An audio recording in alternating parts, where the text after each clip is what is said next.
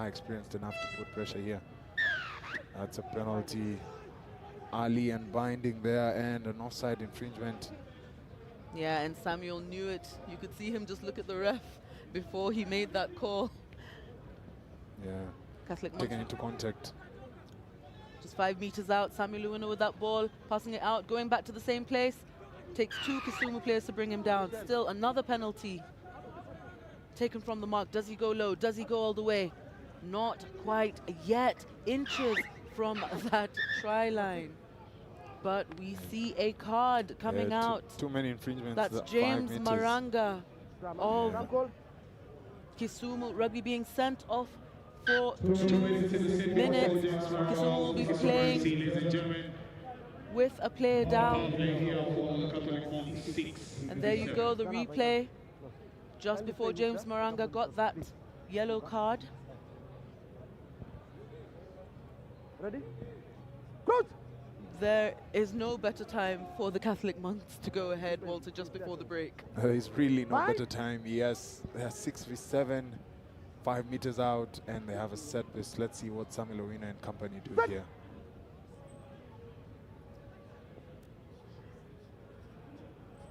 Good fit to the scrum, yeah. Just taking his time, keeping his calm, spreading the ball all the way out wide. Will they be able to go in? Crash ball. Still had a man out on the outside, though. I thought they'd use the overlap. Unnecessary contact taken there. There was a man lacking on the touchline there. They had actually spread the pitch so widely and opened up that defensive line. Tough loss there. Halftime break.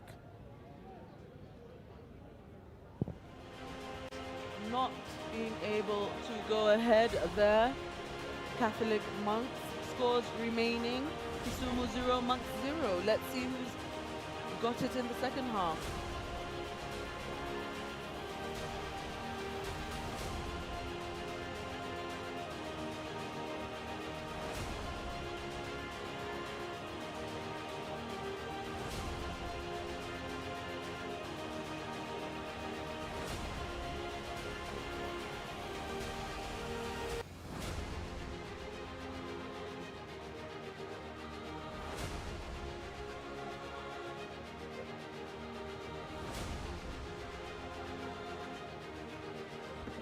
Speaking of statistics, really nothing to show. You can just feed yourselves on the screen there. Nothing really to separate these two. And actually nothing to report this game.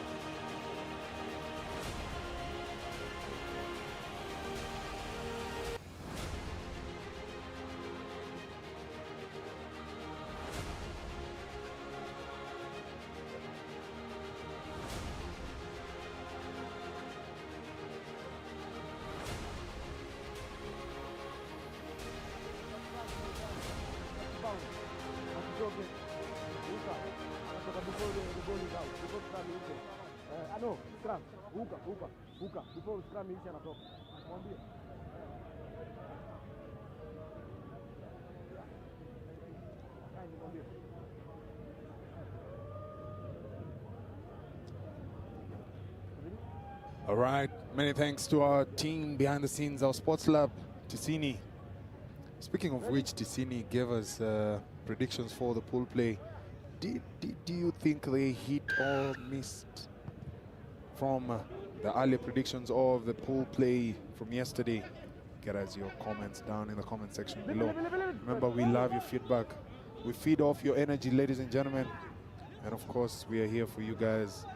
Let us know on match day 2, of course, who you think will be powering their way to the cup title at the George Mwangi Memorial Kabeberi Sevens, the 37th edition of this tournament, hosted and brought to you courtesy of Mwamba RFC.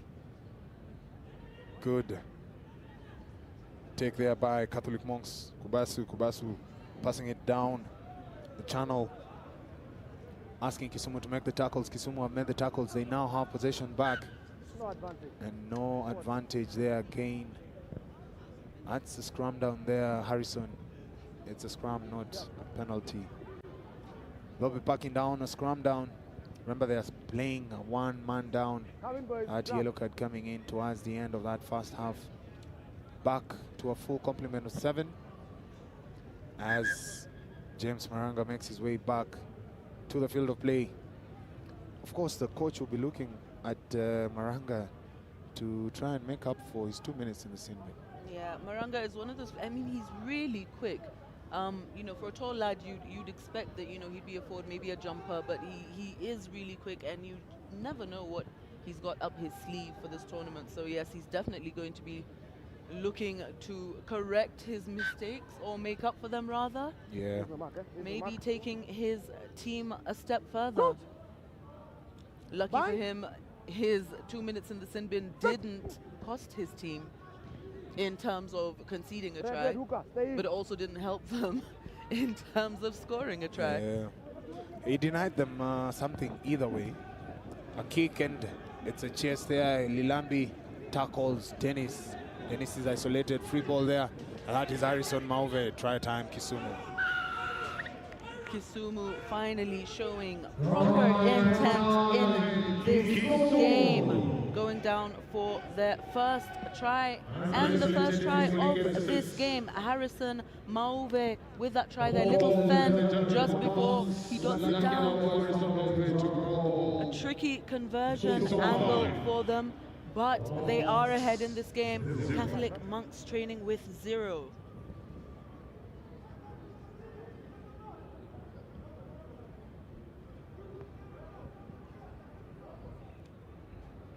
Just awaiting the kick there from Willis Oganda of Kisumu. Not the worst of kicks, but a little short, unfortunately. Not being able rather to add the extra 2s. There comes in the tackle from Kisumu. Ball dropped back, picked up, and all the way into the try box is Harrison Mauve. Well-deserved try there. Yeah, definitely. He's been playing some fantastic rugby. You know, for you to get that ball, it was an open play, so you have to be there. You have to work hard to be where the ball is. And that is what he did, and he was successful at that. And Kisumu have taken the lead. And here again, they have possession. Remember, these are ranking games. You lose here, you don't have that direct entry, hopefully, into next weekend's tournament at the Driftwoods Sevens. So that was a good contest, I guess. Just referee consulting with the TJ. A lot of pressure being exerted from the bench as well. Caleb Kiprotich, incensed by something, the coach of the Catholic Monks. He was also an immediate former technical member of the Kisumu RFC side, so they know each other well. Captain. Long-serving member of the Kenyan Rugby, Caleb Kiprotich. Is it longest? Not longest, but long. Oh, well, not longest. Surely not longest, but long-serving. Yes. Yeah, he's been a dependable servant. Just seeing the referee there talking to the 2 captains. Have you seen? Informing them of his decision. Red one for the ball, huh? Have you seen the referee's manager, Collins Nabiswa? I think he's doing a stellar job for this tournament, helping organize. He was part of the Kabeberi Sevens last year, of course, as tournament director, but he's always here for the referees, making sure they're okay and well taken care of. Yeah, does a commendable job. Big Big shout out to Collins wherever he is. Get back to the field of play. The referee has a decision to make. A yellow card, is it? Red card, is it? Yellow it is. Once again, that is Maranga. Again. I think that is James Maranga. I think the referee has missed it. Oh, he is absolutely gutted. Oh, that is so unfortunate for him. That is his second yellow he's coming off. Young man looks absolutely gutted coming off. He knows what this could mean for him. It was number 6. What's the number? Yeah, second yellow there, referee consulting with his assistant. And the referee there just showing a red card for James Maranga. Second yellow card, ladies and gentlemen, for James Maranga. Bind. A little tap there from his team manager, just telling him, don't worry, you know, have a seat, you can't sit with us. Turns into a fan for the rest of this. Unfortunate for the young man, you could see it on his face. He knew what this meant, he knew it cost him. But just seeing a try there coming in, no. Yeah, they've hoofed it into touch in goal. Found it in. That's a 22. Found it in the try box. Yeah, they didn't take it into the goal line, so it's a 22-meter dropout. Yes, Brian Lilumbi deciding, let's kick this out, let's start again. They know this is an uphill task for them in this game now. Yeah, they do. They understand the circumstances so far. It's unfortunate for James Maranga, of course, to have received that red card.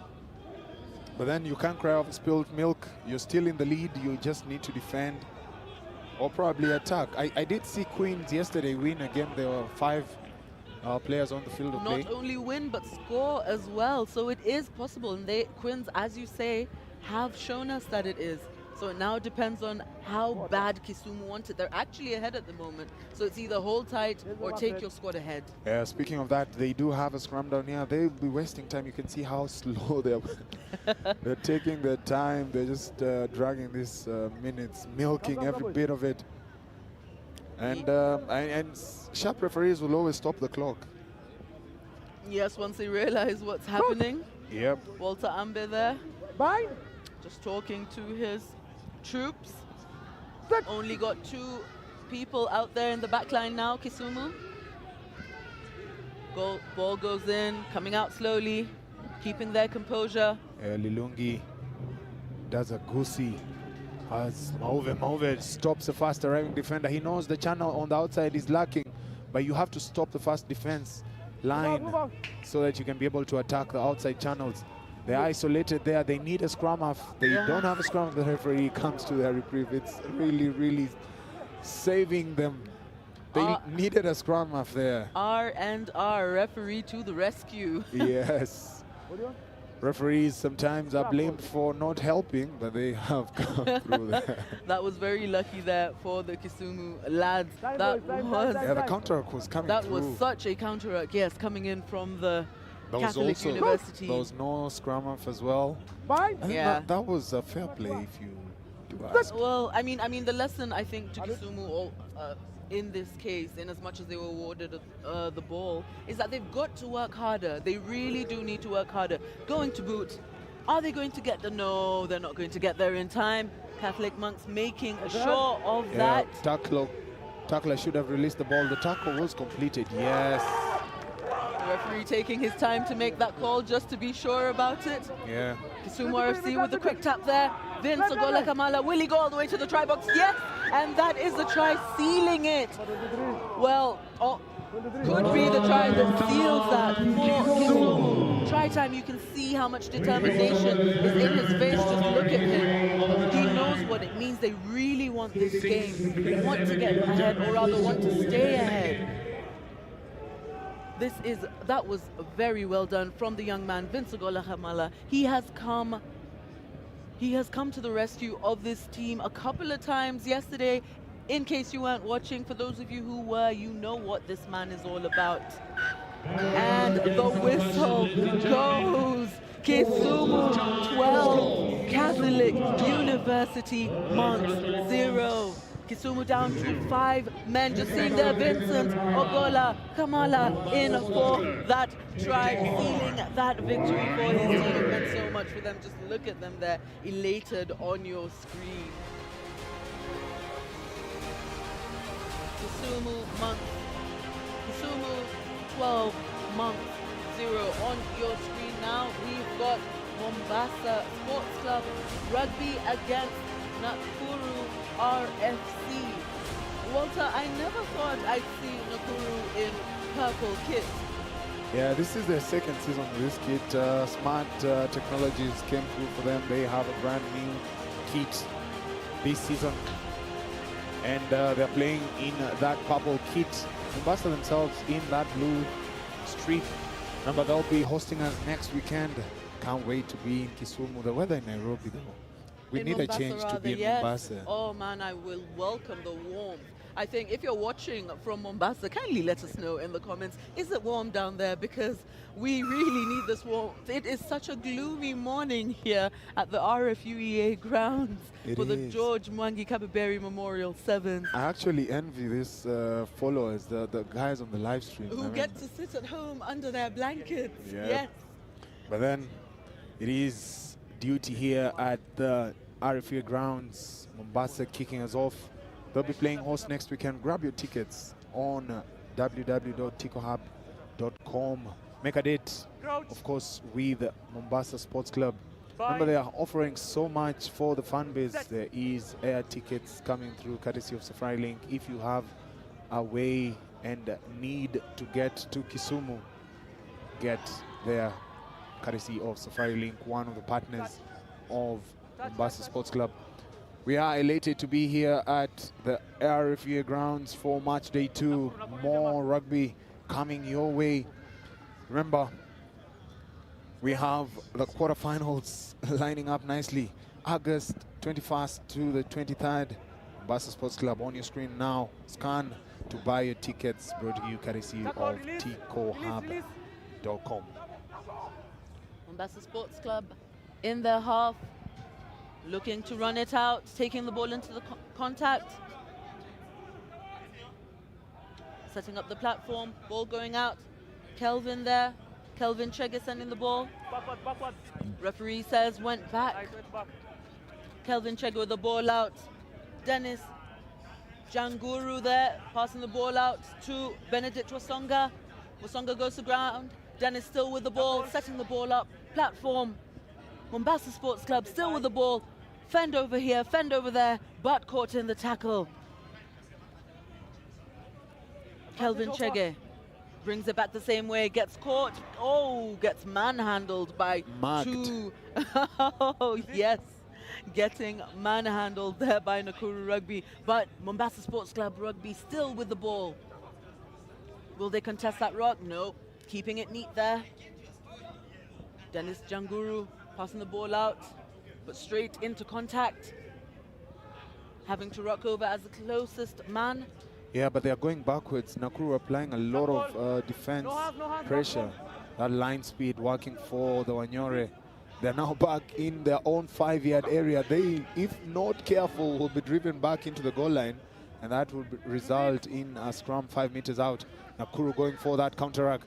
Mombasa nowhere to escape to. They either kick it down pitch or concede possession here. They do kick it back, and nobody down to actually take that. Chris has Javan lacking back there. I bet Javan will be stepping his way to the try line. He's taken there by Kevin Chege. Kevin Chege rolls away, but not in time enough, as Aziz says. And I think Kevin Chege probably has sprayed the referee with a few words there.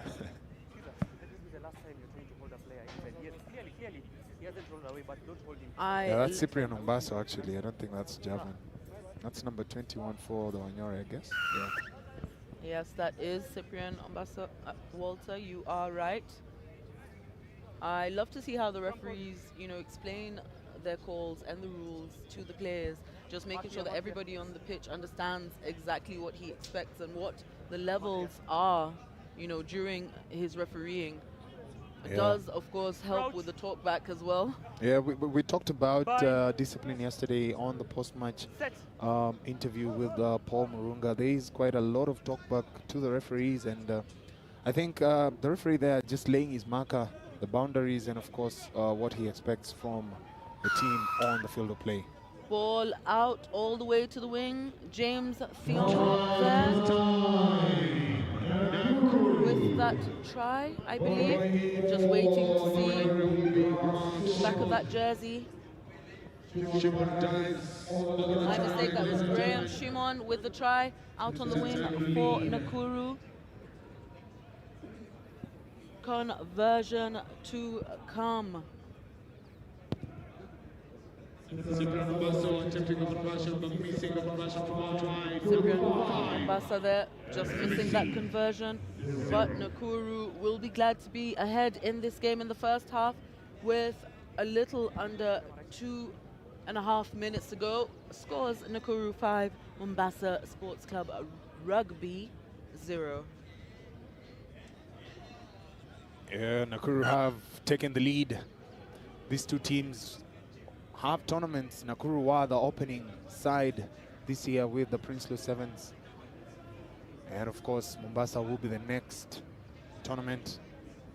We can't wax lyrical enough about the SportPesa National Sevens Circuit growing by the day. And of course, we do take all the support that we get seriously as Mombasa go into contact with good ankle tackle there by Wanyore. Oh, the short ball. Have been caught there by Newton Malenya. That short ball, but Newton shouldn't have Should offloaded have probably that ball. kept Yeah. that ball, yes, taking it to ground with him, just giving that little pass and not realizing that Nakuru were in the channel. Yeah, should have kept that ball, recycled it, exerted pressure there.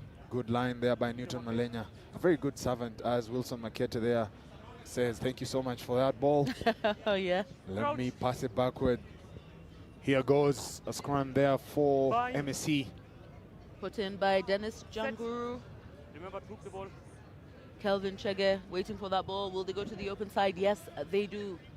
Stringing along those passes, going all the way out wide to Newton Malenya, who takes it into contact. Straight into the man. No option of going into space. Oh, and just as we see a little knock on there from Mombasa Sports Club Rugby, just as they were looking to get into Nakuru's 22. I mean, Mombasa are not, in my opinion, Walter, Mombasa are not playing badly. They're just not maybe taking their chances in attack. I mean, they're stringing along the passes. They're keeping possession for the most part until the uncharacteristic or I think they're doing the basics, depending right? how, yeah. But the basics have to end with something, a reward at the final end of it. Yes, and I think that's just what's lacking for them. But the scores are 5-0. They've still got a little bit of time in this first half, and they've still got the whole of the second half to catch up and possibly even go ahead. Yes, you're right, Damima. They have lots of time to make up for this kind of performance in the first half. Cyprian comes round the scrum, kicks the ball down pitch. Grant Shimon is on the chase. The bounce favors Graham. He juggles it, and it the tackle is coming in the in the bread basket there, but he knocks it on the floor there. The pace on Kelvin Chege. Yeah, that was him taking that tackle. The determination there. You can see it in his face. He knew he had to make that tackle, and there he was did. a bubble there. There was a bubble on the floor. Crouch. Bind. Dying seconds of this game Keep it steady. with Dennis Janguru there putting the ball in. Full time. No, half time, I mean. Yeah, it's almost halftime on the field of play. They kick it down pitch. They didn't tap it, so game is still on. Remember, if you want to kick it and end the game, you have to tap it first and then kick it into touch and find touch. You might tap it and not find touch. The game will continue on the other side if the opponents pick it up. Once again, Nakuru, there you see Nakuru have an opportunity to attack. Graham Shimon once again being a menace. No coming round through the gate. Joya has Graham Shimon. Try time. Wanyore. As you said, Brian Shimon there just sailing into the try box. Just seeing that replay there, cutting back in, fending Kelvin Chege at the end there. Dropping down that try for his team, going into half time rather, in the lead. 10 points at the moment for Nakuru, waiting for the kick. Is it successful? No, it's not, but they'll have that. They'll take that lead, Nakuru, going into it 10-0. They'll definitely be happy with that performance. Just seeing that little replay there. Kelvin Jeru with the last attempt, missed tackle.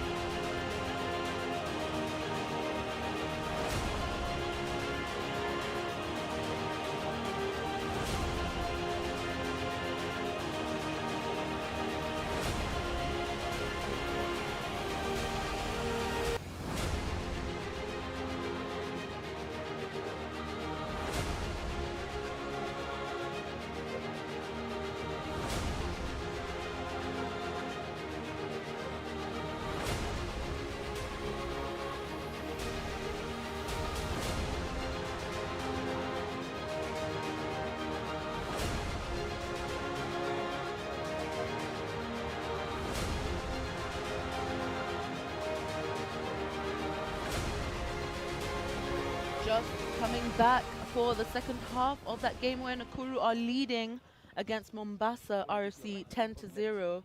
And Oscar, Walter rather, looking at this tech bench, the Nakuru tech bench, I'm curious to know what Oscar Ouma and possibly even Edwins Makori told their charges. These are very experienced Kenya national team players, and back in their day were definitely a force to reckon with. Yeah, they were a force to reckon with on the field of play. That I mean, Edwin has served Nakuru really, really long. He's been very, very dependable. Whenever Nakuru were always having that need for an injection, Edwin Makori, Philip Kwame, that is Oscar's brother, were always on hand. Oscar, who always was on tour sometimes. Yes, with the Kenya Sevens. Yeah, but he has left a mark at Nakuru, now back as the coach. And of course, looking to take Nakuru into the future years. And interesting to see how he progresses as a coach. But we wish him all the best. He served us. It's time for us to also see what he's able to do as a coach. Yeah, definitely. Just seeing there on your screen, Mombasa Sports Club Rugby with the ball, looking to spread it out wide, but deciding to take it into contact. Yeah, they're called the Cable Masters, Wanyore. Kelvin Chege there, being taken down just inside the 10.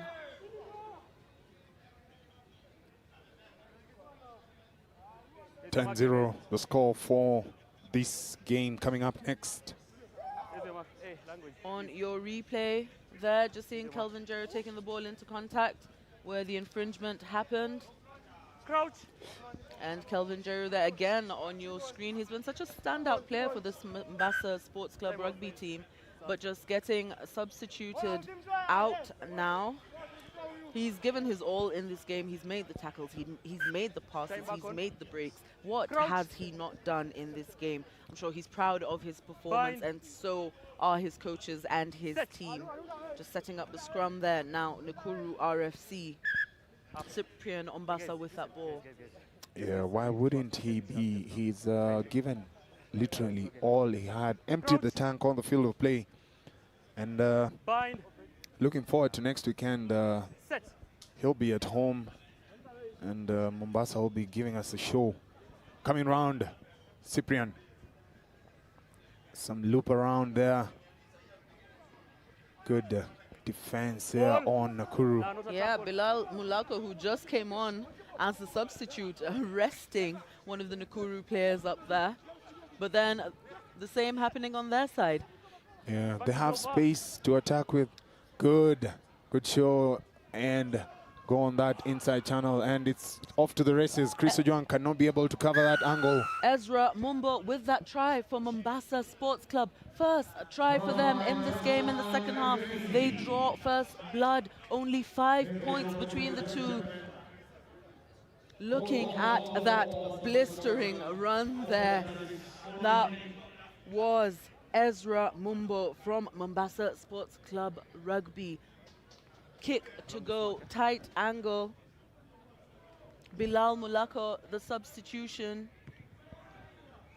given the task rather, but it sails wide and slightly short, leaving the scores at 5 for Mombasa Sports Club Rugby, 10 to Nakuru. Just looking at the try scorer there. That's Ezra Mumbo from Mombasa Sports Club Rugby.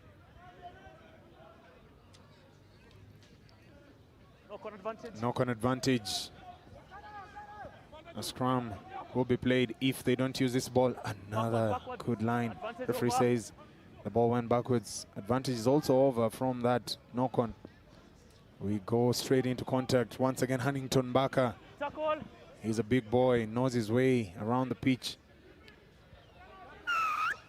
And another one who should be commended, because he's a big boy and playing sevens is not easy for some of these big boys who opt to play 15s. I think he's probably a former back. Well, yeah, I mean, former backs do end up playing forwards in the sevens. I mean, you had the likes of, in the women's game, Philadelphia Orlando at some point. I mean, it does happen as you get bulkier. in your golden years? Yeah. Good scrum there for MSC. Steady scrum, kick behind. But Not Nakuru quite defend that behind, though. nicely. Advantage over. Chris Antodrang with the ball there. Good offload, Steve Arunga. He'll be held up. Toya Simu. Oh, unfortunate for Nakuru there. Steve Arunga manhandled, mugged. That's a scrum. Come on, Mombasa. It's a scrum down. Oh, that was going to be quick tap and go by Bilal Mulako. Definitely being subbed on and showing his intent as he comes onto the pitch. Mark here, guys. Mark here, mark here. Dennis Janguru there, looking to get his boys started at scrum half. Substitution.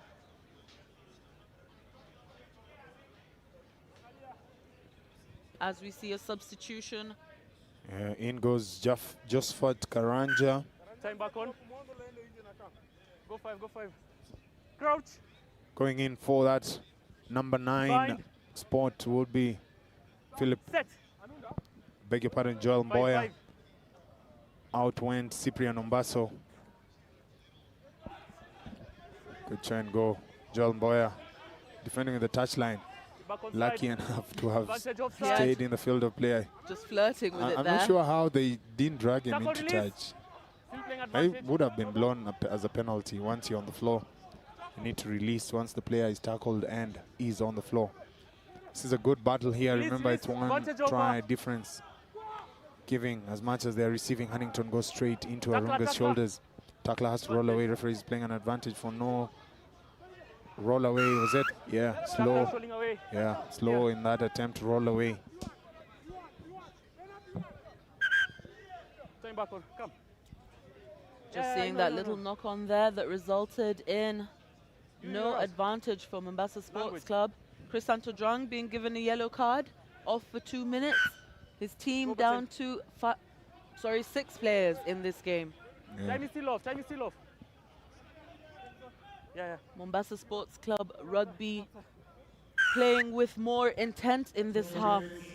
This could result in a try and possible conversion that would take them ahead. Only a couple of seconds left in this game, and I know they know what this means. Just on your screen there, Chris Ojwang, who's been sent Crouch. off, player from the Kenya Shuja Go setup, crouch, guys. Bind. knowing what this means Set. and what might happen as his team goes down to 6 men. Dennis Janguru, pass over the top, doesn't quite go to hand, and referee Knock-on. deems it a knock-on. Is Yeah, the game last over? play. Not Yeah. quite yet. Scrum. The ref says it's Here's your last mark. play. So we are into It's the full time right now, referee's it's full time, mercy. full time for me. Here's your mark. Coming up next would be Ngong Road Derby. Nondi's taking on Impala. The Battle of the Crouch. Road, Bind. looking to bring some lost glory down this road. And just seeing there for Mombasa Sports Club Rugby, Hillary Munga coming in. Crouch. In the dying seconds of this game, let's see if he'll be Bind. able to make a difference for his side. I mean, they're down at the moment, and Nakuru are definitely going to look to end this game knowing they're ahead. Let's have a reset. As the referee calls for a reset, you can just feel the tension there, Walter. Let's keep it steady, guys. Yeah, the tension is palpable. Crouch. You can feel it. Bind. Set. Nakuru just need to Keep it steady. hoof this ball into touch. That's all they need to do. Just fight. Well done. Make no mistake there, Nakuru took the ball out, knowing the game is over, and they're ahead 10 to Nakuru. Mombasa Sports Club 5. Game on next, as Walter had aptly put it. One of the Ngong Road derbies, nondescripts RFC versus Impala RFC.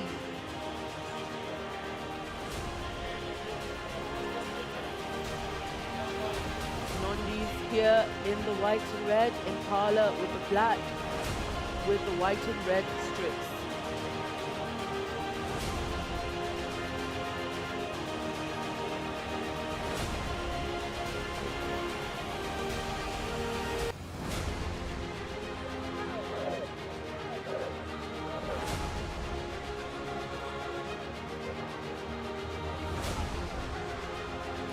Test, mic test.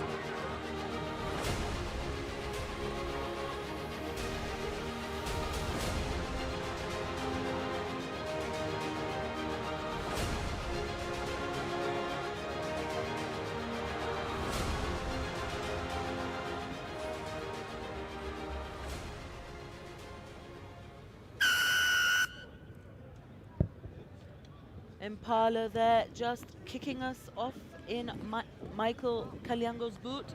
Oh, and Lamek Ambetsa. Will he be able to go all the way by himself? He's got support, taken down just inside the 22. Rocking Offside over. advantage. Offside advantage, Number as the 14, referee number 10. says. Ball going Advantage out, over. Luke Phillipson. Will he run it in by himself? Does he manage to get there? Yes, he does. Opening try for this game. Non-D's RFC through Luke Phillipson.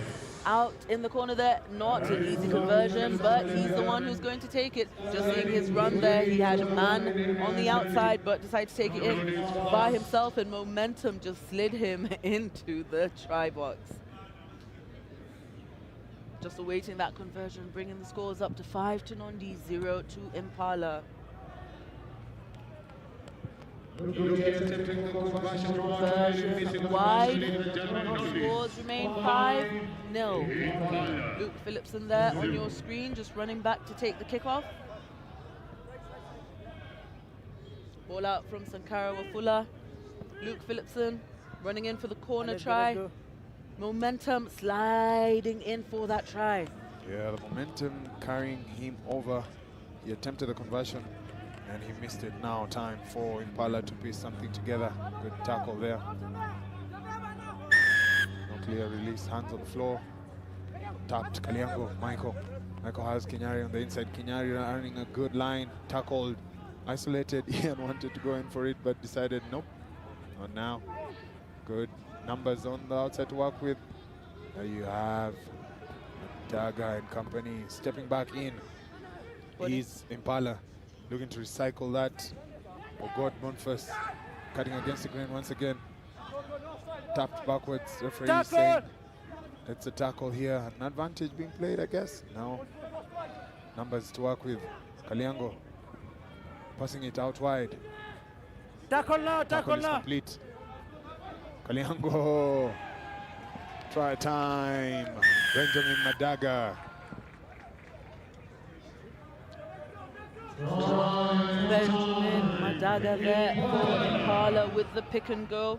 Seeing that there was nobody there, Luke Phillipson couldn't do much about it. Try time for Impala, bringing the scores up to 5 Impala, 5 Nondis. Just under 4 minutes, 20 seconds to go. Conversion not successful. Scores are tied, ladies and gentlemen. Just seeing the try scorer there again for Impala. Benjamin Madaga. And they miss. Impala 5, Nordies 5.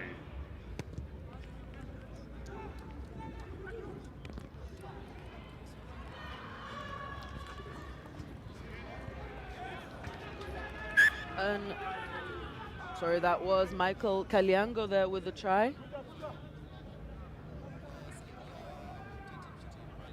Nondis, use the line. Use the line, Nondis. Impala here.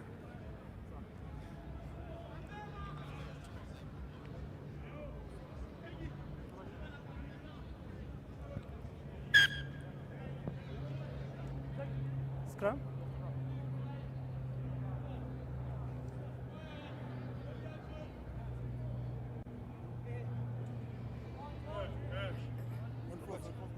Yeah, okay, let's go in.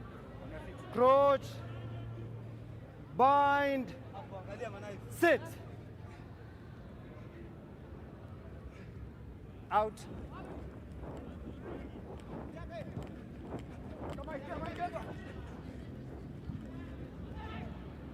Just a correction there. Try from Advantage over. Benjamin Madaga and Michael Kalyango attempting the conversion for Impala, as we see Nondis going over for a second try in this game, using their big boys as we've seen them do in this tournament, starting off with the preparation tournament, which was the Rough and Tough Sevens, and then moving into the Prince Lou Sevens and into Dala Sevens, they've effectively used their big boys there to get that go forward ball and occasionally to score those tries. Just seeing it again, that replay there. Nondi Scripps in for a try. Charles Odhiambo. Yeah, Charles just powering his way over the try line. Kickoff goes long. That is an intercept. Ian Mumbwani, former Impala, I guess? Yes, he was. Yes, he was. Ian Mumbwani there with the intercept for Impala. Nothing unexpected there. Going in for a try. Taking the scores up for Nondis to 17. Impala still at 5. Luke Phillipson there, kicking the ball, attempting the conversion. Conversion wide, scores remain. 17, Nondis, Impala 5. Just seeing Ian Mumbwani there. Again with that intercept. Oh, and just seeing the Impala player. Distraught. Impala to blame, importantly.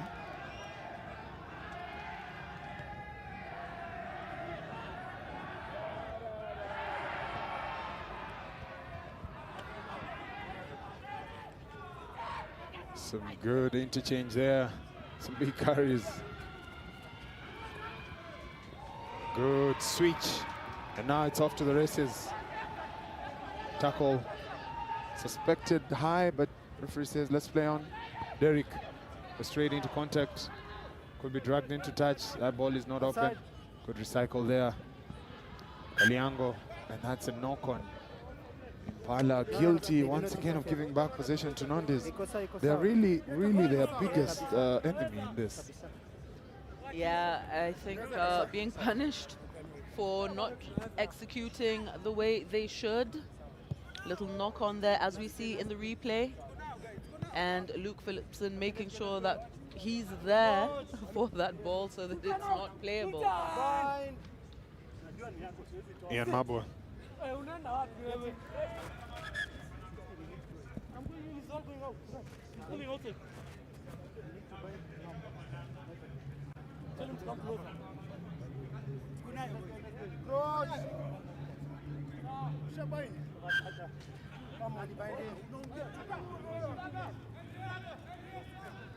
Penalty to Impala there.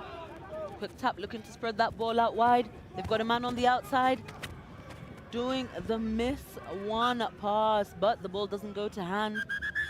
They had a man, but they missed a man. That does happen sometimes, Walter. And that is halftime on the field of play, ladies and gentlemen.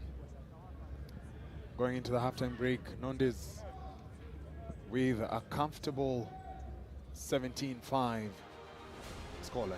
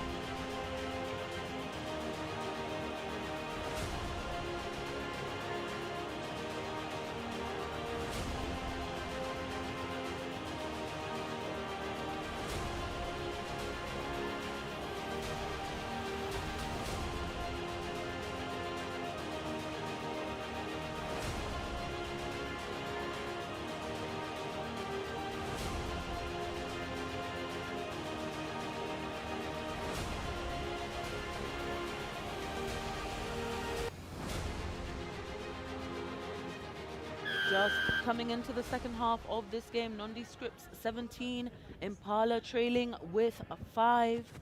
Luke Phillipson kicking us off. And they decided to take it. No 10. The ball didn't travel the required 10 meters. Yes, and even if it has, Sankara Fuller there had just fumbled it out into touch. Yeah. Impala with the ball, looking to spread the ball out wide. Good skills there from Lame Kambeta, and that is an isolated player turnover. Such determination from this Impala side. Yeah, and they're small in size. I mean, the places, those racks, those are dark corners, and look at how they are challenging for those balls. You didn't expect, or you can't expect these guys to be going for those counter racks. But that's the beauty of sevens. Once you go onto the floor, however big you are, you have to release the ball. Yes, just being very, very menacing, as you said, in those ruck situations. Impala. Kicking the ball there is Luke Phillipson, rather.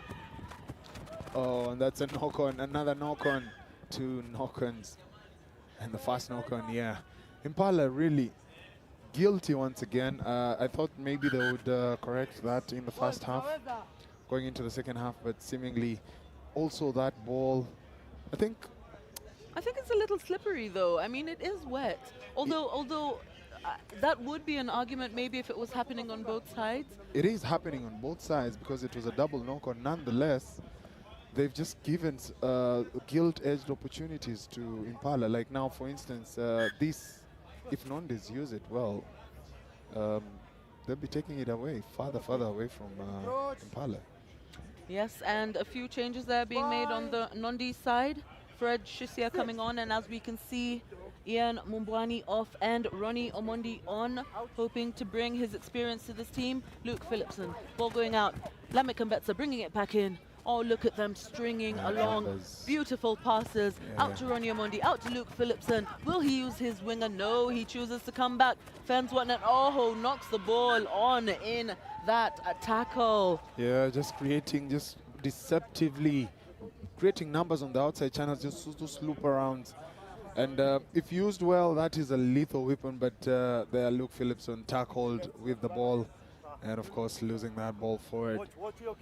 Here is an opportunity for Impala to try and claw back this deficit. 4 minutes is a lot of time for this ranking match.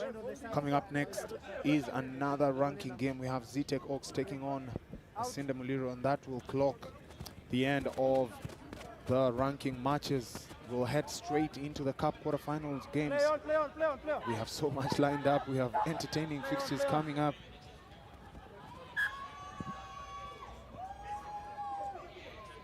And that is a player bundled straight into touch. And that's a feed for Impala. Impala still have time. They score twice, convert. They take the lead. They score twice, convert one. They level up the scores. They don't score. They concede. Penalty, that's a tackle off the ball. Yes, that's Daniel Okito there, just coming off the bench with that tackle off the ball for Nondis. Yeah, looking to make his presence felt.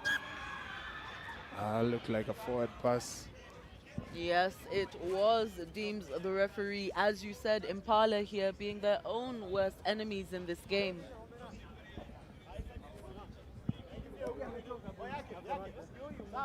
Just seeing there, Benjamin Madaga with that forward pass for his team. They really can't afford to make those errors at this moment, Walter. There's 2 minutes, roughly 45 minutes to play, pending the referee's time, and they're down by at least 2 tries. Yeah, 2 minutes and 45 seconds. That's a lot of time to score 2 tries. However, you just have to score the first one for you to get the second one. But you need possession. Timothy has a long pass to throw, and Rugena has Okito on the outside there. Easy try there for Nondis. Yes, I think that's what they were looking for, this Nondi side. Every time they've cut back in, they've actually created that overlap out on the outside. Just seeing him run in that try for Nondis. That is Daniel Okito coming on as a substitution, taking the scores up to 22 Nondis. Impala still struggling with 5. Conversion unsuccessful for Nondis. Scores remain 22. Daniel Okito there on your screen, the try scorer, seeing that pass from Victor Regena going out. He had yards on his own. Went out, didn't even bother coming in for a center post try. Yeah. He knew he was good. Yeah, lucky there. Time now for that wristed. It was a faulty wristed.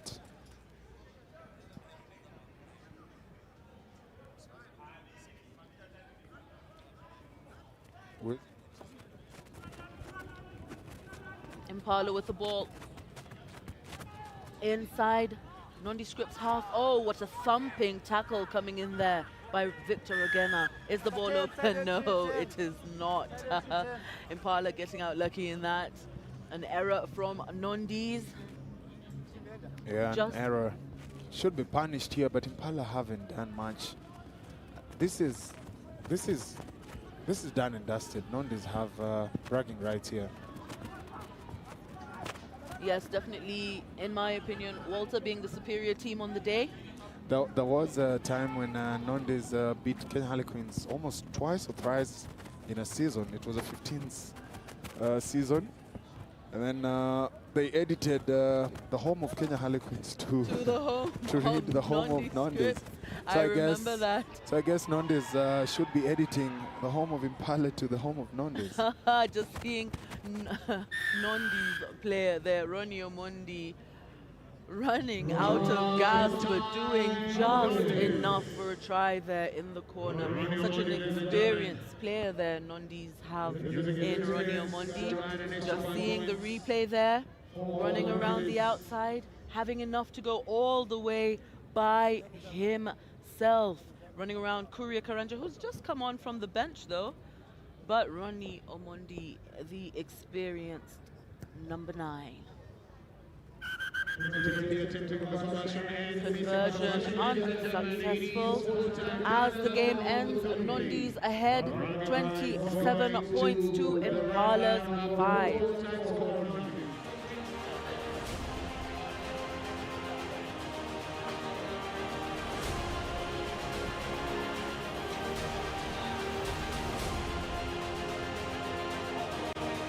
Coming up next,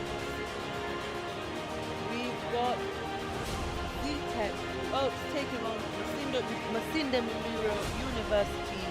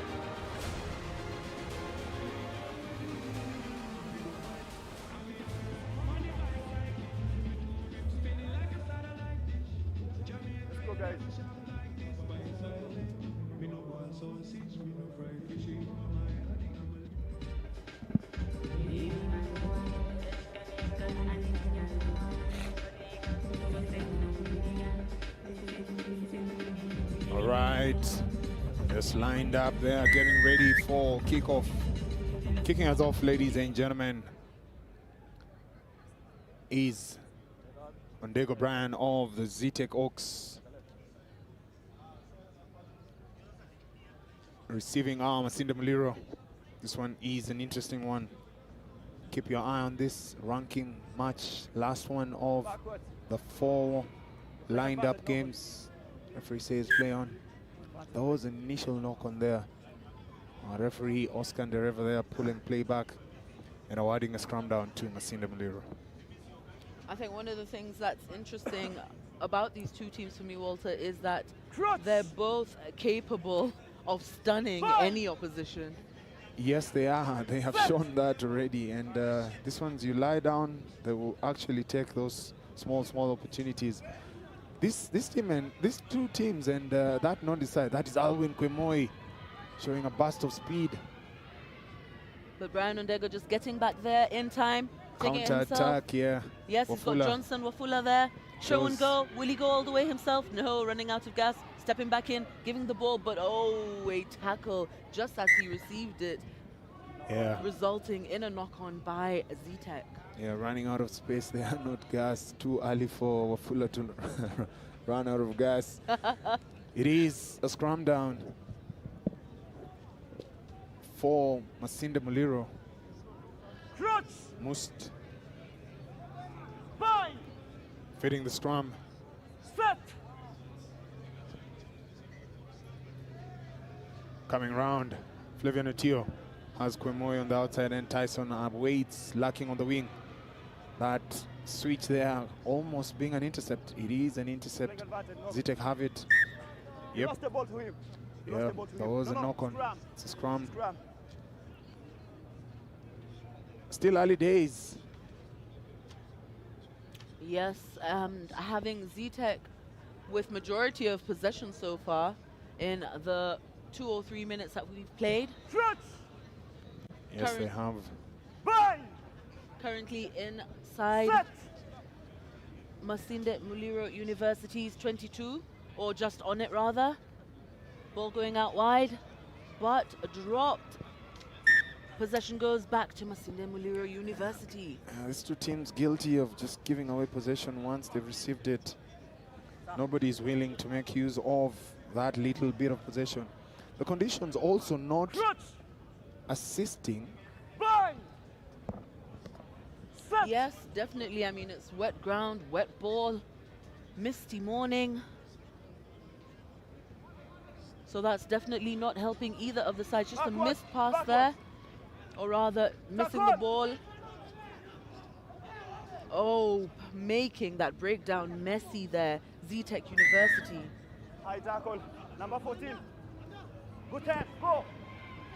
Tackle is 10, play.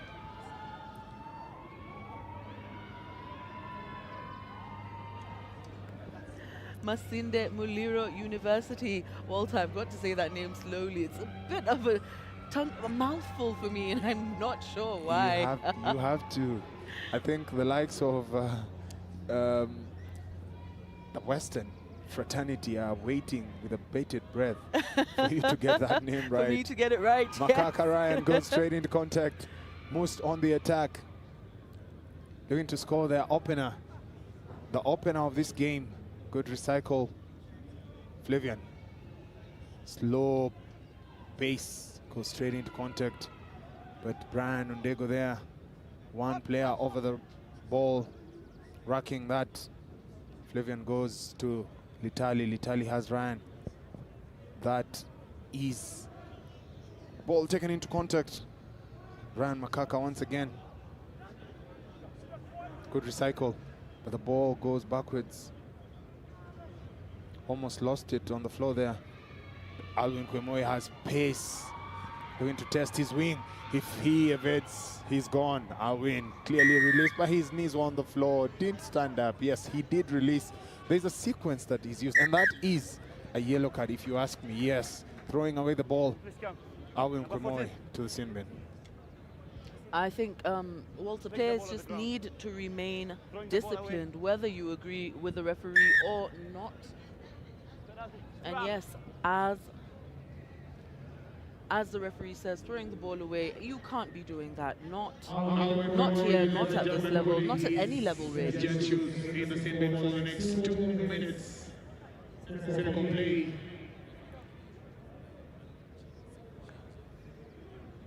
Crutch. Bye. Set. Anderson, a draw there for Zitek. Ball out to Johnson, Wafula. Spreading the ball out wide. Brian and they go out on the wing. Will they give him the ball? No, they don't. Choosing to bring the ball back. They have numbers to work with on that outside channel. Ball in 2 hands. Anderson Odur, yeah. Johnson. Oh man, knock they on. knocked it on.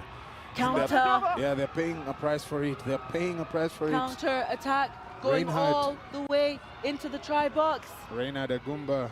No, I beg your pardon. That is number 9 for Mus Desmond Kira. What a counter by Masinde Muliro University. Desmond Kirua extending their lead there. Or rather, first try for them, 5 points to 0. On your screen there, Desmond Kirua awaiting the kick. Conversion successful for Masinde Muliro University, taking the scores up to 7.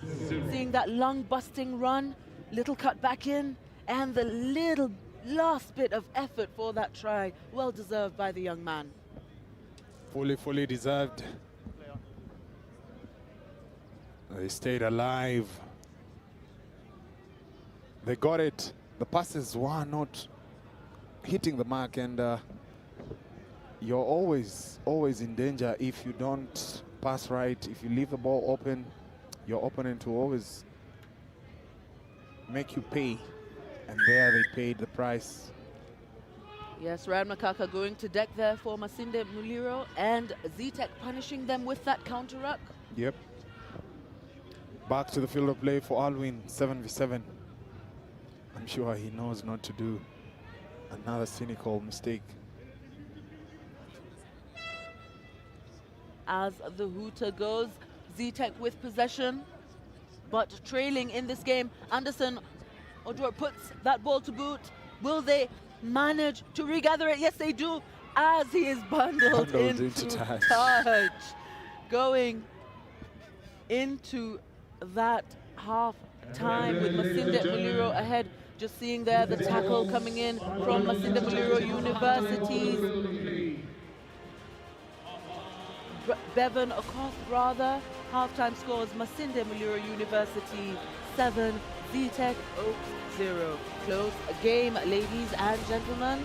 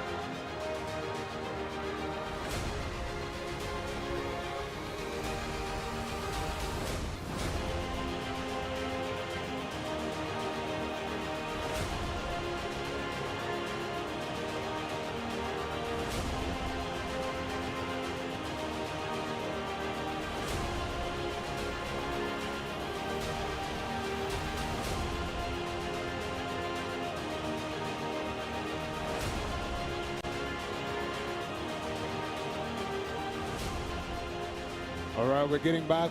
Many thanks, Ticini. Our pictures and our stats coming through. Second half here.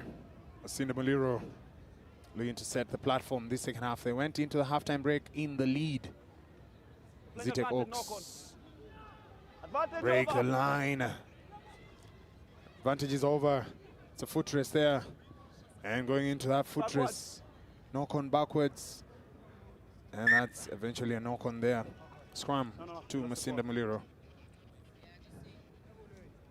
Just seeing George Gravin Omondi there from Zetec with that kick, but the error eventually inside the 22 area. Masinde Muliro there with the put-in, looking to get out of their danger zone.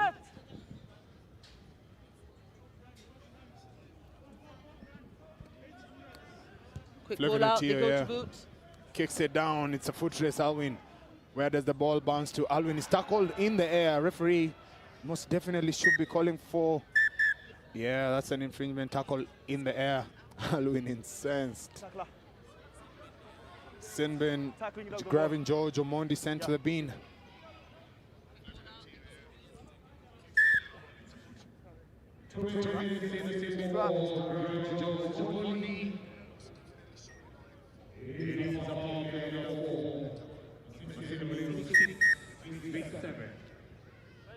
Just seeing the referee giving a little bit of time for a player just off your screen who's getting some medical attention, as we see the Z-Tech player who got the yellow card, George Gravin Omondi,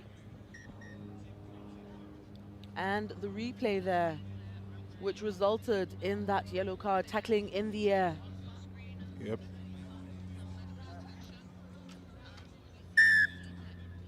Same back on. Crutch! Bind! Set! As we get back on to this game, put in from Kira. Masinda Muliro. Down the blind, Desmond Kiro once again, sniping 6v7. Remember, they have an extra man advantage. Ryan Makaka, ball in two hands. Finally, 2v1. Flavian Otillo steps back in. Skins them. Try time. Masinda Muliro. Yes, Walter, as you put it, Flavian Otillo for Masinda Muliro University going in for yet another try, having that one-man advantage and knowing they've got the space, knowing they've got the pace, conversion to come, and it is successful.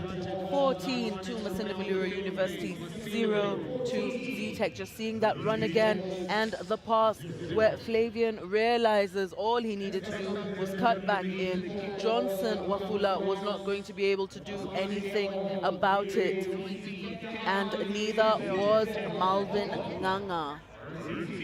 Nganga.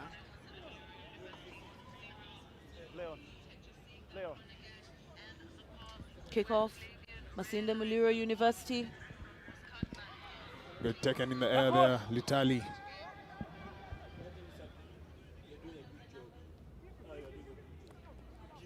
Held up. Ball! Referee Held calls up there. for a maul. Yeah, This could be a turnover for Z-Tech. it is And a turnover. it is. If only this could result in points on the board for them, Walter. Yeah, some people leaving. Here's the mark. Crutch! All right. Bind! Scrum down there for Z-Tech Hawks. They have to strike. They have to strike now. And there you go. Playing advantage. Ondego Bryan feels the scrum and they knock it on. But the referee was playing an Kicking advantage. the ball. Kicking the ball. Tapped. Went Good. towards the open side, taking it into Not contact, from the side. Z-Tech. Not from the side, number 7. Good communication there. The referee is audible, loud and clear. Cross kick. Coming from the bench, Ogola has to make up for that 2 minutes. Yeah, and what a collision. You could hear it from here, where George- we're sitting watching the commentary. Yeah, George Gravin Omondi, I beg your pardon. That ball labored, but Fidel Chimani sends it forward.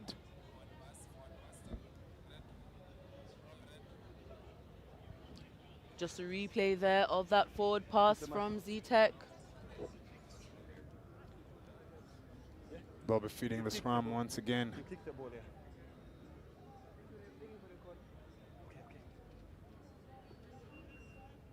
Yeah, changes. Changes red. One prop, I guess. Yeah, you can leave from here. From here.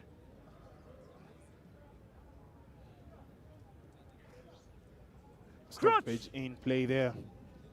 Bind! Set! Desmond feeds the scrum, comes round. Goes all the way to Otillo, now playing at center. Otillo has Tyson Okoth on the outside. Tyson knows his way to the try line. Tyson Juma. Well done.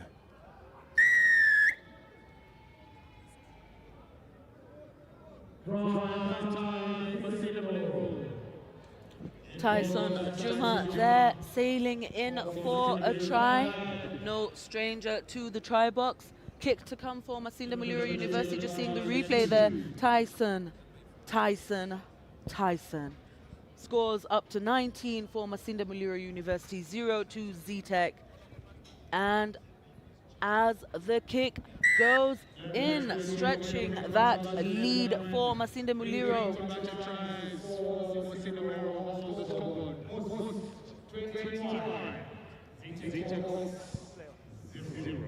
Flavian Otio there, the man behind the kick. And just seeing that try running in again there.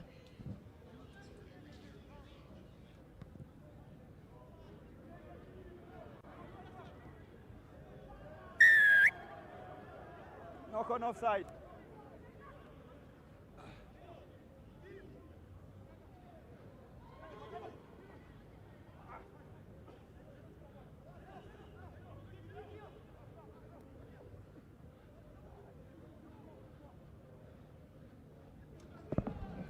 Masinde Muliro there with the ball, taking it into contact.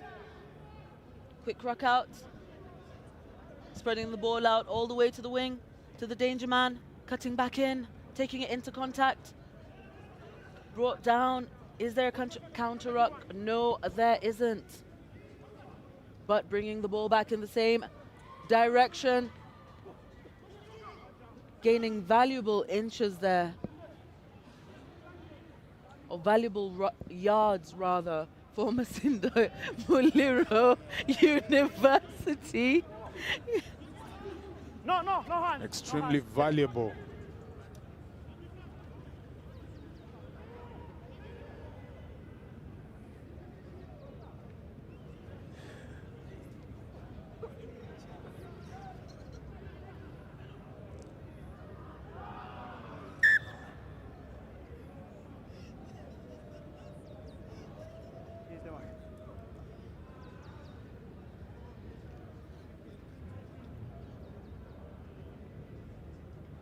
That's a scrum down to the Z-Tech Oaks.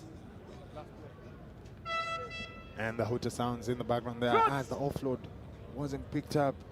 Should have scored their fourth. Set. Done and dusted here. The job is done.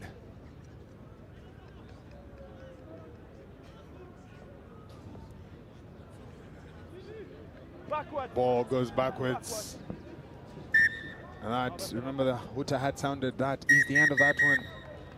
Yes, scores 21. Masinde Muliro University doing enough in this game. Nothing quite working out for Z-Tech. 21-0 going into the next game. First Cup quarter-final. The hosts, Mwamba RFC versus the very capable Kenya Harlequin boys.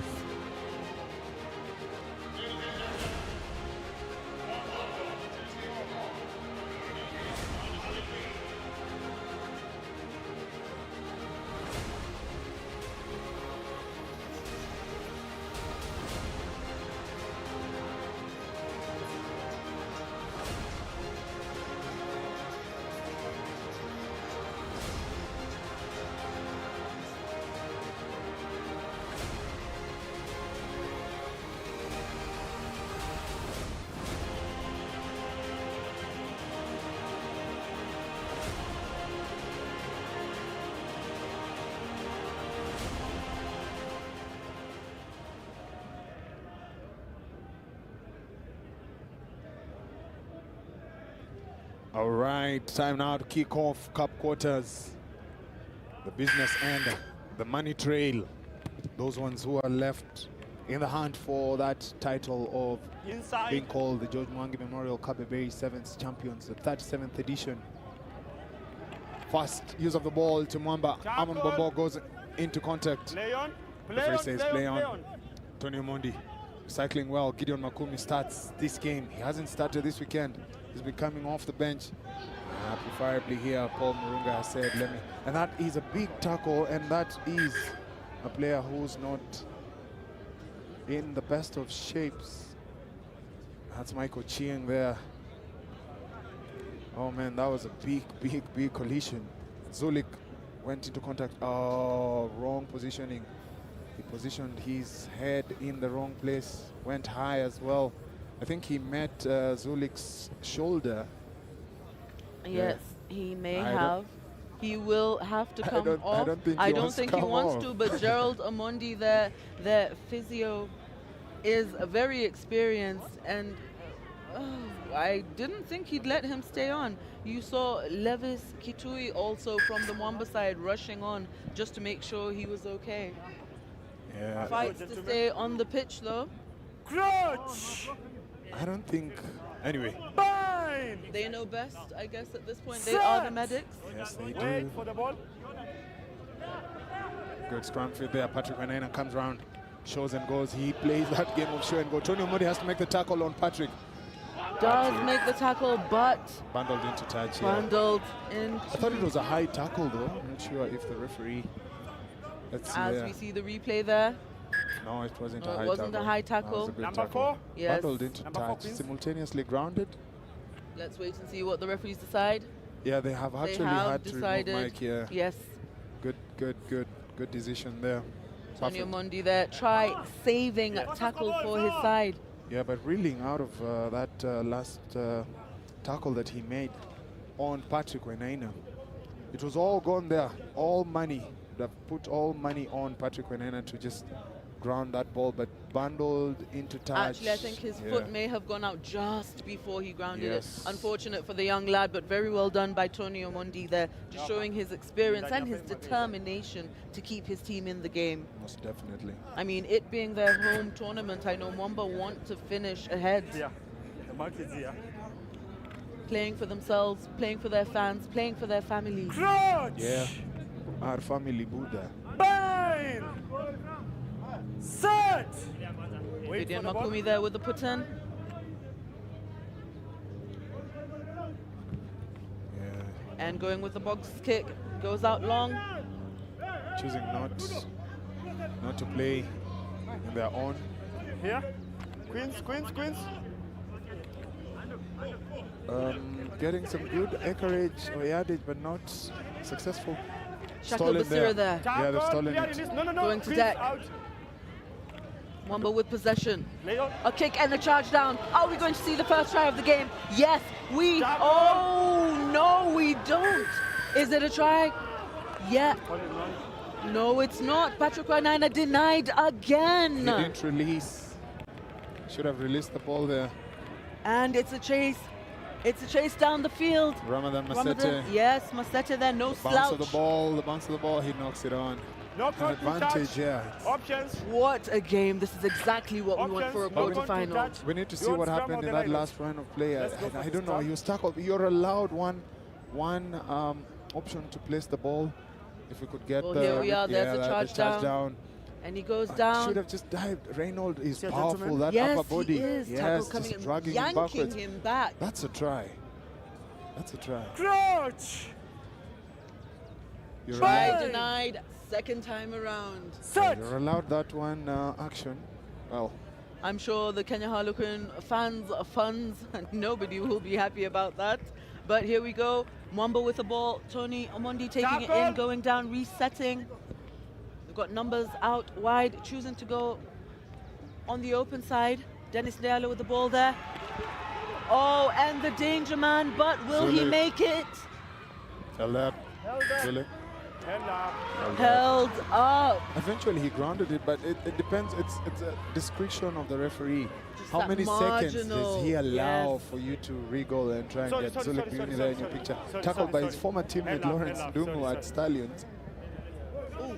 That was, Angled in there. was that a no-con? Was it a grounding? Did he bubble it? Well, referee says it was held up. Their ball, No their points ball. on the Held up, board, their ball. either from Mwamba or Kenya Harlequin board. Crouch. We don't question the referee's call. We just flow along with it. Set. On the line. Giddy. Coming round would be Tony. Tony has a long waiting pass to be. Yeah, a little Dished out. basketball pass there over the top, but Zolik Buyuni It's with the wet knock weather. on. Once again, the wet weather conditions strike. The bounce there. Come on. Now it's go. Keep your ball. Would you blame Zulik for that? Good, gentlemen. Crouch. Patrick.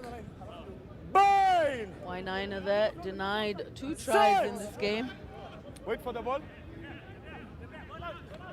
Once again, Lawrence Dungu goes straight in. Dave Mora comes round. Lawrence hoping for that switch, asking for Ramadan Masete to come. He comes in to support. He's isolated, yes. Patrick But, Y9 over there for the yeah, ruck. yeah. Lawrence with Referee the ball out. Alela Albert Alela. takes them straight on. He has the capability to go all the way by himself. Will he? With one fend, still going. All but taken down. I like the way that cross cover, the way he just, Dennis used that touchline to help him defend. He was going for all money, Alela there. Yes, Alela no slouch on this Kenya Harlequin side with the fend there, but not managing to do it the second time around. Taken down, taken into touch. Another possible try denied.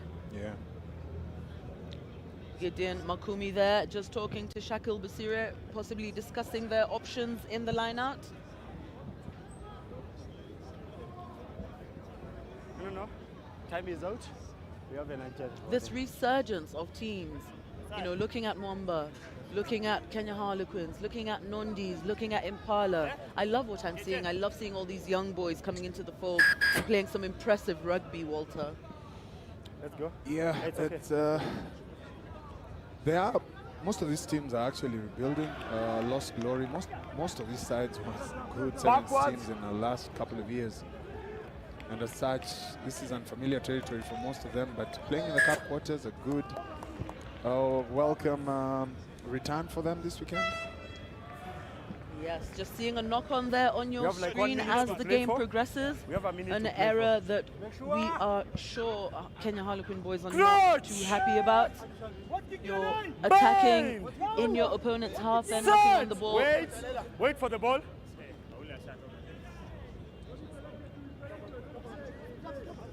Referee just telling them that we have a minute to go.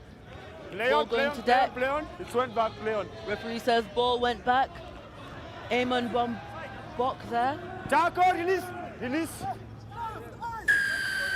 Not clear, release.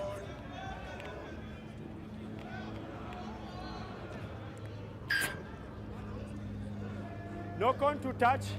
Options, Queens. It's knock on. Ball went to touch. No. We have a minute. Options. None of this come. Still playing into the referee's time. You can hear him communicate clearly. Last play. It's last play here for this first half. Yeah, last play first half. Of course, Amon both Bombok. teams. Amon Bombo coming off the field of play. Paul Murunga making that tactical substitution. Early days. Remember, it's Upper. rolling gentlemen. subs. So Amon would be called on later on if need be. Bind! Set!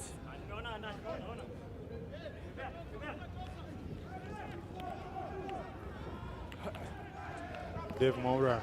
Tackle, release! Release Tackle out! has to release. Aldrin has to release. Offside. Infringement after one after the other. Bordering closely to that yellow card line. Okay. No. Decided to play up. Patrick Wainaina there with the ball. Just seeing that replay where Mwamba were offside. That is Tony Omondi. Ball hitting him, arms up in the air. Just signaling, look, I was just getting back. It's our ball. Yeah. And as we go into half time, 0-0 in what has been a thrilling encounter here for Mwamba Rugby and Kenya Harlequin FC. Both teams, I believe, thinking they should be ahead, but let's see who will draw first blood coming into the second half. Ladies and gentlemen, this is the first men's quarter-final game.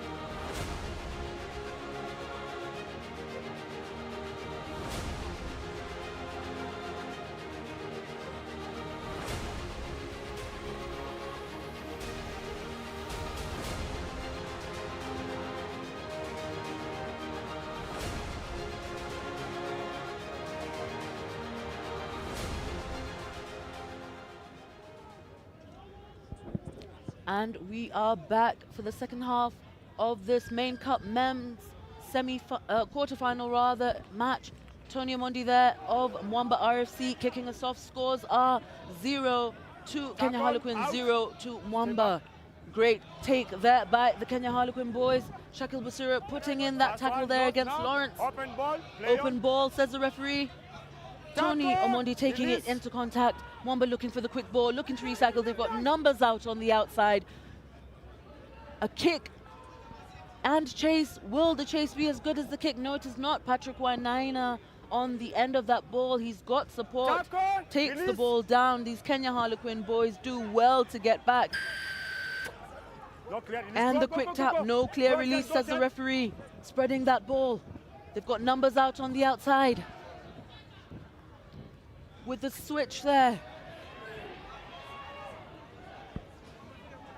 Mwamba hands go up, asking if that was crossing, but it wasn't, says the referee. Ball out to Ramadan Masete. Will he be able to go out on the outside? Little space for him, takes it into contact, takes two to bring him down. Oh, and the error there. I'm standing just behind you. Just ball to Mwamba RFC with a chance to attack just inside their half. Gideon Makumi there, looking to get us started.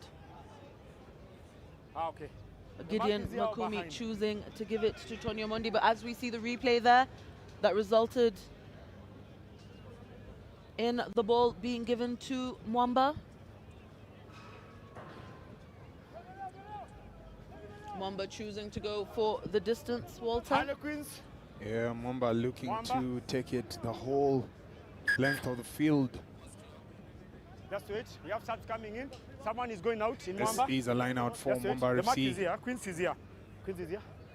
Who's going out? Just wait. Time is out. Just Time seeing is out. Norman and Dabi coming in there for Shakil Basire. Shakil Basire has given his all in this game, I think. He'll go out to the bench knowing that at least. Setting the platform. Recycle of the ball. Tony Omondi with it. Taking it in himself, goes past one, fends another, ball out. Mwamba still with the ball, looking menacing here. Could this lead to something for Mwamba? Taken down. Tackles coming in from Kenya Harlequins, left, right and center. And Patrick Wainaina there, just a little unlucky.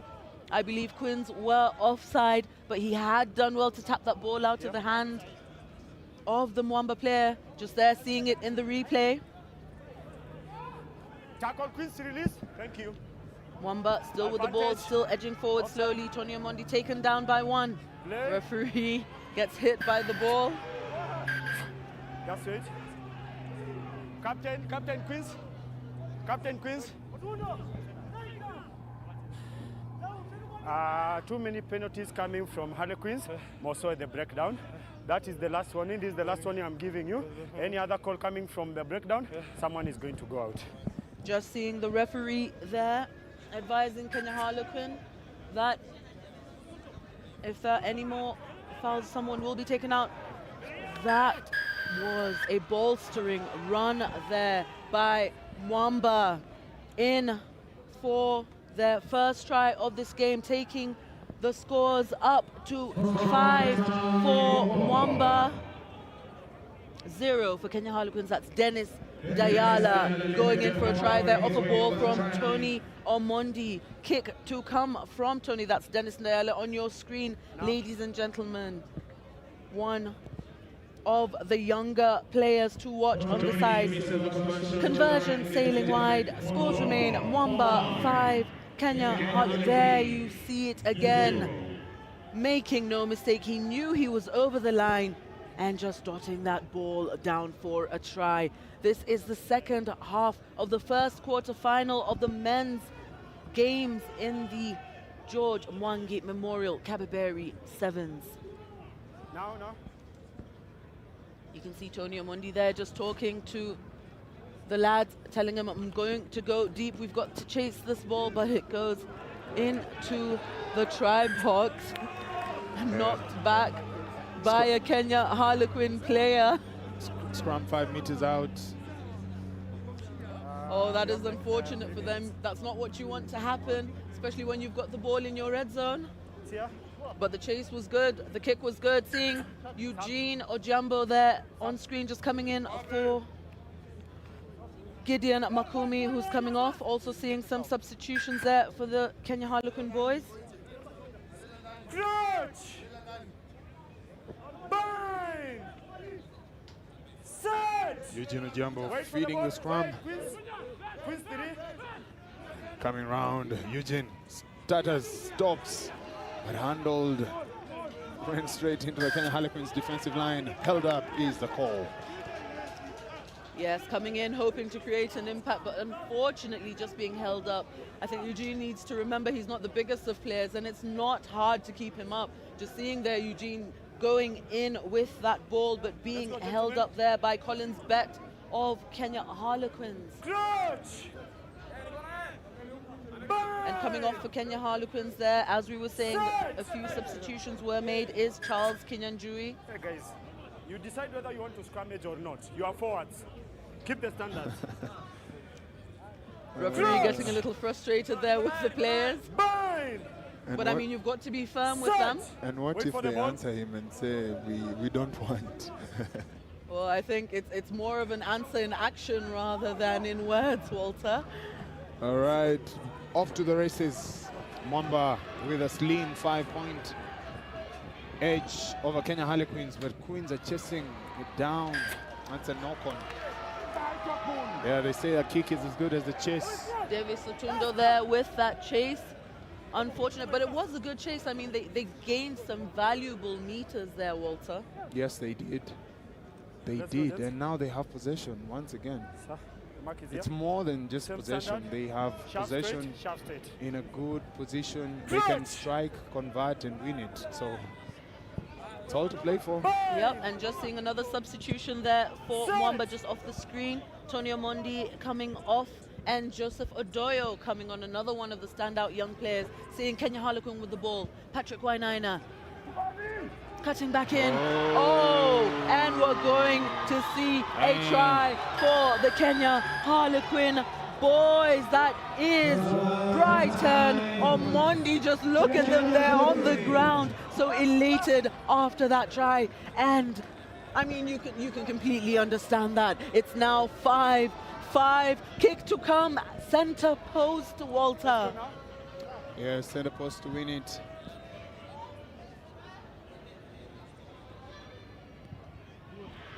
And the kick is good. Still time for a kickoff. 7 points to the Kenya Harlequin boys. Just looking at that run again, Brighton Omondi stepping back in, knowing he's got it, knowing where he needs to score that try, and he does so with no mistake. Kenya Harlequin ahead for the first time in this game. Patrick Wainaina kicking us off. Eugene Ojambo there with the ball. Mwamba will be looking to keep possession and score as the game dies. Joseph Odoyo there, who's just come on, being taken to ground. Mwamba still with possession, taking it into contact. Takes one to bring him down. Stay back. Gains valuable meters. Joseph Odoyo, ball out. That's some really good carry there by Reynold and Vate. That's what takes them forward. They now have some good attacking space. Eugene Ojambo, we've not seen his feet. We've not seen Dennis. That's a high tackle, referee. That's a really, really dangerous play there. I'm not sure how the referee didn't pick that Referee up. seems to have missed that, but Oh, Mwamba man, still that's- in possession rather, and still surging forward. Is this what's going to give Mwamba RFC the win? They've got a man on the outside. Oh, what a tackle coming in. Oh, ball spilled, but referee says ball went backwards. Have to release it. Queens have to release it. Play on. Albert Alela with the ball, running it off the pitch for that win for the Kenya Harlequin boys. Mwamba are distraught. Kenya Harlequins are elated. What a performance by both teams. Kenya Harlequins coming out ahead. That is Albert Alela, ladies and gentlemen, the man who ran that ball out for his team. taking them ahead into the semi-final. Kenya Harlequin 7, Mwamba 5.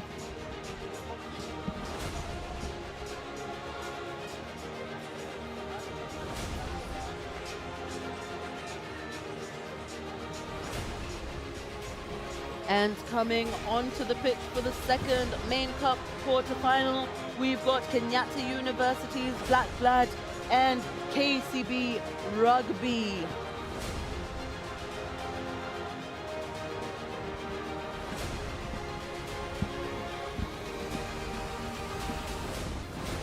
All right, now time to switch gears. KCB taking on 1U there.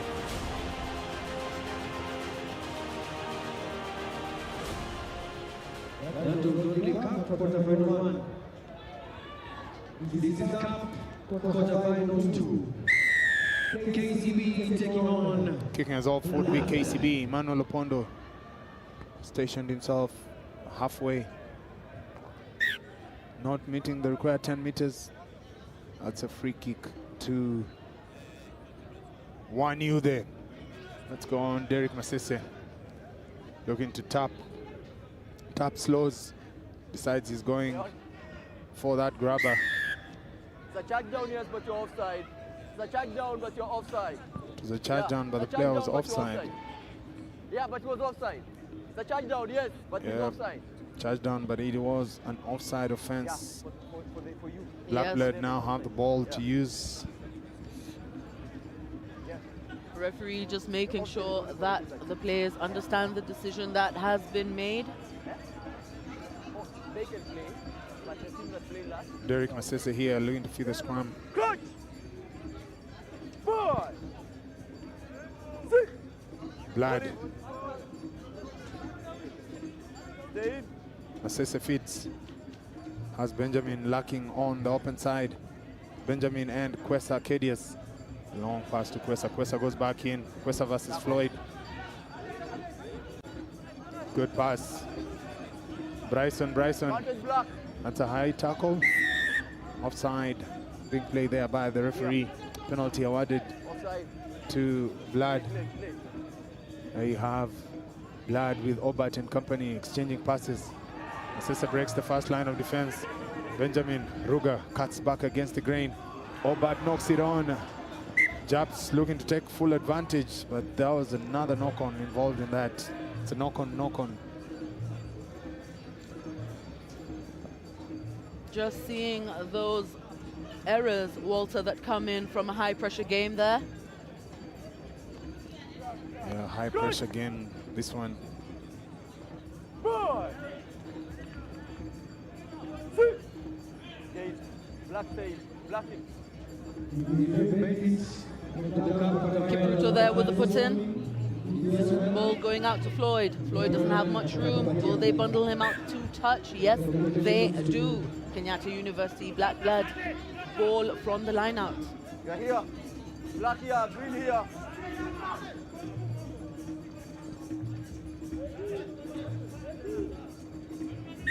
Time off. Time back on.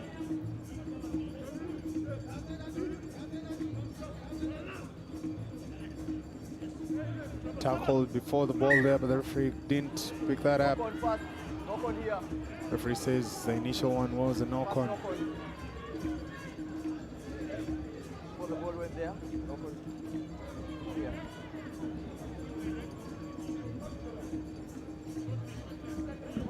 Good! Boy! Another scrum there for Black Blood. Stay in. Masese insists on going down the shorter side once again, going into Dominic Sunday. Sunday has to release. Good recycle. Ogamba, the passes are hanging low. Oh, Tete, good pickup. He juggled it on his way. Good recycle. Oh, straight into contact. Masese has Ogamba on the inside. Good offload. Try time. Tete Elvis. Elvis Otete there going in for the try. As you said, Walter for Black Blood. Black Blood drawing first blood in this game. You can hear the KCB Isukuti there in the background, but Black Blood having none of it. It's a patience game. They waited, they played the scrum down, they committed defenders, and it was one player who's put into the gap. That final run in towards the try line, and Elvis Otete coming through. Benjamin Ruga looking to add the extra 2. That is Black Blood 7, KCB 0. Score, Black Blood 7. And just seeing that replay there of that try that put Kenyatta University's Black Blood ahead. Kickoff, Benjamin Ruga. KCB retrieve possession. Nigel Amaitha is being bundled backwards. It depends on the big boys to actually take KCB forward. There's an injured player on the floor there, but Emmanuel Opondo taps it quickly. Sunday to Onyala. Onyala has Floyd. Floyd is testing Elvis. Elvis Otete, that's a tackle. Referee says no, release. You don't have to play it. Player is offside while playing that ball. Not clear. That is no clear release. Tackled. Referee says Obat did not clearly release. And of course, that is a scrum down as asked for by KCB. Time is off. Nigel Amaisa just receiving some running repairs. Joseph Colley on the field of play there. Scrum down for KCB. Looking to field that scrum down would be Jenkins. Kipruto has Manuel Opondo lacking in as first receiver. Second receiver would be Floyd Wabure, and of course Nigel Amaita having been treated coming off second best, I guess. But he's back on his feet. Good cover, tackle, and they're tackling KCB ferociously. Black Blood have smelled blood in the water. And this is a big, big statement. And going down the blind side would be Elvis Otete, and Vincent Onyala would definitely mow you down on any defense. Yes, Vincent Onyala there just cutting out the space, making the tackle. He knew what it meant. He knew that that would have put Black Blood even further ahead, and they can't afford that, this KCB rugby side. Yeah, KCB can afford to fall down 2 tries. It's first half, 29 seconds about to complete. And that means you need to score 3 times in the second half, and sometimes it's never easy, even for the very best sides. Good. Arcadius Questa putting in that tackle there. Yeah. Rushing up on time. It's a rush. But we're going to have mitigation from the touch judge. Maybe a high tackle, maybe slightly slipping up. May have been, maybe. Slightly, let's hear Let's what see the replay here. It's not a high tackle, that's a beautiful tackle. That's a beautiful tackle. Neck to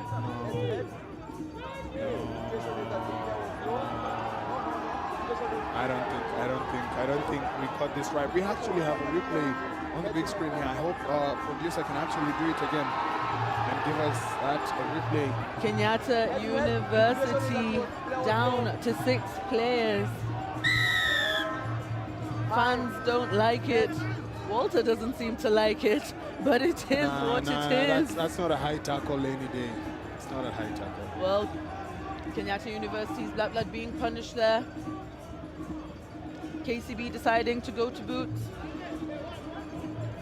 But I mean, so far in this game, Walter, Black Blood have asked all the questions.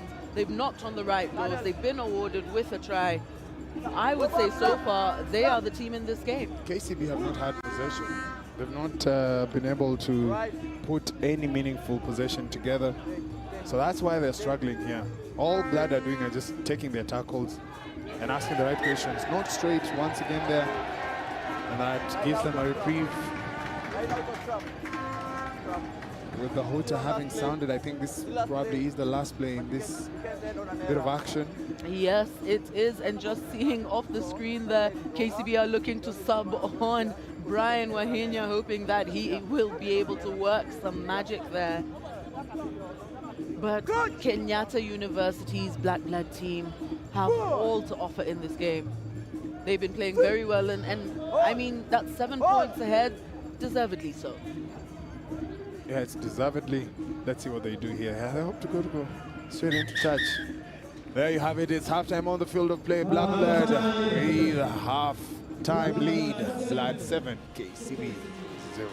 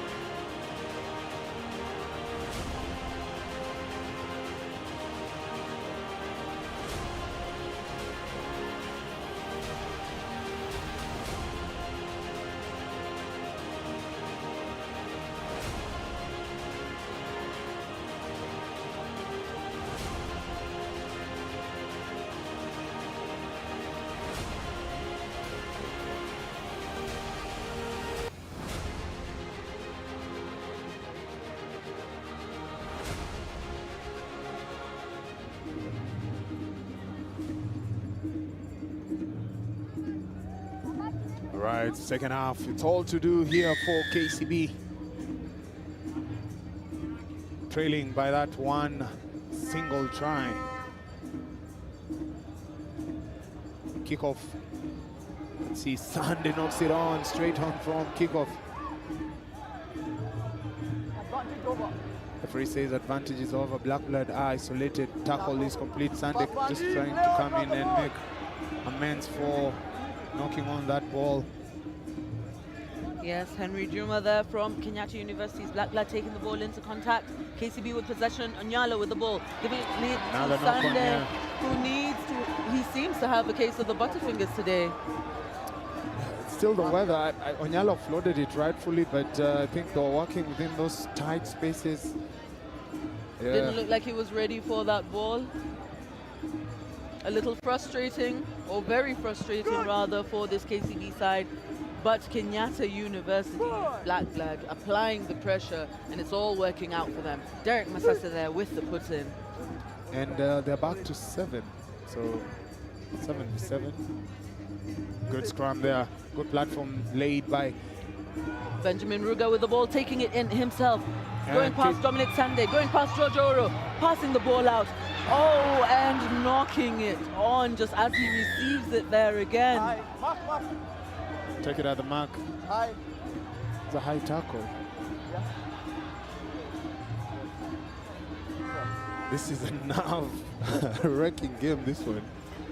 Who expected this? KCB beat Cabras yesterday evening, and everybody expected KCB to actually walk over Black Blood this morning. Even from Ticini statistics, I don't think anyone had given Black Blood a chance, not even a sniff at it. And that's why I keep saying, Walter, game is played on the pitch. But we've still got time to go, for about 5 minutes now. Changes there. Sunday, Dominic off the field of play. We have Mike Okesa coming in to the picture. Manuel Opondo feeds the scrum. Brian Wahinya at 10. They're looking to just fashion those passes, deceive the defensive line. George Oro, for the very first time, he's receiving the ball. He hasn't received the ball. And a good tackle there. Kenya Squesa on Japolo. Good tackle there. Emmanuel Opondo is isolated, and of course, you know, Obert Kuke will always get it. That is a turnover. Black Blood have it. Black Blood use it. Black Blood goes straight into the attack. Elvis Otete kicking it behind. Vincent Onyala has to ground it and hooks it down into touch in goal. It is a 22-meter dropout in favor of KCB. 4 minutes and counting. I think the force behind that kick just tells you what was on Vincent Onyala's mind. He knew, I mean, he was not taking a chance with that ball, Walter. Would you? No, definitely not. He knows they're down. He knows that would have resulted in a second try and possibly sealing their fate in this game. Derek Masesa taking the ball in by himself. Hands, yeah, referee says Tenacious play there. down. Masesa was isolated. They have to Breakdown, release. KCB. Blood have to release. Bryson Ogamba has to release. Numbers on the outside to work with. Giving it to Brian Wahinya. Brian Wahinya has nobody to pass it out to. He's a playmaker. But Japolo now decides to take it on. The students are having nothing about it. I think it goes backwards. Space to work with. Something has to be done. KCB have to do something. Floyd takes matters into his own hands, kicks it behind. Nobody at home to defend. It's the ball, the bounce, and Floyd. Floyd Wabwire. What does he do? He has somebody on the outside to work with. Floyd. They're taking him in wide. They're taking him wide. Floyd. Try time, KCB. That was a very well worked there by Floyd Wabwire for KCB, taking the scores up to 5. Kick to come. Brian Wahinya there with the kick. Just seeing Floyd again there running it into the try box, but wasn't he lucky with that last bounce? That was almost a knock-on. Man. I'm also catching my breath over here. And Wahinya successfully gets the extra 2. Busting runs for you as well, Walter. Was R7 apiece. What a game. These 2 first quarterfinals, Walter, what do you have to say about them? They've been very close. Kenya Harlequins winning it at the death. And of course, this second one, somebody's being asked to also win it at the death. The SportPesa National Sevens Circuit, the drama continues. We are turning it up. Third leg of the SportPesa National Sevens Circuit. Don't you move a muscle. Just seeing Austin Sakutwa brought on there. Floyd Wabwire subbed off. A knock on there from Derek Masese. Yeah, I'm wondering why Derek is complaining and he just knocked the ball on. It's his teammate who was trying to hoist him. I mean, if you see that replay, he's complaining that he's... Yeah, and then look at him raise the hands. Well, Kenyatta University's Black Blood there just punished. Just outside their 22, Emmanuel Opondo with that ball. KCB Lions have sniffed blood. Yeah, they have sniffed blood. It's time to hunt. It's time to hunt. Are they hunting as a pack? Visho Wangila goes straight into the players, awaiting the defense. Good rush. Oh, they're rushing up. With that rush. Yeah, they're rushing up. Closing down that space. Austin Sikutua goes in with a fend off. They have numbers on the outside to work with. Visho Wangila has Mike Wekesa. Just the pass that is needed. He's dragged, and that is a hint. Oh, that's a turnover. Yes, the referee says first man, and it is given. Blackbird have it. What a team. Look at how they're attacks. playing. Oh, not from the mark. But you can see the urgency. They really want this. They know they've not got time. Everybody knows. Next the last play team to decide. To score will go ahead and win this.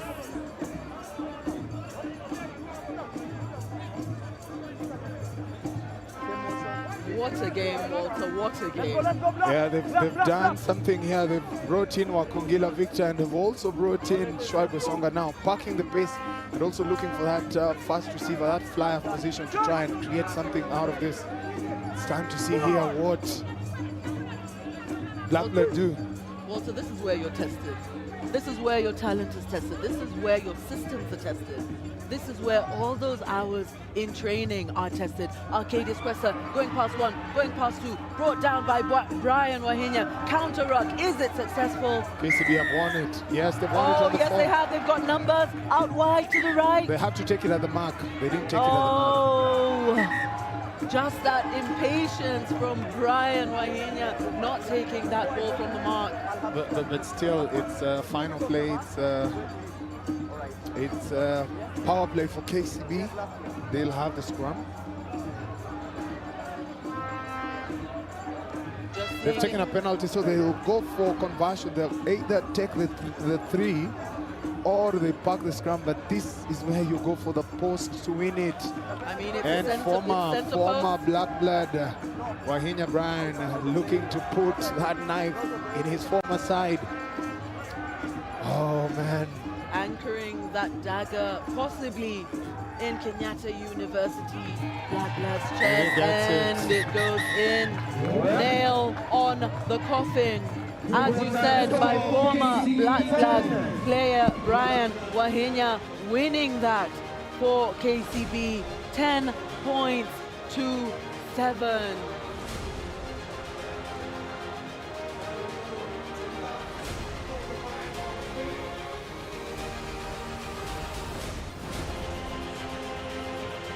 KCB knew what this meant, and they kept grinding all the way to the end, but you've got to give it up to the Kenyatta University boys. This game could have gone either way, rather. They went ahead, but then failed to score after that, and unfortunately conceding right before the end of that game. Stellar performance from both sides. Going into the next main cup quarterfinal, we've got Strathmore Leos taking on Daystar Falcons.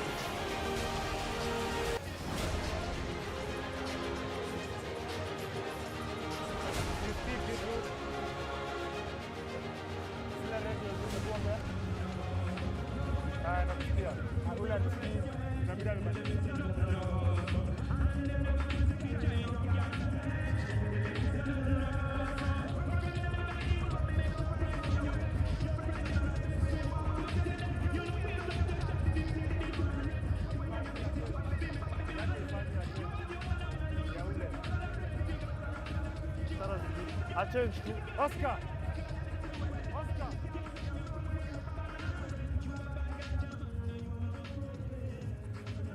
We are now into cup for quarterfinal 3. Just seeing Victor Mola Odhiambo there on your screen, actually wearing the number 15 jersey, which their teammate Hamza was supposed to wear in his honor. Kicking us off is Strathmore. Daystar with possession, taking the ball out to the wing. Paul Murrah there, cutting back in. Daystar got numbers out on the outside. Will they use them? Weaving in, weaving out. Handoff there, and we see the first try of this game. Daystar. Try time. The Falcons. Robin Wanyama goes over for the opener there for the Falcons. And they look sleek. That new kit looks fantastic. Strathmore Leos have to be ready for this. Yes, conversion successful, taking the scores up to Daystar 7, Strathmore 0. Just seeing that try again by Robin Wanyama. And there it is again. Good run off there. Gabriel Ayimba not being able to get on the end of it. Our airborne moment, courtesy of SportPesa, in your picture there. Lovely.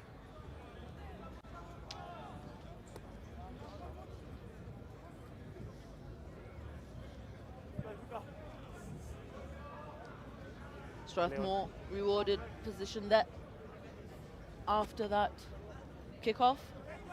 Arnold Meter getting us started. Amon Wamalwa taking it out. He's got Gabi Ayimba, who decides to run it by himself out on the wing. Back to Amon Wamalwa, taking it to ground, but stolen there by Daystar. Isolated Amon Wamalwa. Moses Kirigori. Ball out. Paul Murrah. He's got charges out on the outside. They've got a man out there. Ball not going to hand. Victor Mola recollecting it there, or collecting it rather. Stanislav Shikoli taking it in himself. He sees Paul Murrah in front of him and decides to take it route one, but no advantage.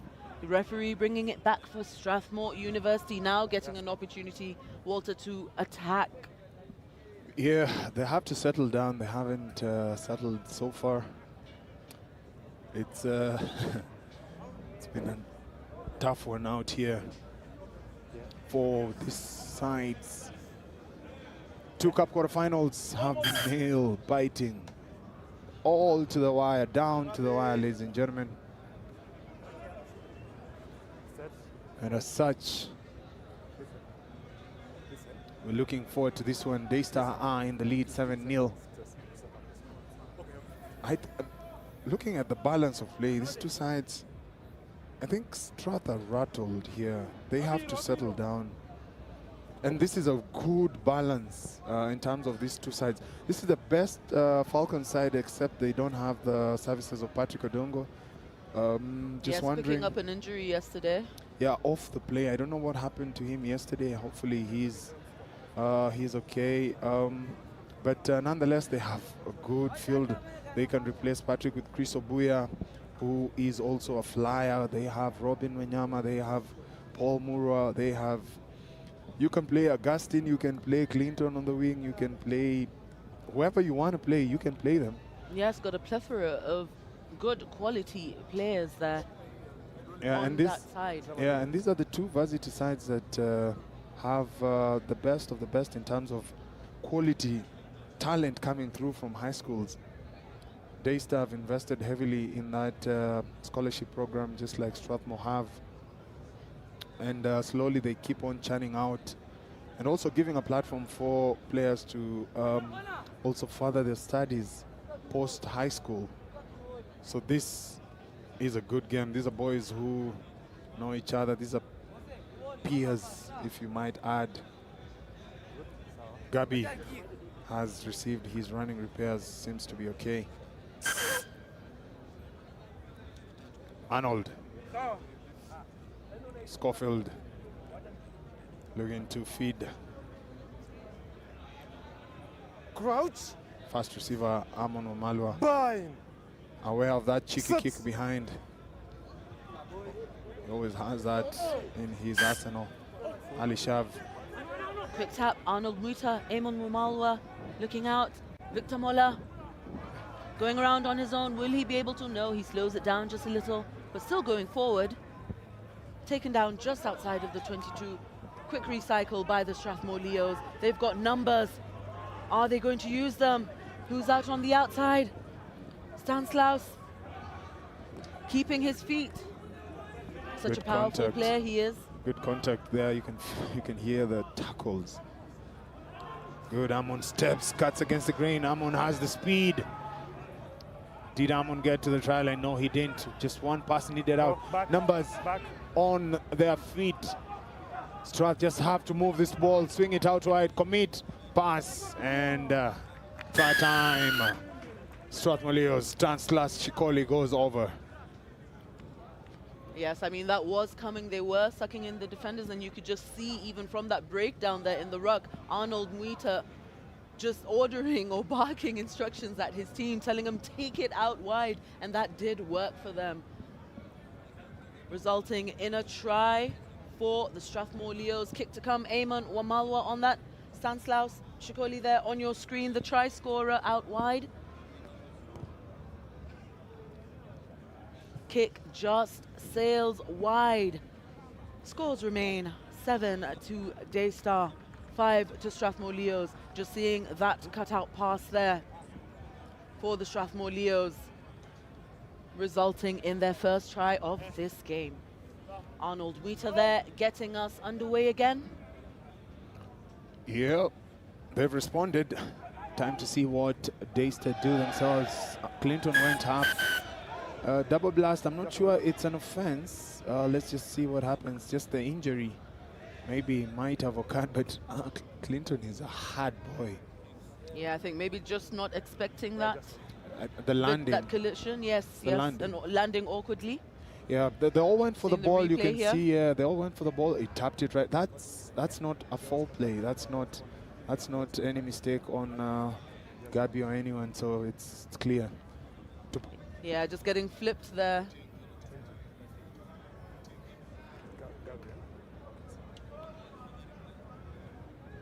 So that's a scrum On the down. ball, contact played in there. There was contact. Oh, Yeah, there was man. contact. Yeah. Contact. Yeah. Yeah. Gabriel Iumba not Gabriel happy sent to with the that. bin. Feeling like it was a contest up in the air, but If we could see that contact again, though, but referee has made the decision. Gabi has already gone to the sin bin, though. Would have loved to see that contact in the air again. well, as we go into the scrum, there is the replay for you.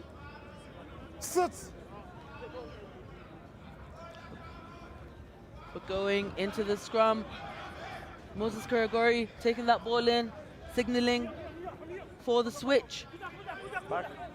Possession still with them. Daystar Falcons spreading the ball out wide. They've got a man out there, Paul Murrah, with that ball out. Ball dropped but went backwards. Thought they knocked it on. Yes. Oh, yes, they did. I was Yes, they did. waiting for the referee to make that call. That was a knock on. Sometimes the referees give that one, sometimes they don't. But in this case, 50-50 it goes to the Strathmore Leos. Strathmore 6v7 could do with some minutes or some few seconds off the clock just to try and run down that sin bin. 2 minutes in the sin bin for Gabriel Ayimba for that tackle in the air. Let's see how they execute. Fed the scrum nicely. Amon Mumalwa coming round. Elton Amalemba. Elton steps. He's a stepper. Daystar. Tackle now. Daystar defend nicely. Arnold has Patrick. Patrick, I have not seen Patrick pass this weekend. If he passes this one. Backing himself maybe, deciding to take it in. Yeah, he's always backing himself. There was a bubble there on the floor, but the referee allows play to continue. Stanislas gets it. And that foot, I'm not sure. That wasn't legal, was it? Clinton kicks it. It's a foot race. Between Let's him see and the bounce. Eamon. Yes, Amon gets it safely. Amon works hard.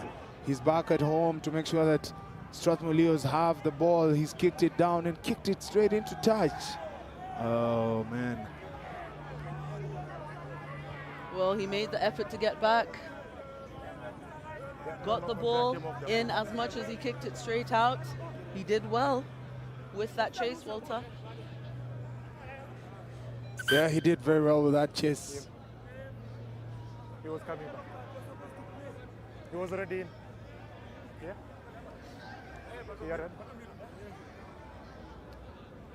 That is a line out for the Strath Leos side. Daystar rather. Oh, sorry, Moses Daystar. Karagori there with the ball. Arnold Meter rushing up there with that tackle.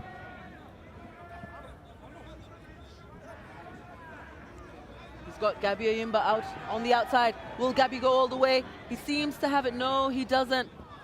Throws that ball back. Basketball pass. No play or no tackle. Strathmore just caught there, taking the ball down.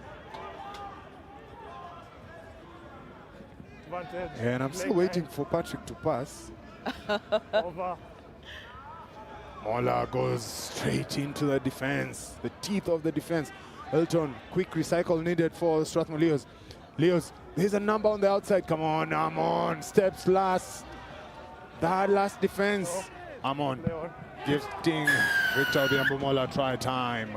Strathmore Leos. Try created on the inside there by Amon Wamalwa. He stepped half the pitch. And someone there on the floor, not sure who's on the floor there. Amon Wamalwa could have taken a hit or after passing.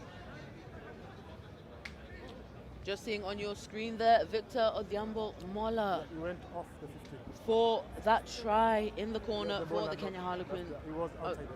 Apologies, for the Strathmore Leos. Scores up to 10.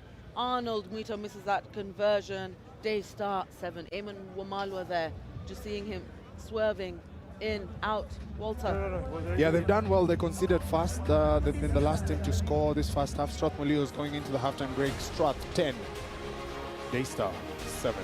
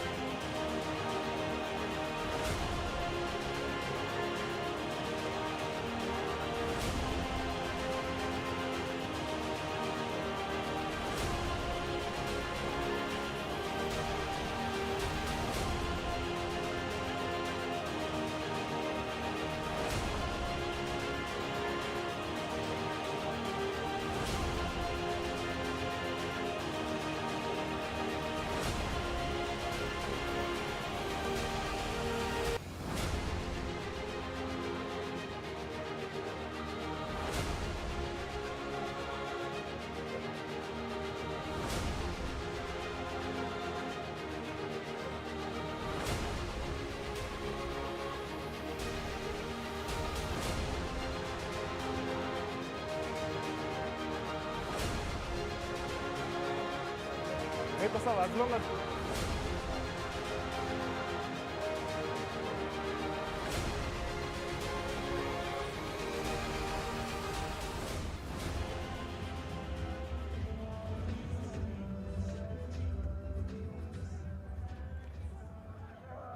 ready.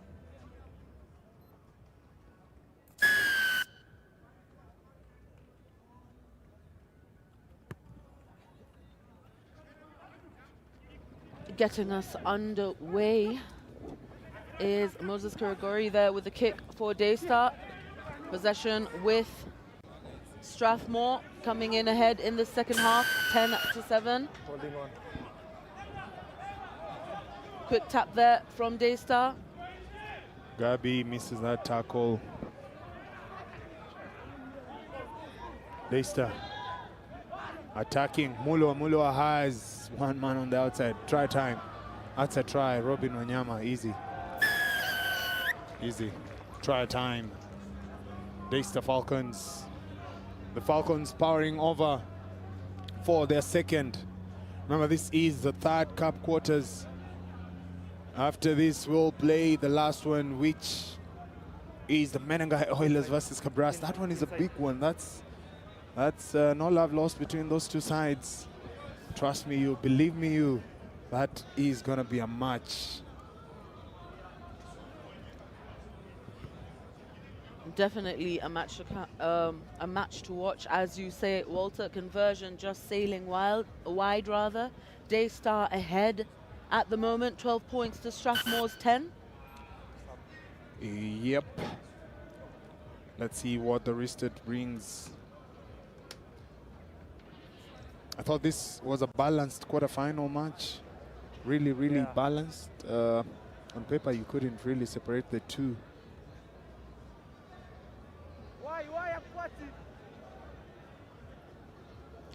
Just seeing Chris Obuya there on your screen, the try scorer for Daystar Falcons. Moses Kirigori kicking us off.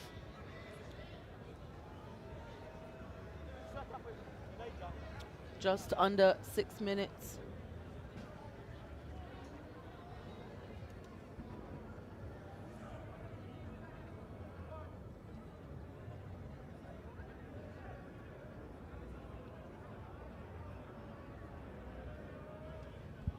All right. I keep saying I haven't seen Patrick pass. I hope he doesn't pass Arnold in the air. Will that kick go 10? No, it doesn't. Restart, free kick. Mwendwa tapped, quickly takes it forward. Long outward pass to Victor Mola. Victor Mola High tackle advantage. awaiting Victor Mola. Referee is playing an advantage. Stansless. Patrick pass. Patrick doesn't. Patrick, please offload. Finally, there you have it. Damima, Patrick passes. Victor Odhiambo-Mola stepping the last defender and knows his way to the try line. Victor just needed to raise his eye. Gabriel Aimba. Gabi goes straight into contact. That was a high shot. And it is a try for the Strathmore Leos. Just seeing the determination for the Strathmore side in how they play. But I mean, we've seen that on both sides today, Walter, I would say. Actually, in all these quarterfinal games, such determination. Yeah, it's a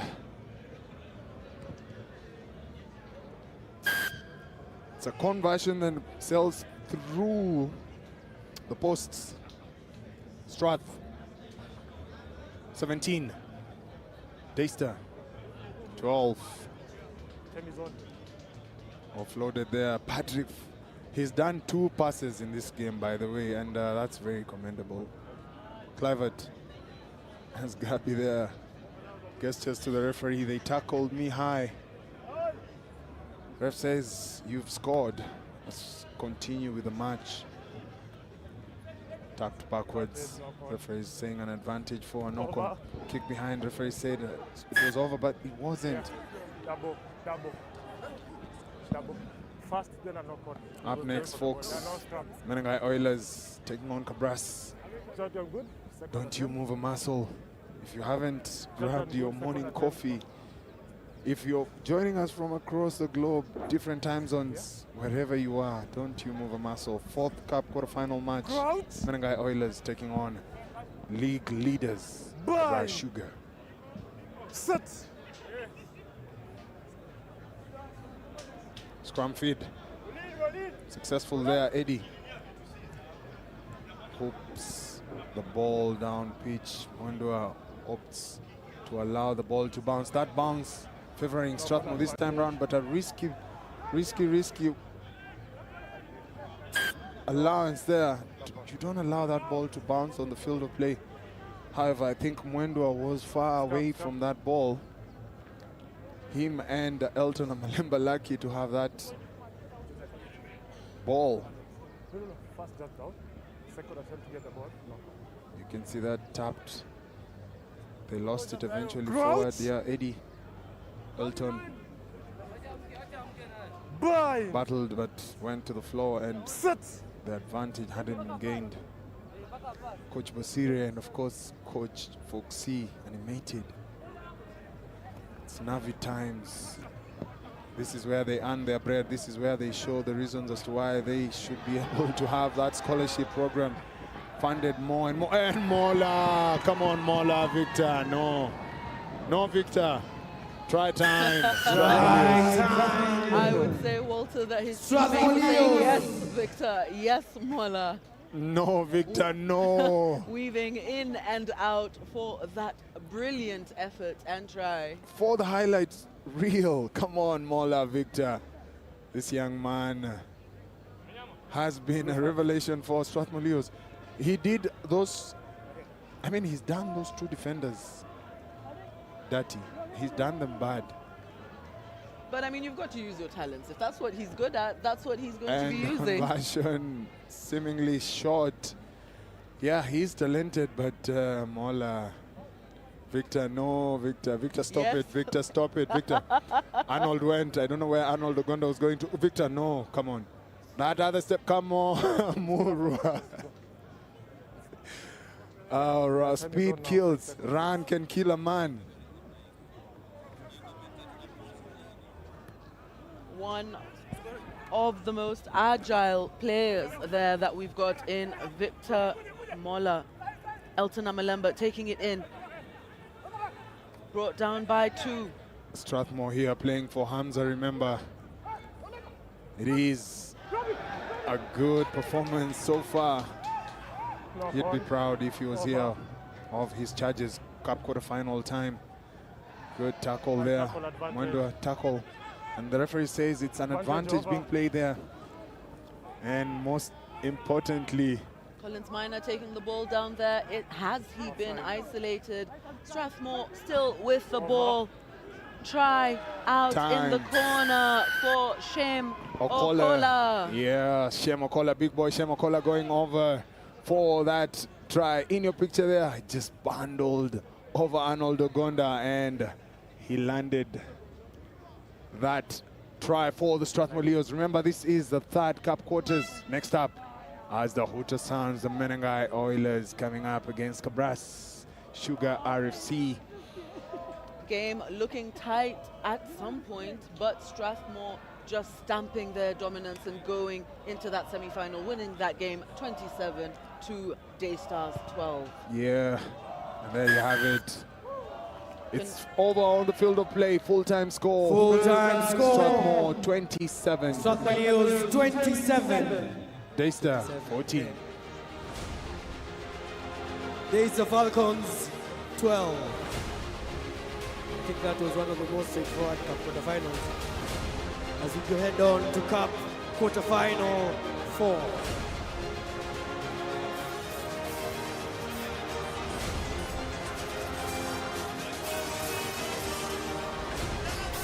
All right. So we have our Cup quarters. Kenya Harlequins proceed to the Cup semis. They'll be playing KCB. Those two games. Oh man, that was a quarterfinal of the match. KCB versus Blackbird. Strathmore Leos have powered over Daystar Falcons, and they'll be playing the winner of the next game. Kicking us off, Menengai Oilers. And receiving this will be the league leaders of the SportPesa National Sevens Circuit, Kabras, Sugar RFC.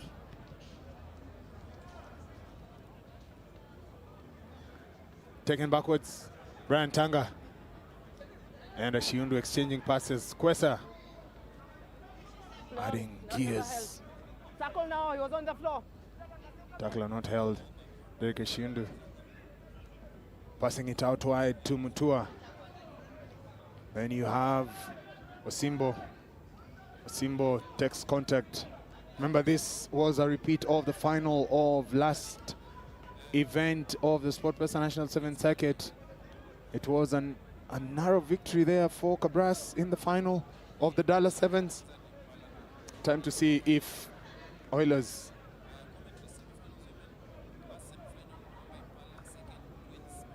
Tanga just going into contact. Hands off, hands off. Referee says release. John Okoth frustrated. Ashiundu to Patrick tackled nicely there. Lucky Onyango just going for that ankle tackle. Mutua, Brian Mutua. Switch. Tanga. Bundle to the floor. Turnover. Oilers have defended nicely there. Glaciers looking to take it quickly.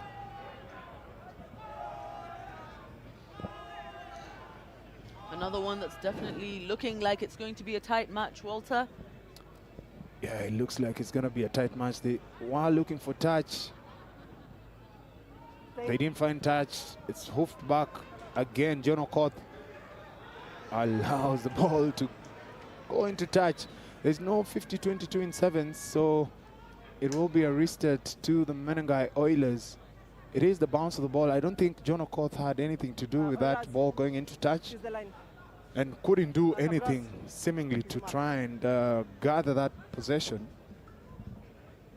10 meters. No, the Oilers, you're on the line. No, you're on the line. Glaciers will be feeding the line out.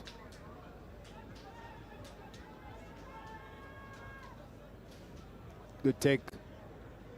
Setting the platform. It's a rack. Calvin Mlewa. Mlewa to John Okoth. John Okoth cuts against the grain. That familiar step of his. But also going off his feet, has to regain his feet. Glaciers sees open space ahead. Clinton. Back at home. Little chip and chase there. Yeah. Lucky Onyango is on it, but brought down. Is he bundled into Advantage, touch? knock on. That's a knock on. Kwesa fights Glaciers. Glaciers goes straight into contact. Glaciers former Samiri Siala Advantage over. fighting against Brian Tanga now with the offload. Lumumba offloading it, but looked like it went forward. Shiundu. Oilers, the numbers now to work with on the open side. And Simbo not passing like he should. Forward pass. Possession back to the Menengai Oilers. Here's a mark, boys. Scrum down for the Menengai Oilers. Okay, let's go, gents. Glaciers has Philip Okeo lacking on the shorter side, but has Daniel Kipchirchir and Lucky Onyango on that longer side. Glaciers joins the longer side. Passing to Kipchirchir to Lucky testing. Simbo says not here, not now. Mulewa recycling well. Mulewa kicks in behind. A charge down. A knock on. Kabras can't play that ball. They're all offside, but Brian Mutua goes and kills that advantage. Knock on. Menengai Oilers with a scrum fit. Yeah, just the unlucky bounce there of the ball for Kabras, resulting in Brian Mutua knocking it on, or rather the ball just going through his hands. Not what they want in their defensive half, rather. Yeah, you don't want to play in your own half You also don't want to Fine. give away possession in your own half. Set. Glaciers. 2v1, Glaciers Owino. Glaciers. Glaciers, Glaciers, Glaciers. Just sniping through. Where was the defense line? Where was the opposite scrum half? Try time, Menengai Oilers. Right time. Picking up from where he left last weekend, but one. Glaciers. Gracious. This morning, it's a Sunday morning. Where are you watching us from? The conversion is good. Menengai Oilers 7, Cabras 0. Just that replay there of Glacier Sowino taking matters rather into his own hands. First try of the game. First try for Menengai Oilers, putting them ahead 7-0. Felix Okeo there with that kick.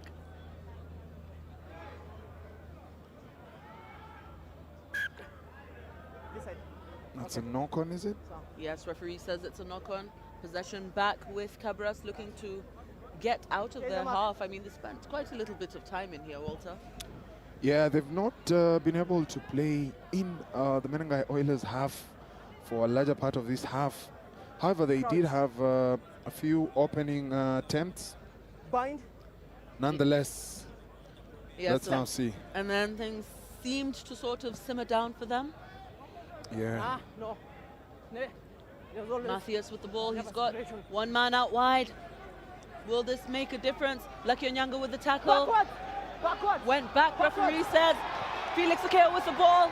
He's going to go all the way. He's going to make that second try for the Menengai Oilers, taking them even further ahead. There's a double blow by the referee. Is there a double blow?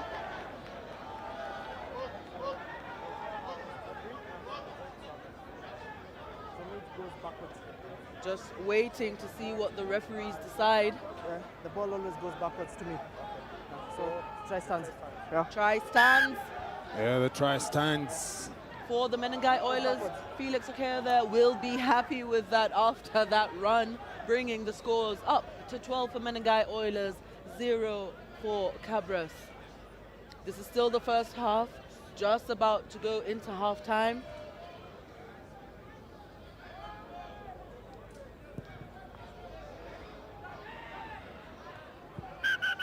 Half time. Conversion wide at halftime. There it is The Menengai again, Oilers, ladies 12. and gentlemen. The Cabras, try that took 0. the Menengai Oilers even further ahead going into half time.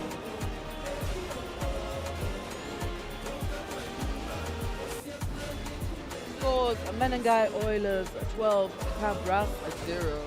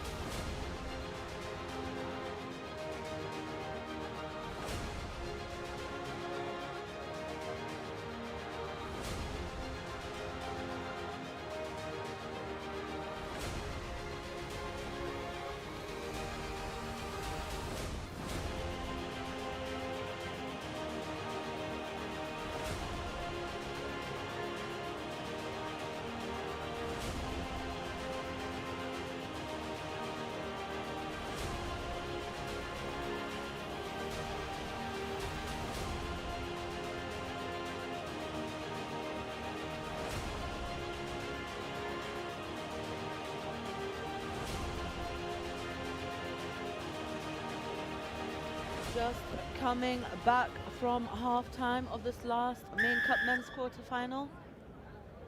Menengai Oilers ahead there, 12 to Cabras 0.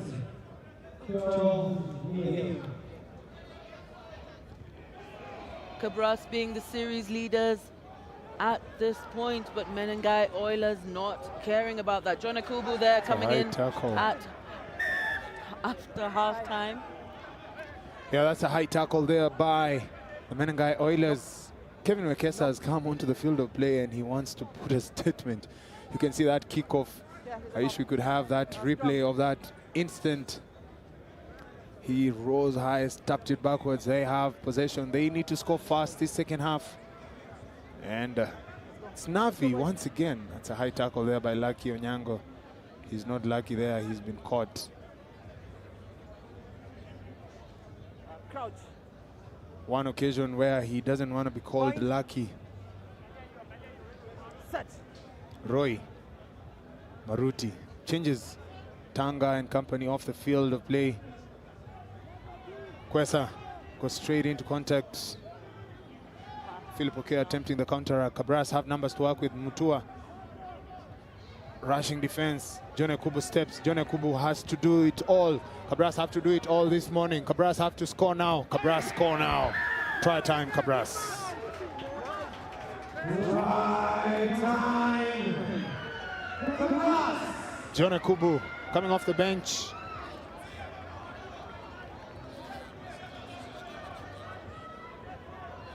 Here is the mark.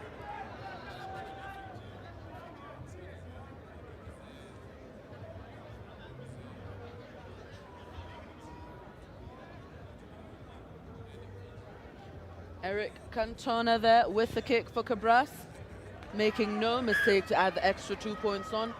This is a 5-point difference game.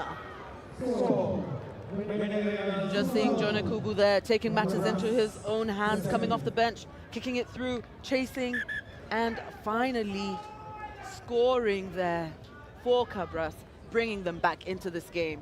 Yeah, it's still very, very complicated in this game. It has been very tough for these quarterfinals. Looking at number 1, 2, and 3. I think Strathmore are the only team that have had it slightly easy, you'd say, but it wasn't. There you go, Kevin Wekesa once again. That's what he does. A lot of time on the clock there, but Cabras have to defend here and hope to get possession. Paul Mutsami Smuggled, there. yeah. Paul Mutsami taking it into contact. Referee says, let's play on. Bilda Dogeta runs straight into Wekesa. Goes to the floor. Kipchichil. Oilers recycling well. John Okoth. Bundles straight into contact and onto the floor. Kwesa. Kwesa goes into Alvin Kavoli. It's a fight here. Looking to recycle. No, trolling away as quickly as possible. Glaciers looking to find the defense. Snapping. Paul Musami, aka Boy. Oilers going into contact and running it straight. Don't pull him, don't pull him. Referee say stop pulling him in. The ball is available, yeah. Referee saw it. Numbers to work with on the outside. Kipchichil has Bilda Dogeta just commit and pass. He goes straight into contact. Here is another way of not playing sevens rugby, boys and girls. For those watching at home, you have numbers on the outside. Use the numbers. Put the ball in hand. Referee is playing an advantage now. Lucky enough, now they are getting an advantage. And thrown into touch. Man, oh man. Here is an opportunity. You take 3, it's 15. So Cabras have to score twice. Or you go for a scrum and see what you can be able to do. What do you do here if you're the Menengai Oilers? Slowing it down is one, of course. Just like they have. Scrum option. Yes, but I mean, Walter, you've got to feel that in that phase of play, everyone thought that Oilers would score. Yeah, they should have given the last pass out. Let's go. But let's see here what they do. Veron Kaburu Crouch. looking to earn his stripes. Bind. Here's Philip Okeo and Kipchichir lacking on the open side. Kavoli is hiding on the blind. Where does he go? Goes down the open side. Philip steps, the fast arriving defender. He's held up. Oh, referee says it's a tackle. Knees on the floor. Lucky. Menengai Oilers. Oh, John Okoth going straight into. No foul play. Referee says no foul play. That is a turnover. Cabras have possession. They have to release. The Menengai Oilers do have to release. Referee is playing an advantage. It's a battle here. Derek Ashiundu, the captain of Cabras Sugar, taking them forward. They have to set the platform. Oilers have to release. Numbers on the outside to work with. Let's see what Cabras do here. Kubus. Advantage over. Referee says his advantage is over. Good racking. Roy. And what a thumping tackle coming in on him there by Felix Okeo. Definitely didn't see him coming. Got him good. That is a connection. Bringing the fans to their feet with that tackle. Oilers know what they need to do. Felix Okeo with that tackle in that replay there on your screen. Yeah, Philip. Rather, Philip. Let's go.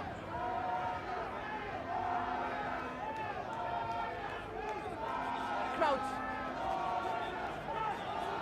Bind. Set. Scrum down. Ball squats back the side of Cabras. That's an advantage for... Taken back. No, I think the referee has to consult with his assistant. There was a knock-on involved there. Yeah, there was a knock-on. If we could get the replay here, double blast there. The referee would be having a conversation with the assistant ref. Attempted pass. Yeah, that's... I think that's a knock-on by Just come. Cabras. Chill.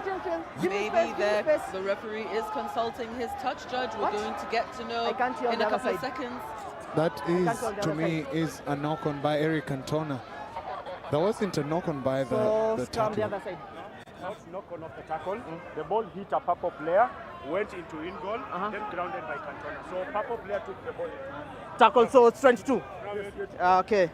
On the big screen there. No. Yeah, that that was, yeah, knock-on there in the contact. That should have been a scrum behind, too. behind Cabras. him. Behind him. How's it a 22 draw? Johnny Kubu there with that kick. Will it work to their advantage? It doesn't so far. Looking like Menengai Oilers are going to run this try in. Paul Mutsami there taking the ball to ground. Oh, and we see a knock on. Just a little impatience there at the base of the ruck.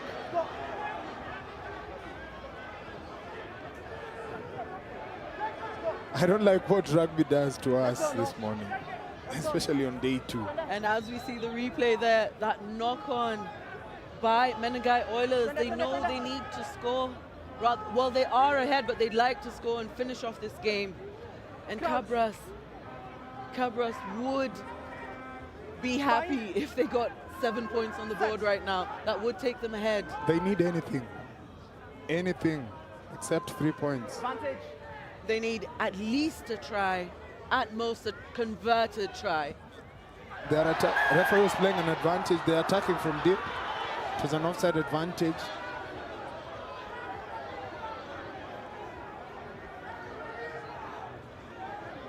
Let's go. Captain. What? It's here. For scrum penalty. Options. Cabras, 10 meters. Sugar, Rugby a club with another opportunity here to attack and possibly tie this game. Eric Cantona He has to looking find touch. to find touch. They also have to execute. Now, this is the beauty of Sevens rugby. They have to execute as well. Finding touch is one, and then you have to execute, throw it straight, catch it. It's wet weather. Time's up. You're under pressure. Oh, not the best place to be as a Cabras fan or a Cabras player. Yes, they've got it in them, Walter, I would say, but it's not going to be easy. Ashiundu going to ground there. Ball going out. Kevin Wakesa. Advantage. High. High tackle. John Kubu, has he got support? Goes through one, takes two to bring him down. Yeah, they need to roll away. They need to release. John Okoth there Tackle now. with that tackle. Cabra still with the ball, recycling it. Tight Choosing margins to to go work out with. wide. Brian Mutua with the ball, fending off one, fending off two. Taking the third and fourth to bring him down. They have Powerful to release. player They he have to is. release. They have to leave and release. Ashundu takes it into contact. Paul Mutsami with him there. Going to deck. Recycle. Step back, step back, step back. Menengai Oilers rather not making it easy. They've got a man out on the outside, Cabras. Kwesa. Kwesa, strong boy, Kwesa. Just look at him pumping in that tackle. Kwesa. Oh, long ball. Johnny Kubu with it. Oh, thumping tackle on him. But still they keep with the ball. Yes. Derek Ashundu taking it in to Mutsami. Takes two to bring him down. They have to Mutua roll away. over They have for to the roll run. away. You pulled him. You pulled him. Good recycle of the ball. Kwesa. Is there space there? No, there isn't. They have to release though. They have to release. They have to release. Derek Ashundu, the man with the ball, taking it up by himself. He's got men on the outside. Will he go alone? Taking it into contact. Not offloading, going down to deck. They have Recycle for numbers. Cabras. They've got numbers. They have numbers. They have numbers to Ball work coming with. out. They have numbers to work with. Johnny Kubu with it, taking it forward. Choosing. Oh, that was Kwesa almost juggles a it. knock on. Yes. Kwesa juggles it. He has space. Kwesa has space. Kwesa's a good ball runner and a big ball carrier. Good recycling there by Cabras. Cabras keeping it. The margins are narrow. They can't afford to. They can't afford to lose possession. Referee says advantage. He runs straight, but referee is playing an advantage, an offside advantage. Yeah, the referee was very clear about it. Kubu should have just passed one single pass. Yes, he should have. Man, oh man. But Cabras are rewarded and still might manage to level up the scores and might even end up winning this game. Yeah, Oilers were encroaching that offside line. Oh man. Kubu thumped in that tackle. Yes, just seeing him there a little uneasy on the ground. Just seeing that replay there where he took the ball in instead of passing it out and landed awkwardly. Yeah, he landed yes. on his face, yeah. Oh, and you can see there blood trickling down. It's a bit of medical. It needs a bit of attention. Scrum option. And just seeing there Cabras off your screen, making a substitution, bringing in James Olela to play out on the wing there. The Let's tension. go, let's go. Not too sure who's leaving the pitch.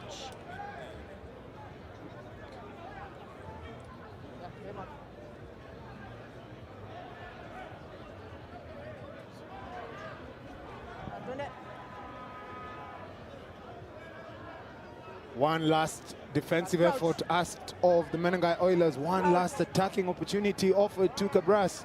What's going to happen here? It's last play. 5:30-something seconds into the extra time of this game. Oh. Going down the blind. Eric Cantona has to cut back in. Good tackle. Have to release. Cabras now looking to attack. It's all to play for. Went backward. Oh, and they knocked it forward. What a way to finish this game. Oh, Kevin Wekesa. Kevin Wekesa. Kevin Wekesa. Full-time score, ladies and gentlemen. You can tell the crowd is also breathing a sigh of relief. What a game we have witnessed. Full-time scores, the Menengai Oilers losing in Kisumu to the same Cabras side. Albeit a changed team, they have revenged. 1-1. Menengai Oilers 12, Cabras 7. And coming up next is the ladies' first semi-final. The hosts, Wamba RFC, taking on the Impala Roans, who both won their game in the quarterfinal rather, coming into this game. Ladies and gentlemen, let us know who you're supporting. Who are your favorites? Tell us in the comments. Tell us which players are standing out for you.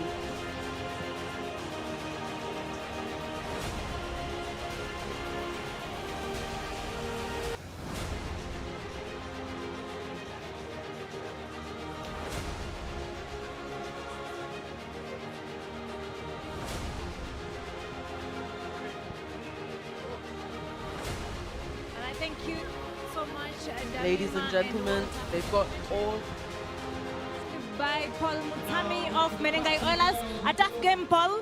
Just take us through the mindset going to the game. What did the coach really emphasize heading to this tough match? I think we are knowing after yesterday games, tulijua watu wetu meet quarters. So I think kila mtu alilala kifikiria venye game ilikuwa juu tulikutana nao Kisumu. So ilikuwa tough. So kila mtu anajua mental iko ready by today morning. Yeah. Thank you so much. All the best in your incoming games. Paul Mutami from Menengai Oilers. Back to you, Damima and Walter in the commentary.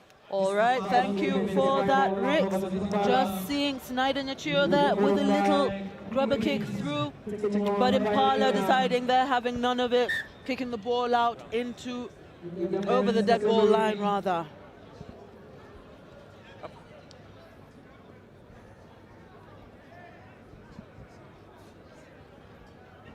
Mwamba here with a real opportunity to put some points on the board and take them into the lead.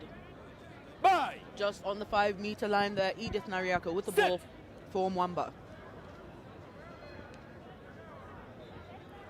Ball comes out, she chooses to go blind. There's nobody on her. Tackled in the try box. Edith Nariaka with the first points for Mwamba. Cheeky Edith Nariaka. Just seeing her there on your screen, trotting back. Little effort from her, tackled in the try box, but doing just enough to go over. The men's category, Ngong will be taking on Mombasa. Visit will be taking on Impala. Scores 5 for Mwamba, 0 for Impala. Mwamba taking the early lead going into this game. Snyder Nyachio there, getting us off. Mwamba will be facing Blood. Ball didn't go 10. In the cup, quiz. And Impala gets possession there. As you see Faith Livoy running back to the 10-meter mark. Co-captain of this Mwamba side in this tournament. Impala taking the ball into contact. Oof, I think there was a little of an awkward collision rather there from two Mwamba players in the tackle. Recycle from Impala. And Jerry with the ball out. Going out to Nelly Chikombe. Taking it out on the wing. Will she be able to run all the way through? Tries to fend Tracy Montex. Tracy is successful in that tackle. And Jerry with the ball. Passing it back. They've got numbers out wide. Naomi Amaguni with the tackle there on Stella Wafula, knowing that she can't give her space. And Jerry out to Lynette Mora. Running out. Used to be a standout winger. Still got it. Taking the ball into contact. And the counter ruck is good by Livoy.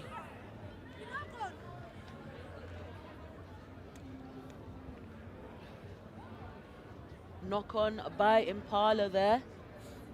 Seeing possession given back to the Mwamba ladies. Crouch. Bye. Mwamba ladies stretched along the width rather of the pitch. Looking to spread that ball out wide. Edith Nariaka. Snyder Nyachio out to Jana Takello. Tracy Montex is out there. Two dummy passes. She's through. Will she be able to go all the way by herself? It looks like she will. Centre post try for Edith Nariaka. Well worked there. Running through that gap. Jana Takello. And then just giving it, passing the ball rather, to Edith Nariaka at the end there. Conversion successful by Sinaida Nyachio. 12 for Mwamba, 0 for Impala. Conversion is good. Score Mwamba 12. Impala 0. Mwamba women here have won 2 of the SportPesa National Sevens Circuit. That's Prinsloo and Dala looking to get a third. Irina Pio with the ball, weaving in and out, takes 2 to bring her down, set the platform. Edith Nariaka there. Stay. Faith Livoy Snyder passing the ball out to Janet Okello. Little show and go there again. What a standout player Janet has been. Oh, and a knock on there from Tracy Montex. This, ladies and gentlemen, boys and girls, is why you should just score the try. I mean, Janet Okello there trying not to be selfish and passing it to Tracy Montex. But Impala get a chance to run it out of their own 22. Stella Fuller there taking it into contact. Janet Okello taking her down. Ball going out wide. Nelly Chikombe, will she be able to run out wide? Weaves in, weaves out. Not yet brought to ground. Edith Nariaka there and Sinaida Nyachio. And Faith Livoy, dare I say, involved in that tackle. Livoy knocks on though, attempting to play the ball fast. Impala with the ball just inside their half.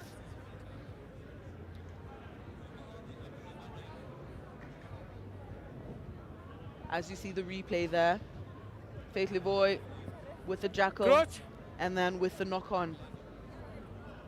Bye. Right, knees up, feet. Set. About 30 seconds to play in this first half with Mwamba ahead. Impala not managing to put any points on the board. Ball going out, Nelly Chikombe, she's got Diana Owino coming around the outside. Tracy Montex coming in for the tackle. Tackle. Stick. And Jerry with Offside. that ball with the recycle. Stella Wafula. Number 6, black offside. Offside, as the referee says. Stella Wafula taking it into her own hands. Gaining valuable meters there for the Impala Roans. Lynette Mora over there for the ruck. And Jerry spreading the ball out wide. Diana Owino, she's got Nelly Chikombe. Will she give her the ball? Yes, she does. Will Nelly be able to run out around the back of Janet Okello? No, she does not.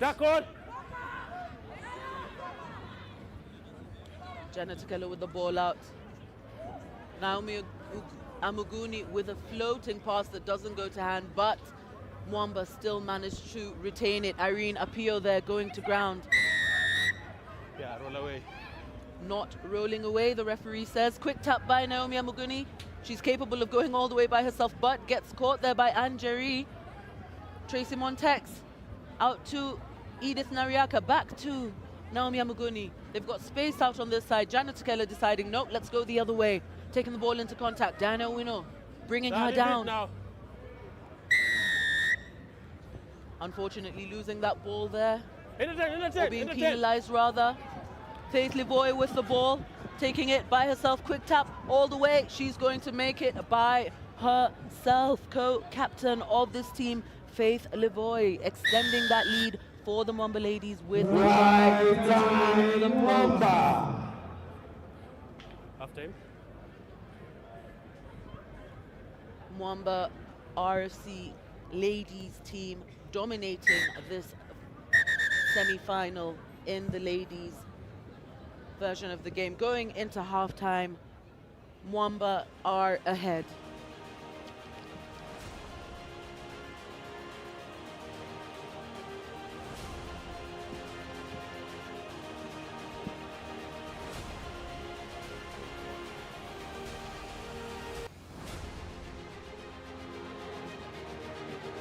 Halftime scores there, Mwamba 19, Impala 0.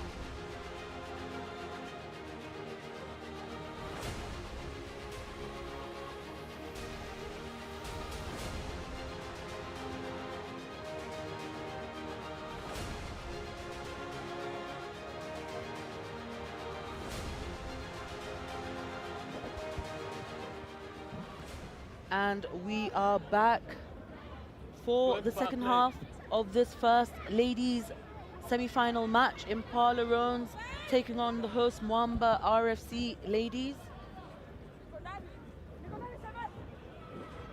Nelly Chikombe there with the fend on Tracy Montex, but being brought down in the 5-meter channel. Impala looking to recycle that ball, but Mwamba managed to force the turnover, stringing along a couple of passes, loop around there by Edith Nariaka. Ball not going to hand. Irene Awino on it, but with the knock-on. Yeah.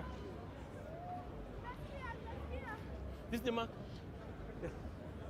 Mwamba RFC ladies and the Impala Roans know each other all too well. Just seeing there the replay. Bye. Irene Apio knocking on that ball out on the wing. Set. Stay. Impala with the put-in. Ball going out to Anjeri. Janet Okello there had shot forward, but managed to reach her man. Diana Owino with the ball, kicking it. No, it's not all back. But knock on coming in there from Mwamba. Impala have another chance. The 37 to put the first points on the board. Crouch. Bye. Masai Kenya Kenya. Savannah Fiber, Coca-Cola, KCC Bank, Tata Security, Tested Sports, CIC Group. Nelly Chikombe there out on the wing, fending off. Tracy Montex brought down. Slow recycle, but they managed to keep possession. Lynette Moral there with the ball. Penalty for Impala. Stella Fuller taking it by herself and giving the little pass there, going over for the ruck. But is the Jackal successful? Yeah. Yes, it is Faith Levoy with that Jackal there for Mwamba, giving the ball to Sinaida Nyachio. Has that ball sailed forward? Yes, it has. Sinaida Nyachio probably should have kept it and gone into contact. Sub. Just seeing her players out there Black. on the wing, releasing that ball, but it went forward. 26, what you know offside.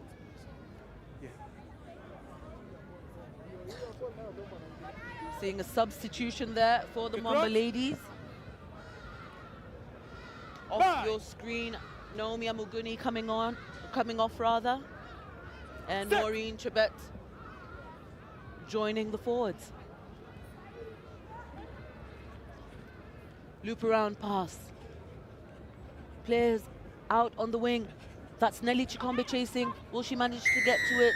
Yeah, it's a push. She does not. Go 10.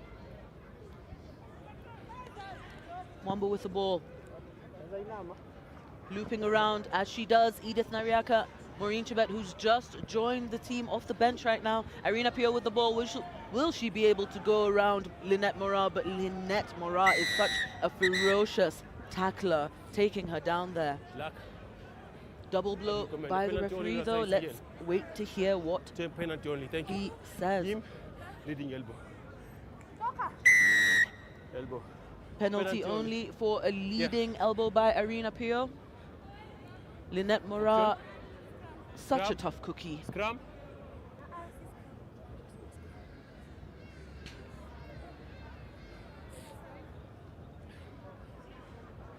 Pacifica Nyanchoka there. Scrum half for the Impala Roans with the put-in. And Jerry ready to receive that ball. Possibly going to give it out to Stella Wafula, who also looks ready to receive it. Janet Okello rushing up. Stella Wafula running around her. Got the last man there to beat. Taken down by Tracy Montex. Pop pass there in the tackle. Leave it now, Black. Chikombe going down.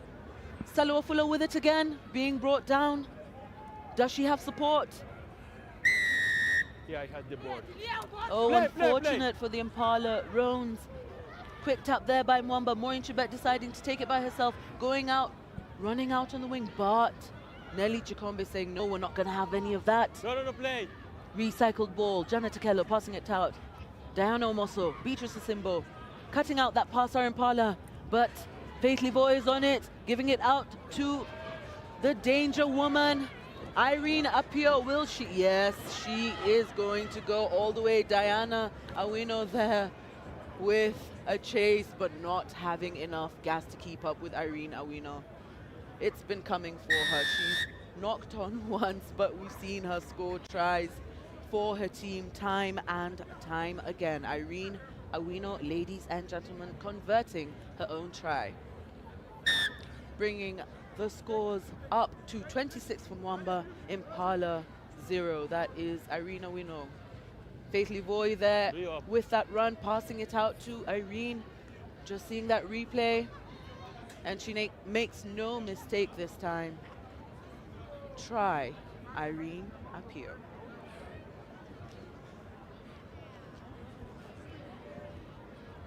Diana Omoso there with the kick, also a rugby leaguer. And Jerry taking it into contact, brought down, setting the platform. Parlo with the ball, recycle. Ooh, little knock on there by Diana Awino. I know she won't be too happy about that, but that's just what happens in the game sometimes. Sub, red, sub. This the mark? Yeah. Couple of substitutions coming on there for Impala and Jerry coming off. Among the substitutions, we've got Nelly Atieno coming on. Hey, under 5 meters. Crouch. Bye. Set. Beatrice Asimbo with the ball in. Strong shove there from Impala. Unfortunately, Number 1. being penalized for that. Beatrice Asimbo coming down for the loop around ball, but knocking it on there. Just seeing high fives between her and Diana Omoso, just saying, look, it's okay, we'll try it again some other time. Impala in their half, looking to get out of that half. Possibly rather get a consolation try in this game, as time is almost up. Stay. Serve it now. Pacifica there. Stella with the ball. She's got Nelly, but she takes it in herself. Roll away. Yeah, you have to go round. Impala rewarded. Pacifica again with the quick tap. She's got Nelly. Nelly's got to play out on the outside. Will she be able to run around the outside? Taken down. With the recycle. Stella Wafula with the ball.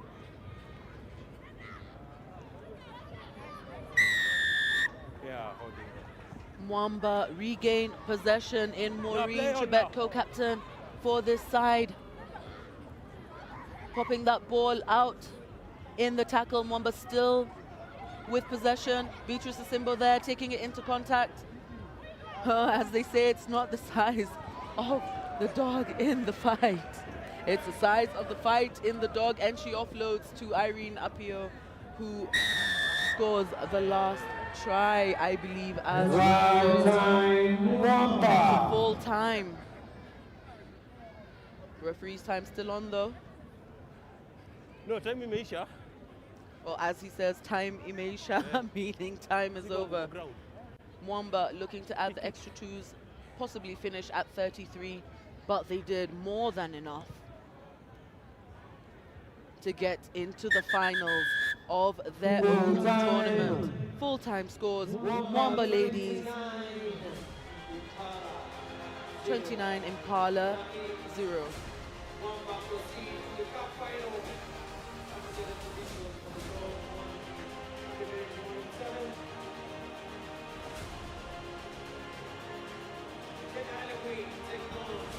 Just a correction there, Mwamba 31, Impala 0.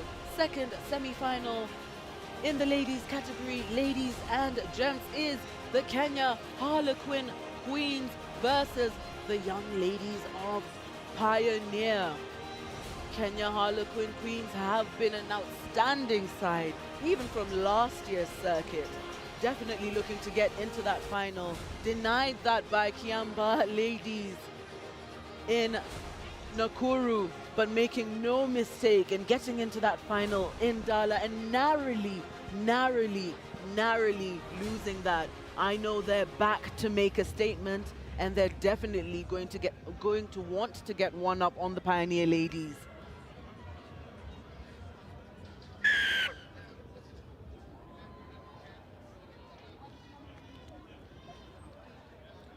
Pioneer ladies kicking us off there. Ball not quite going 10.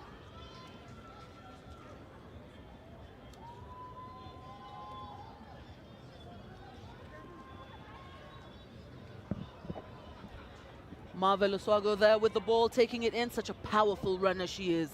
Quick ball out. Advantage, scrum advantage. Advantage over. Handing it over to Ricks for a pitch side interview.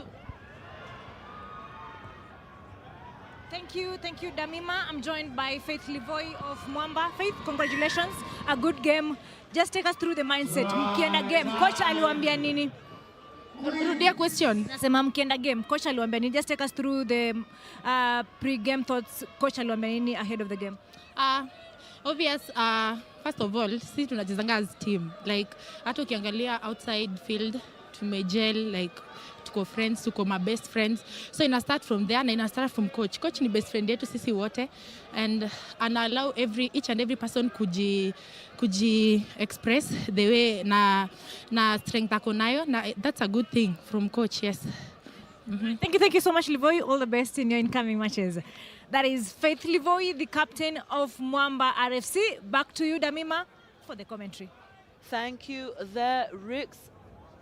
Just seeing there on the split screen, Lovina Mijere, experienced player, going in for a try for the Kenya Harlequin ladies, a captain of the national side with the Kenya Rugby League women. Scores currently Kenya Harlequins 5, Pioneer ladies 0. Knock on by the Pioneer ladies, giving the Kenya Harlequin Queens another go at scoring another try and getting even further ahead in this semi-final. Crouch. Bind. Set.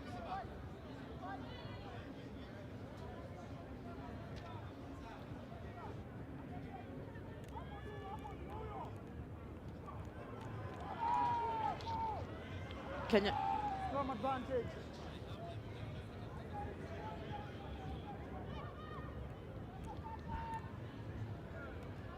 Pioneer ladies there with a strong carry. Side. That's Valentine Kerubo just going to ground there, showing that they mean business.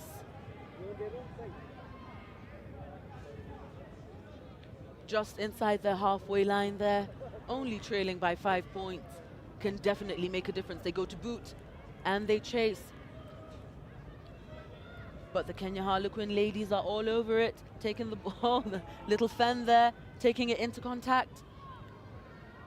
Rakova, slow ball out. Abuga there with the ball, kicking and chasing. Maxine Abuga, no slouch herself, former winger, current scrum half, being taken down just inside the 22, has the presence of mind to release, pick the ball up, but she was isolated. Where were her teammates? That was a lung-busting run by her. Very well done, Maxine Abuga. Kenya, Pioneer ladies rather, with the ball there and with the kick, deciding they're not going to play in their red zone. Good reception there by Kenya Harlequins.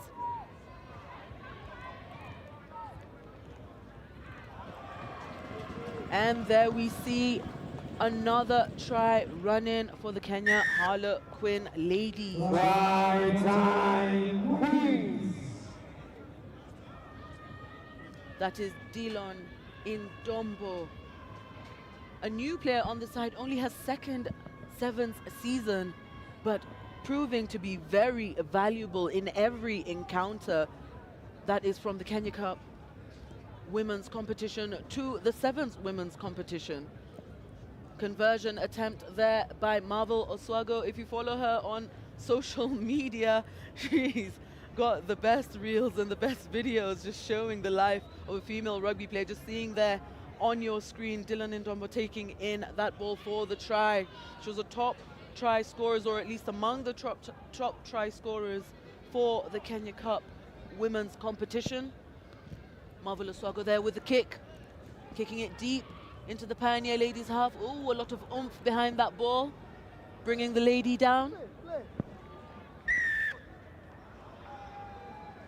The referee says crossing Harlequin Queens are punished.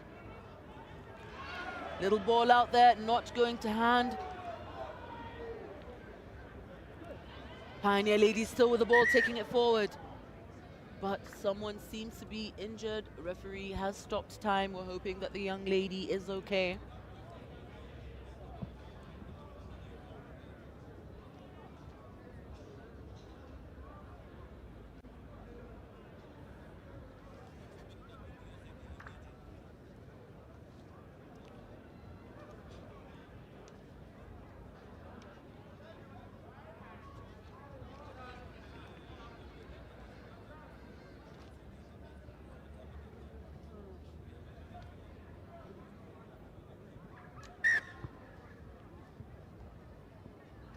Just seeing the replay there where the Pioneer ladies player got hurt on the ground. Unfortunate for her. I think she's been substituted off.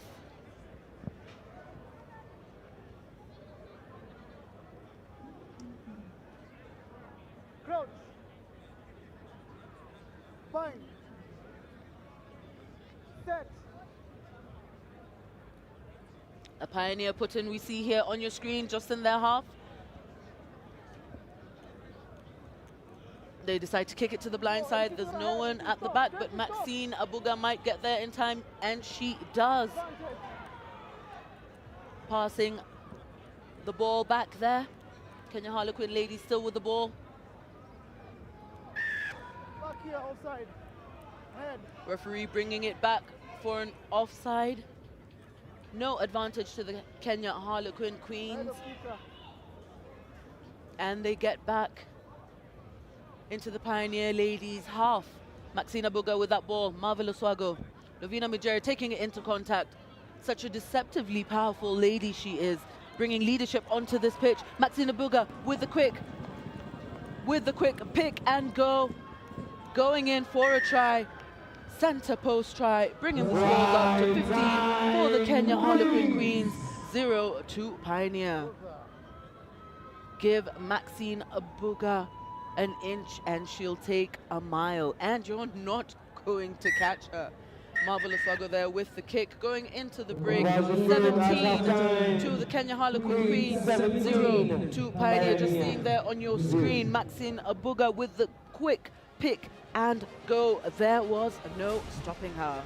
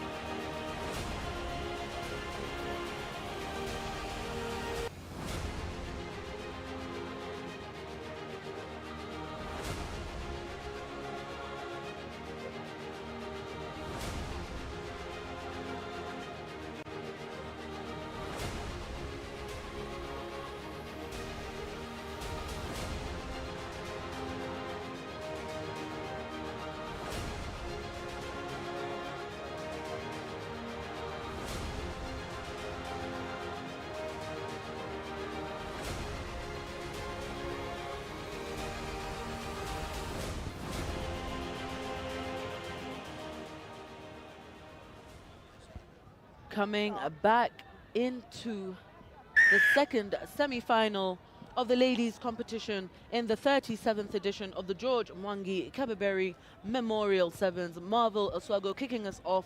Her team, the Kenya Harlequin Queens, currently 17-0 ahead of the Pioneer ladies. Kenya Harlequin Queens just stamping their dominance here, putting in the tackles. And as I speak, Marvel Oswago there and her teammate bringing down a player, but Pioneer ladies are doing well to go to deck, recycling that ball, bringing it up, taking it into contact again. But oh, what a tackle coming in there from Dillon Ndombo, spreading the ball out wide. They've got numbers out on the outside. Will they use them? They seem to want to, but an inaccurate pass there, taking the ball into touch. It's all coming undone for the Pioneer ladies. Are they going to manage to claw themselves back into this game? On your screen there is Lovina Mijere, the scorer of that first try for the Kenya Harlequin Queens. Experienced player in her, former captain on this team. Yvette Okech taken up into the air. Maxina Buga out to Marvel Oswago. A fend there, takes two to bring her down. Pioneer ladies do well in that case.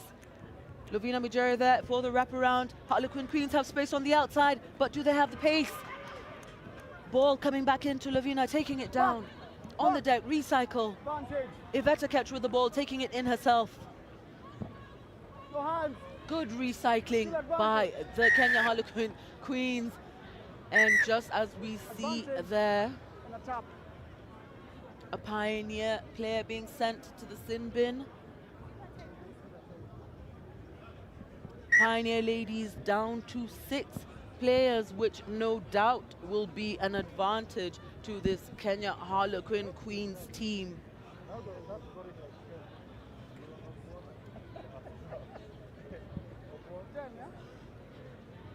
Just seeing the player in the sin bin there. That is Linda Kagwiria. No doubt not happy about that. She knows it may cost her team. It looks like it's going to. Are we going to see another try from the Kenya Harlequin Queens? Yes, we do. Kenya Harlequin Queens extending their lead into this game.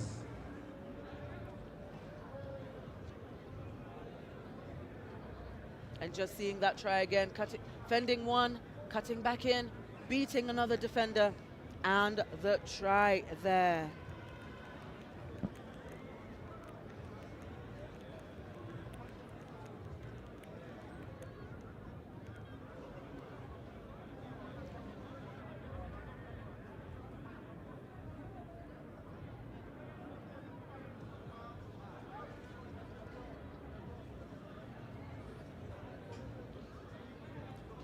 Marvel Oswago there, kicking us off again. Ball not going 10. She's not happy with herself. For anybody who's here at the grounds, they surely saw her shake her head at that attempt. But it does happen. Gifting the ball back to the Pioneer ladies. Might be too little, too late for them. But keen to see what they can do with this game. Getting us started there was Jemima Wambui. Quick recycle. They've got numbers on the outside. Short ball, taking the ball into contact. Setting up a platform. Oh, but unfortunately getting punished there for not releasing the ball. Referee happy to bring it back. Not taken on the mark. Zuhura Asman there for the Kenya Harlequin Queens.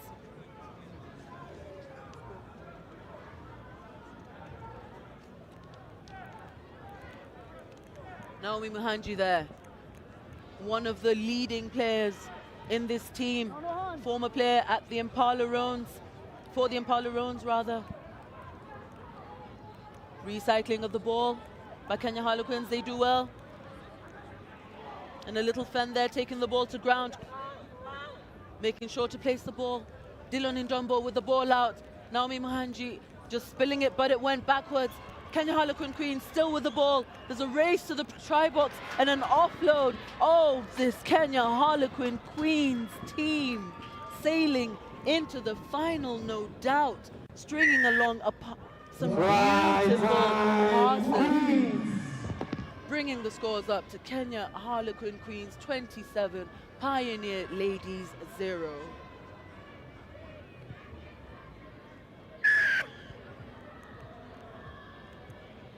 Conversion good. Score. Just seeing a replay there of the try, cutting back in. 29. But she knew she had it. She knew she'd gone all the way in.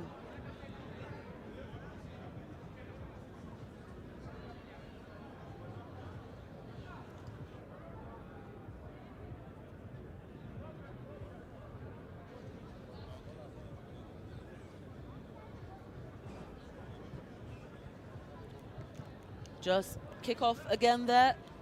Marvel Oswago deciding to give it up as her last attempt didn't work out well.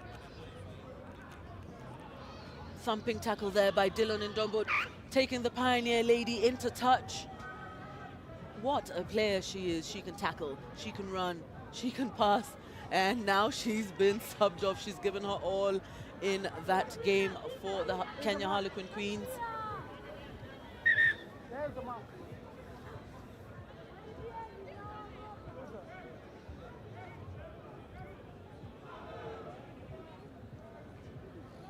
Sin bin over for the Pioneer ladies, and they're back to full complement. Ball going out to Charlene Ngasa, who takes it up and going into that final, that ladies final, telling everybody who's boss.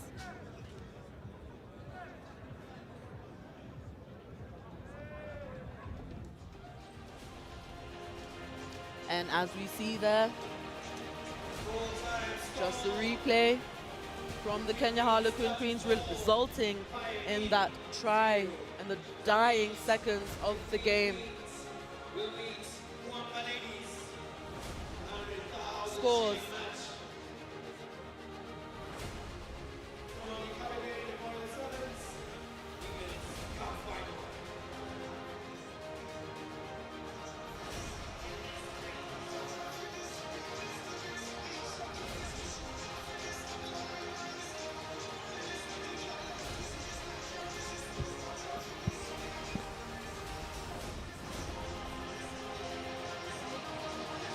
Ladies and gentlemen, just after that game, we're going into a commercial break.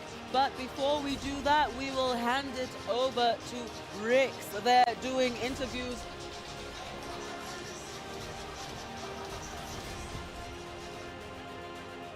I'm joined by Marvel of Kenya Harlequins, and she doubles up as a Kenya Lioness player. Marvel, I'm happy to see you. Congratulations on a win. You know, you also play for the national team. I just want you to talk to the young girls watching you. Maybe what can you say to the young girls dreaming to play rugby at your level? First and foremost, you have to believe in yourself, believe in who you are, and just chase your goal. Keep working hard, towards it. Yeah. Any targets you've set for you as an individual at the end of Kabeberi Sevens? Our target is just to reach the finals and take the trophy. Yeah. All right. Thank you so much, Marvel. All the best in your incoming matches. All right, that has been Marvel of Kenya Harlequins. But right about now, we are going to take a short commercial break, and then we will be back in the afternoon for some hotter games, because you know what? Rugby is all about adrenaline. Until next time, keep it here.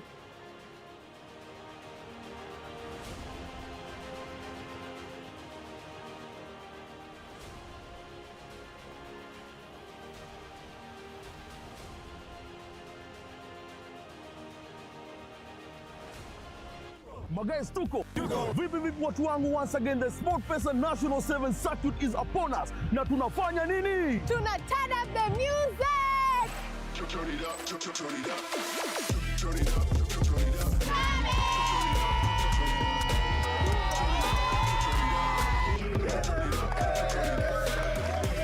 We're turning up, Sheree. Turn it up. Turning up the moment. Turn up the wall. Turning up, drive Time! Action!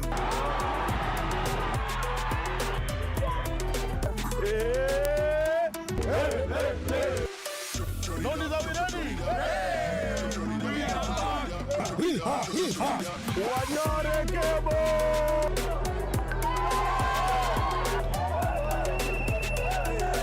Na KCB! Yes! Turning up Division 2.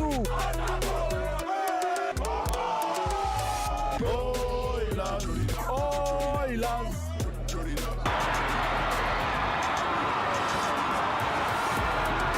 Our family Buddha.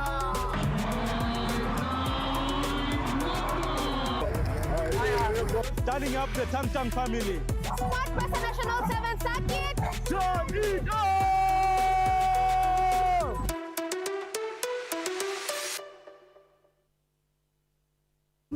Mambo PP, it's your girl CJ from SportPesa. 2 legs down at the race for the SportPesa National Sevens Circuit. Title is already heating up. From Nakuru to Kisumu, we've seen big hits, brilliant tries, rising stars, and of course, some few serious upsets.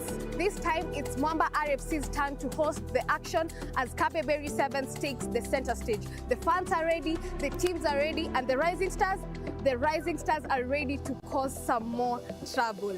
I hope you're all ready for the action, the drama, and of course, sherehe. Hard tackle starts now!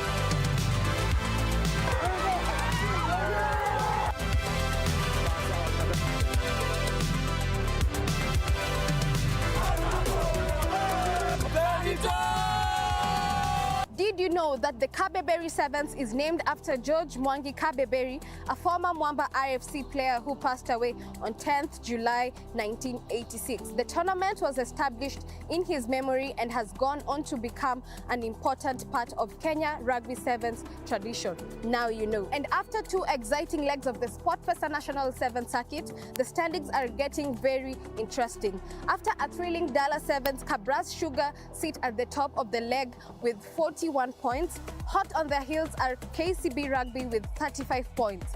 Kenya Harlequins occupy 3rd place on 30 points, while Menengai Oilers and Daystar Falcons complete the top 5 with 26 and 23 points respectively. We've learned to work on our mistakes. I think we came into the tournament expecting the previous team that we were the previous tournament, and we've just worked on our mistakes to become better into the next tournament. Competition has been tough. I think all teams are showing up this time, and we appreciate that there's better competition this time, because it doesn't mean that we're going to have 2 dominant teams. Having many dominant teams is going to make sure we have better competition in the tournaments, yes. For my teammate, we're going to play for Hamza, and from our fans, we're also going to support him and maybe bring back the trophy in memory of him. Competition so far imekuwa poa kabisa, imekuwa top notch. Every team ina bring it. Mkikam kwa game ukisema instance ka game ka NYS, wasaweza than any game inakuita kwa tu a walk in the park, but unapata such teams na bring competition. So inamaanisha rugby yetu pia ina grow. For Kabeberi, we had to just go back to the drawing board, just see nini to let down, and then on those things tuko sure polish on them and tuko ready to put on a show for the weekend. For Kabeberi, we want to get to quarters. Our target ni kufika quarters to perform, yeah. And with Kabeberi next on the calendar, every point matters. Pool A, we have Kenya Harlequins, Daystar Falcons, Kisumu RFC, and Impala. Queens are coming into Kabeberi with plenty of confidence after the impressive Dala Sevens campaign. Pool B, the host Mwamba RFC will have home advantage as they face Strathmore Leos, Nondescripts, and newly promoted Queer Monks. Dala Sevens runners-up Menengai Oilers headline Pool C alongside Zetech Ox, Black Blood, and Mombasa RFC. And then we have this one, Pool D, the pool of death. Kabras Sugar, KCB Rugby, Must, and Nakuru RFC. You want to keep up with everything happening across the SportPesa Sevens? Make sure you visit sportpesasevens.ke for latest information, updates, and a chance to win exciting goodies from SportPesa. Now, if there's one team that has been turning heads so far in the circuit, it has to be Masinde Muliro University of Science and Technology, popularly known as MUST. The boys have been impressive and have caused several upsets. Caught up with MUST speedster Tyson Juma to find out what has been working for the team and what they are hoping to achieve as the circuit moves into Kabeberi Sevens. Check this out. 3 game of sevens is very unforgiving. The difference between these two sides, one weekend after the other, it's a good run. Society couldn't keep up. We'll give it up to the boys. They have sacrificed. They have been training about 15 weeks into the training. So they've been really working hard, working together. We've had our coaches, our SNC, they've been working with the boys. And the dedication of the boys, and not forgetting the spirit and the heart of the Makaka team. The boys are fast. We play a very fast rugby, very different from the other clubs. We are always on play, we're always on our foot. The boys are young, so they're always running. Plus our training, is very different from the other boys. We dedicate a lot of time to training.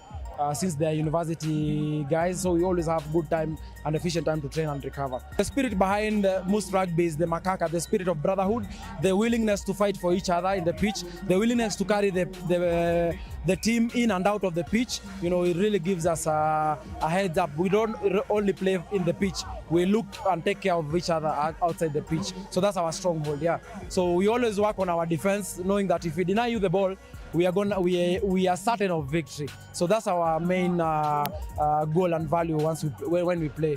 We just pick up playing each game at a time to see what we can secure, improve each and every game, build the faces as we are heading through the rest of the series. You expect the team to be firing. We are not going to fear anybody. We are going to play each team equally, with the same strength in every game we are going to play. So expect tough runs and hard tackles from most. One of the biggest talking points from Kisumu was Kenya Harlequins knocking out the star-studded KCB Rugby in the quarter-finals. We joined Queens during training to find out how they are preparing for the Kabeberi Sevens and the rest of the SportPesa Sevens. Check this out.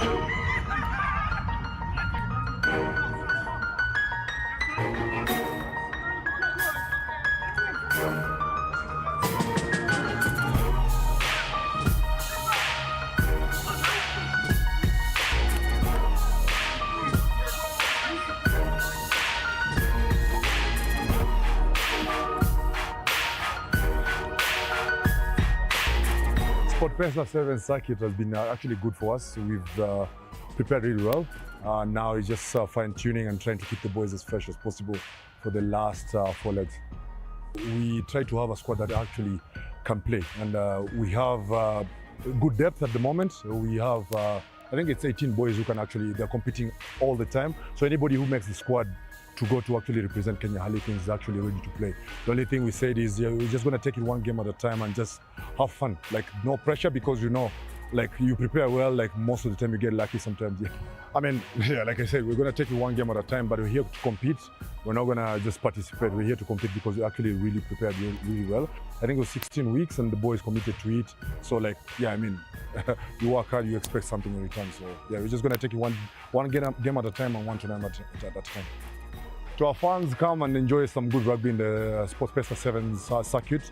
Come support Kenya Harlequins and the rest of the teams, because it's you actually who keeps the game going and keep. We welcome our fans to the SportPesa National Sevens Circuit for this Kabeberi this weekend. Come all, vibe iko sawa. We have trained hard, very very hard, and we are ready to compete in the Kabeberi Sevens. Kila mti kuna siku yake ya kuanguka, so hatuogopi. We are very ready for each and every team. Kwanza Kabeberi. And that's all we have for this edition of the Hard Tackle. The stage is set, the pools are locked in, the contenders are ready, and Kabeberi Sevens is calling. And in case you can't make it to the ground, all the games will be streaming live on the SportPesa YouTube channel. Make sure you subscribe, like, and turn on those notifications for amazing rugby content. Until next time, turn it up!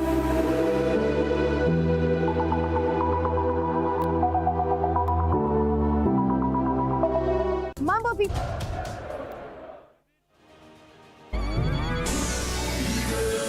Watu wangu, the real captain ameland. Na ameland na aviator. Na hapa kila mtu ni rubani, hatubagui. Hii game ni yetu. Weka bendera juu, tuna represent the nation, the nation. Umoja ni nguvu, ana kwa ana, bega kwa bega. Tumepepea, tumeinuka, hii game ni yetu. Tumeamua, sisi wa Kenya, tumesimama, tumeungana, hii game ni yetu. Hii game ni yetu. Hii game ni yetu.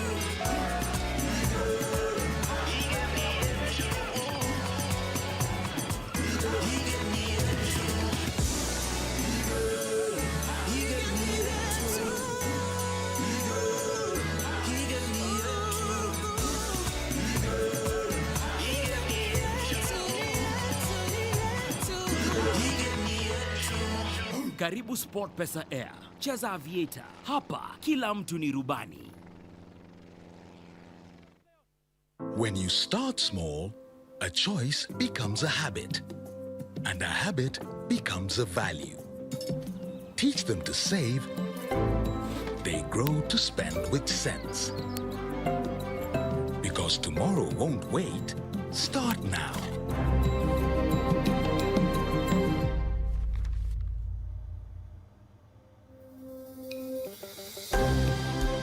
As they grow, KCB grows with them.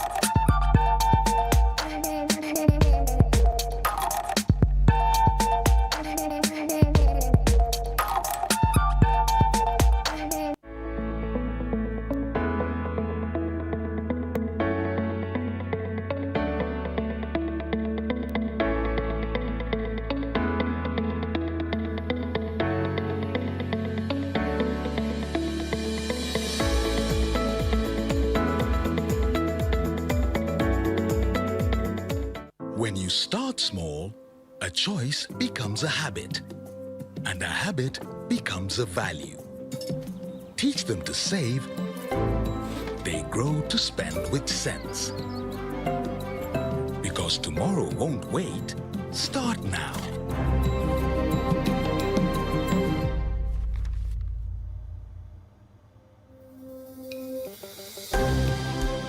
As they grow, KCB grows with them. I've been actually in sport for the last 24 years, 10 years in track and field, and 14 years in road. I sit there as an athlete representative, not representing the sport that I am really playing it, but representing all kinds of sport. Providing them with the right and the more up-to-date platform. Team Kenya actually means a lot to me. Team Kenya is a real platform whereby I have been standing in that platform to break a world record. Without Team Kenya, then I could not be there. I needed to do more than what I've been doing. I want to do that basic thing that can make this person enjoy, keep my knowledge and my expertise for the last 24 years. Tell them that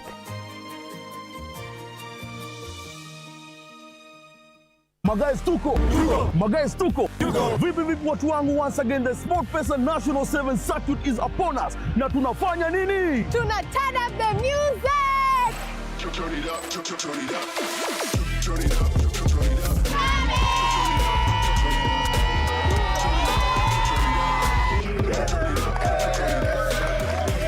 We're turning up, sherehe! Turn it up, turn it up. Turning up the moment! Turn up the wall! Turning up, drive time, action!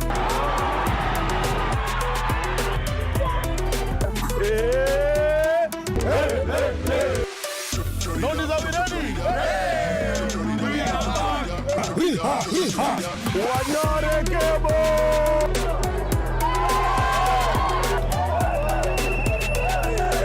Na KCB! Yes! Turning up Division 2!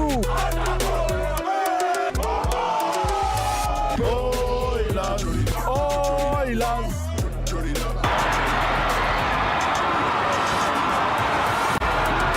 Our family Buddha!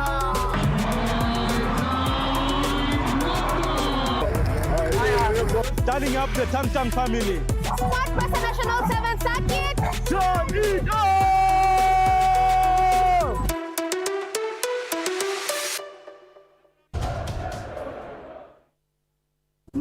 Mambo Pipi, it's your girl CJ from SportPesa. 2 legs down at the race for the SportPesa National Sevens Circuit. Title is already heating up. From Nakuru to Kisumu, we've seen big hits, brilliant tries, rising stars, and of course, some few serious upsets. This time, it's Mwamba RFC's turn to host the action as Kabeberi Sevens takes the center stage. The fans are ready, the teams are ready, and the rising stars are ready to cause some more trouble. I hope you're all ready for the action, the drama, and of course, sherehe. Hard tackle starts now!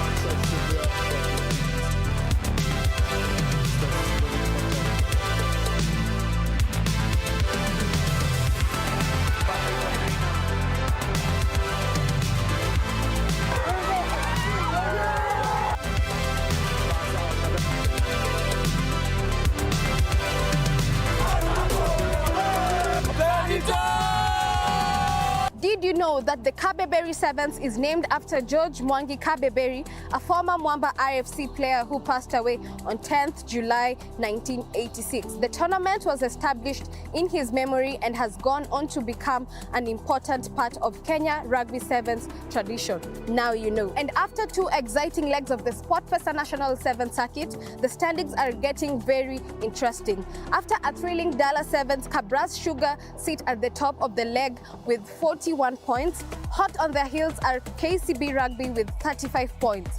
Kenya Harlequins occupy 3rd place on 30 points, while Menengai Oilers and Daystar Falcons complete the top 5 with 26 and 23 points respectively. We've learned to work on our mistakes. I think we came into the tournament expecting the previous team that we were the previous tournament, and we've just worked on our mistakes to become better into the next tournament. Competition has been tough. I think all teams are showing up this time, and we appreciate that there's better competition this time, because it doesn't mean that we're going to have 2 dominant teams. Having many dominant teams is going to make sure we have better competition in the tournaments, yes. For my teammate, we're going to play for Hamza, and from our fans, we're also going to support him and maybe bring back the trophy in memory of him. Competition so far imekuwa poa kabisa, imekuwa top notch. Every team ina bring it. Mkikam kwa game ukisema instance ka game ka NYS, wasaweza dhani ni game inakuita kwa tu a walk in the park, but unapata such teams na bring competition. So inamaanisha rugby yetu pia ina grow. For Kabeberi, we had to just go back to the drawing board, just see nini to let down, and then on those things tuko sure polish on them and tuko ready to put on a show for the weekend. For Kabeberi, we want to get to quarters. Our target ni kufika quarters to perform, yeah. And with Kabeberi next on the calendar, every point matters. Pool A, we have Kenya Harlequins, Daystar Falcons, Kisumu RFC, and Impala. Queens are coming into Kabeberi with plenty of confidence after the impressive Dala Sevens campaign. Pool B, the host Mwamba RFC will have home advantage as they face Strathmore Leos, nondescripts, and newly promoted Queer Monks. Dala Sevens runners-up Menengai Oilers headline Pool C alongside Zitek Ox, Black Blood, and Mombasa RFC. And then we have this one, Pool D, the pool of death. Kabras Sugar, KCB Rugby, Must, and Nakuru RFC. You want to keep up with everything happening across the SportPesa Sevens? Make sure you visit sportpesasevens.ke for latest information, updates, and a chance to win exciting goodies from SportPesa. Now, if there's one team that has been turning heads so far in the circuit, it has to be Masinde Muliro University of Science and Technology, popularly known as MUST. The boys have been impressive and have caused several upsets. Caught up with most speedster Tyson Juma to find out what has been working for the team and what they are hoping to achieve as the circuit moves into Kabeberi Sevens. Check this out.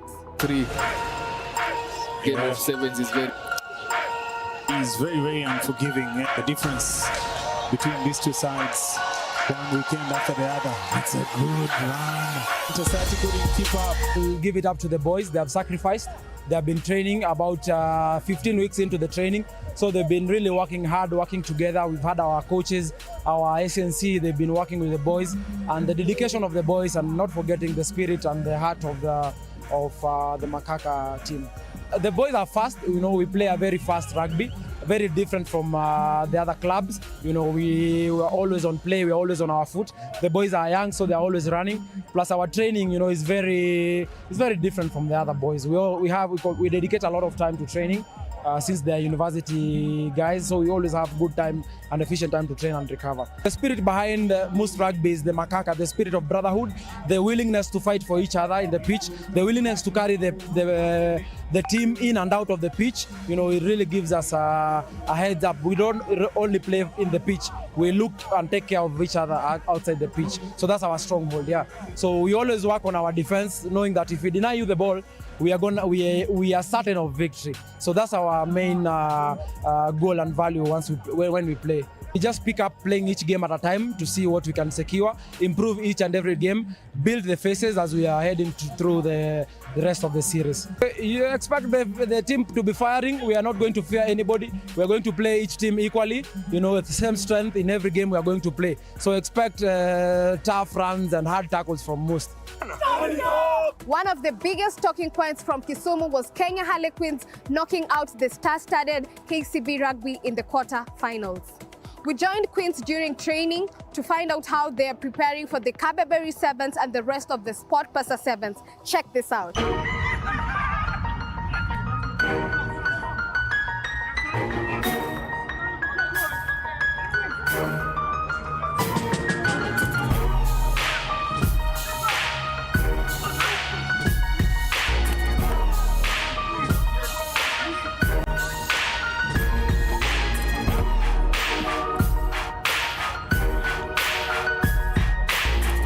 SportPesa Sevens Circuit has been actually good for us. We've prepared really well. Now it's just fine-tuning and trying to keep the boys as fresh as possible for the last 4 legs. We try to have a squad that actually can play, and we have good depth at the moment. We have, I think it's 18 boys who can they're competing all the time. So anybody who makes the squad to go to actually represent Kenya Harlequins is actually ready to play. The only thing we said is we're just going to take it one game at a time and just have fun. No pressure, because you prepare well, most of the time you get lucky sometimes. Yeah. I mean, like I said, we're going to take it one game at a time, but we're here to compete. We're not going to just participate. We're here to compete because we actually really prepared really well. I think it was 16 weeks and the boys committed to it. So you work hard, you expect something in return. So yeah, we're just going to take it one game at a time and one tournament at a time. To our fans, come and enjoy some good rugby in the SportPesa Sevens Circuit. Come support Kenya Harlequins and the rest of the teams, because it's you actually who keeps the game going and keep. We welcome our fans to the SportPesa National Sevens Circuit with this Kabeberi this weekend. Come all, vibe iko sawa. We have trained hard, very hard, and we are ready to compete in the Kabeberi Sevens. Kila mti kuna siku yake ya kuanguka. So hatuogopi. We are very ready for each and every team. Kwanza Kabeberi. And that's all we have for this edition of the Hard Tackle. The stage is set, the pools are locked in, the contenders are ready, and Kabeberi Sevens is calling. And in case you can't make it to the ground, all the games will be streaming live on the SportPesa YouTube channel. Make sure you subscribe, like, and turn on those notifications for amazing rugby content. Until next time, turn it up!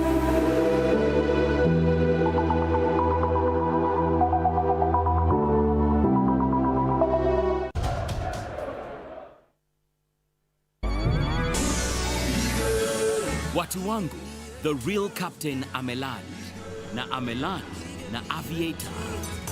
Na hapa, kila mtu ni rubani. Hatubagui, hii game ni yetu. Weka bendera juu,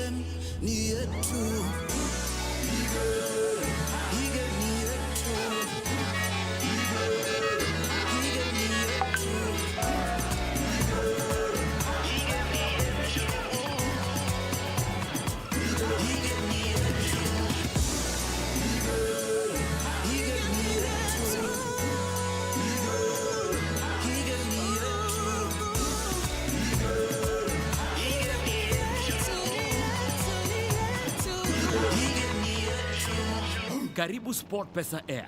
Cheza aviator. Hapa kila mtu ni rubani.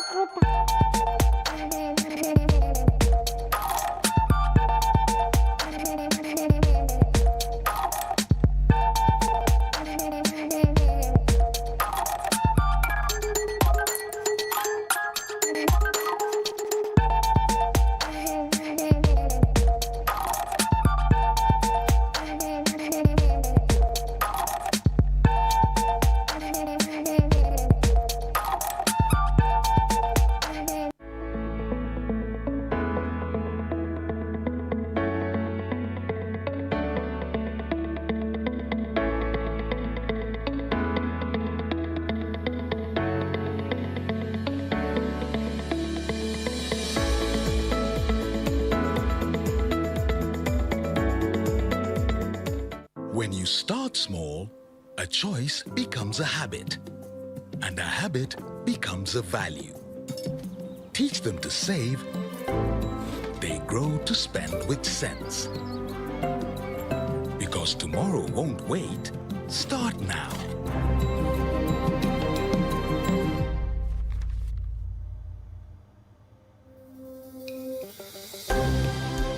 As they grow, KCB grows with them. I've been actually in sport for the last 24 years, 10 years in track and field, and 14 years in road. I sit there as an athlete representative, not representing the sport that I am really playing it, but representing all kinds of sport.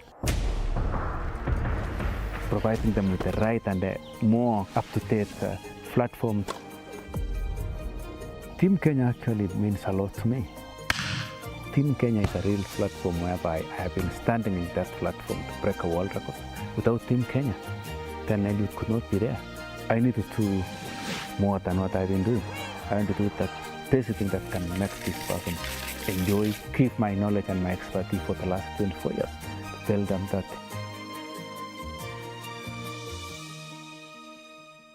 Magaes tuko! Magaes tuko!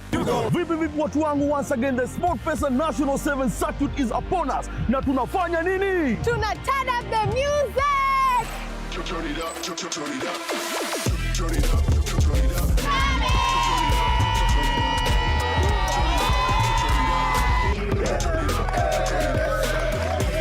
We're turning up, sherehe!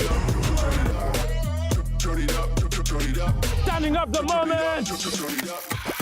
Turn up the wall! Turning up, drive time, action! Hey! Hey, hey, hey! Notice are we ready? Wanyore Kebo!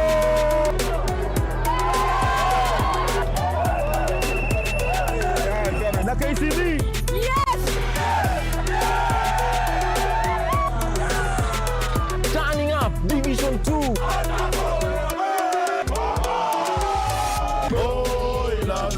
Oilers!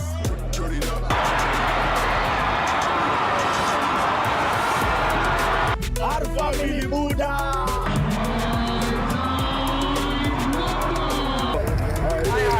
Turning up the Tang Tang family. SportPesa National Sevens Circuit! Turn it up!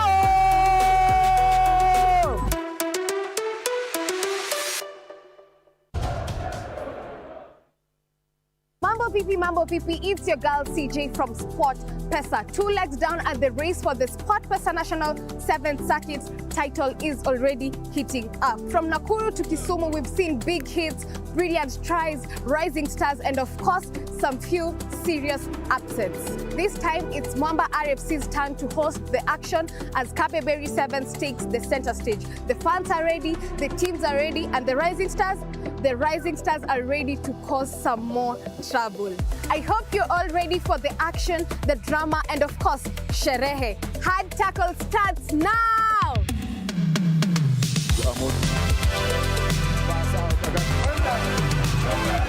Hey!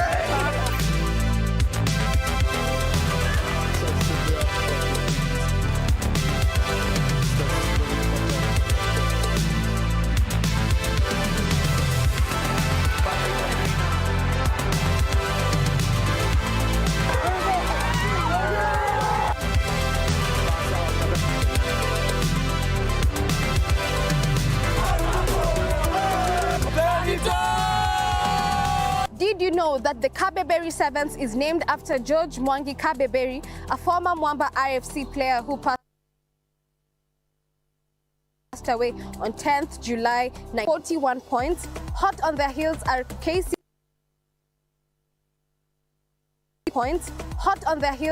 KCB Rugby with 35 points. Kenya Harlequins occupy third place on 30 points, while Menengai Oilers and Daystar Falcons complete the top 5 with 26 and 23 points respectively. We've learned to work on our mistakes. I think we came into the tournament expecting the previous team that we were the previous tournament, and we've just worked on our mistakes to become better into the next tournament. Competition has been tough. I think all teams are showing up this time, and we appreciate that there is better competition this time, because it doesn't mean that we're going to have two dominant teams. Having many dominant teams is going to make sure we have better competition in the tournaments, yes. For my teammate, we're going to play for Hamza, and for our fans, we're also going to support him and maybe bring back the trophy in memory of him. Competition so far imekuwa poa kabisa, imekuwa top notch. Every team ina bring it juu. Mkikam kwa game ukisema instance ka game ka yes, wasaweza dhani ni game inakuita kwa tu a walk in the park, but unapata such teams na bring competition, so inamaanisha rugby yetu pia ina grow. For Kabeberi, we had to just go back to the drawing board, just see nini to let down, and then on those things tuko sure polish on them and tuko ready to put on a show for the weekend. For Kabeberi, we want to get to quarters. Our target ni kufika quarters to perform, yeah. And with Kabeberi next on the calendar, every point matters. Pool A, we have Kenya Harlequins, Daystar Falcons, Kisumu RFC, and Impala. Queens are coming into Kabeberi with plenty of confidence after the impressive Dala Sevens campaign. Pool B, the host Mwamba RFC will have home advantage as they face Strathmore Leos, Nondescript, and newly promoted RFUEA Monks. Dala Sevens runners-up Menengai Oilers headline Pool C alongside Zetech Ox, Black Blood, and Mombasa RFC. And then we have this one, Pool D, the pool of death. Cabras Sugar, KCB Rugby, Must, and Nakuru RFC. You want to keep up with everything happening across the SportPesa Sevens? Make sure you visit sportpesasevens.ke for latest information, updates, and a chance to win exciting goodies from SportPesa. Now, if there's one team that has been turning heads so far in the circuit, it has to be Masinde Muliro University of Science and Technology, popularly known as MUST. The boys have been impressive and have caused several upsets. Caught up with MUST speedster Tyson Juma to find out what has been working for the team and what they are hoping to achieve as the circuit moves into Kabeberi Sevens. Check this out. 3 game of sevens is very unforgiving. The difference between these two sides, one weekend after the other. It's a good run. Society couldn't keep up. We'll give it up to the boys. They have sacrificed. They have been training about 15 weeks into the training. So they've been really working hard, working together. We've had our coaches, our SNC, they've been working with the boys, and the dedication of the boys, and not forgetting the spirit and the heart of the Makaka team. The boys are fast. You know, we play a very fast rugby, very different from the other clubs. You know, we were always on play, we're always on our foot. The boys are young, so they're always running.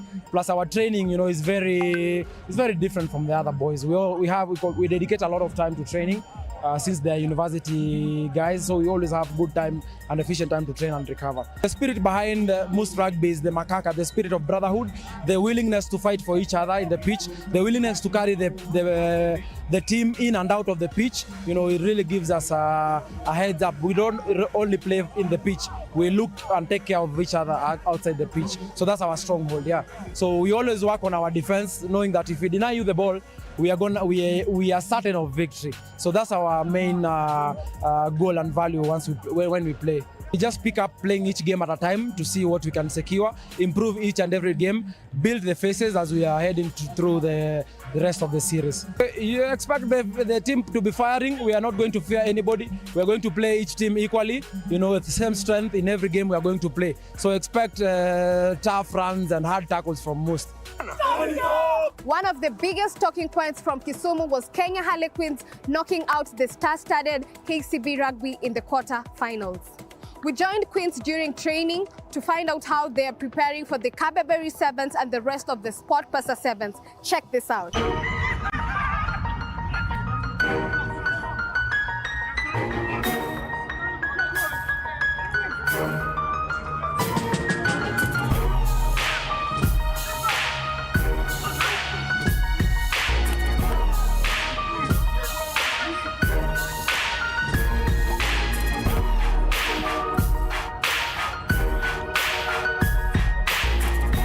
SportPesa Sevens Circuit has been actually good for us. We've prepared really well.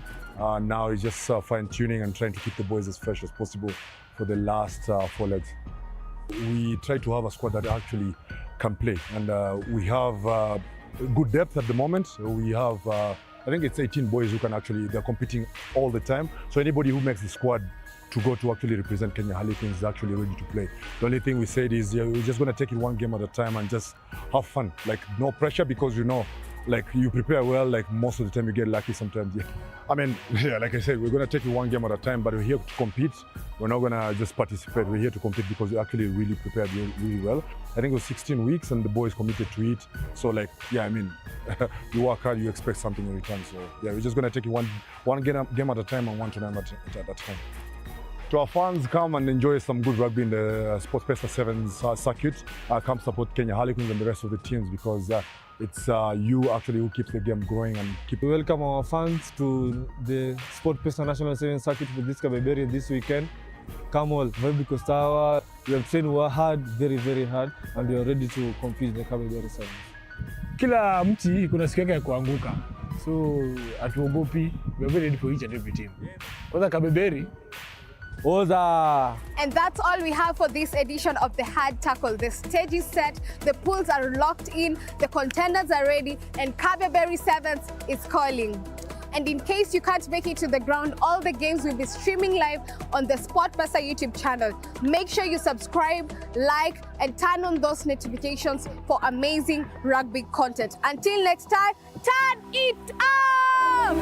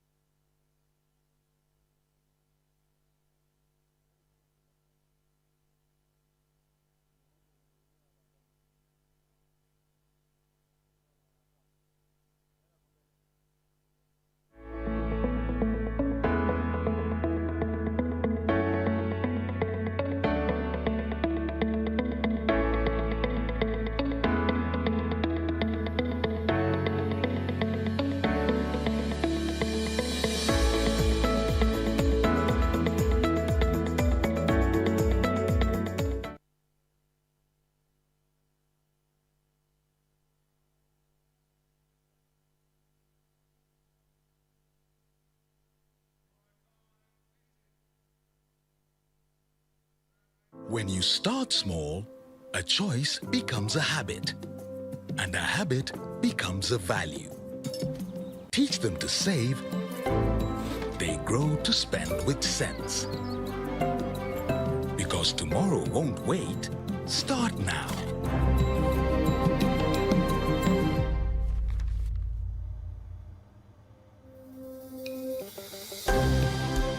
As they grow, KCB grows with them.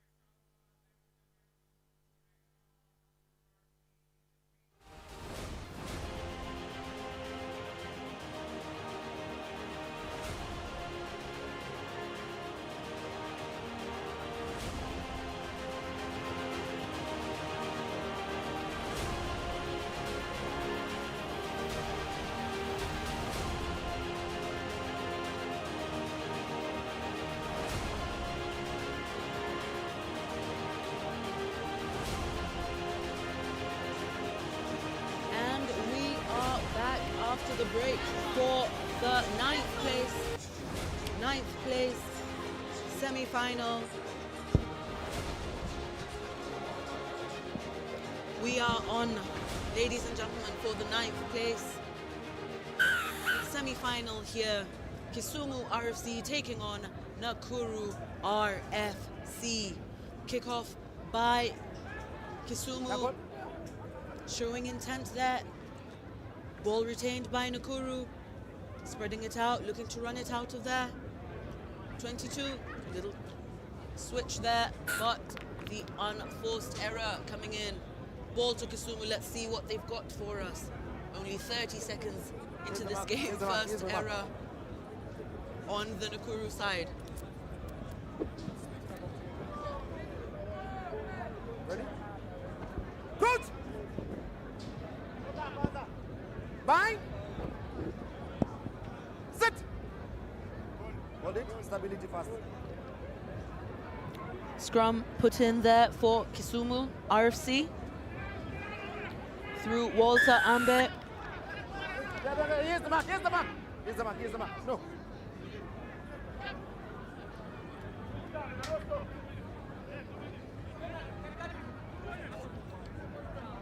And we see the first try there for Kisumu, drawing early blood in this 9th place semi-final match. Try out wide there for Kisumu, bringing the score up to Kisumu Rugby 5, Nakuru 0.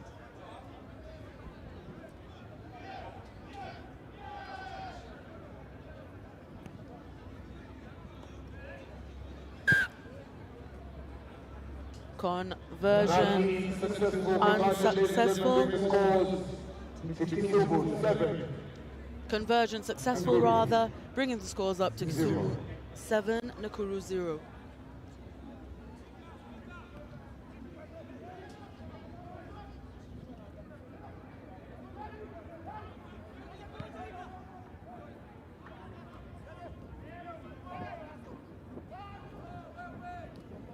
On the attack. On the attack. Forward pass by Blue. Scram down. That is.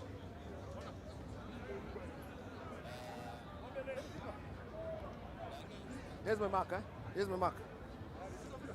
Scrum down. Ready? Crouch! Bind! Nakuru ball there, just past their 10-meter line, still in their own half. Nakuru trailing in this game. Ball goes out, little loop around pass. They've got players on the outside, choosing to take it into contact. What a good run that is, but brought down just before the halfway line. Quick recycle by Nakuru. Miss pass there, using their winger. Taking it into contact. Go back, go back. Willis Oganda there on the end of that tackle at the end there. And there's a gap in the middle. Nakuru looking threatening.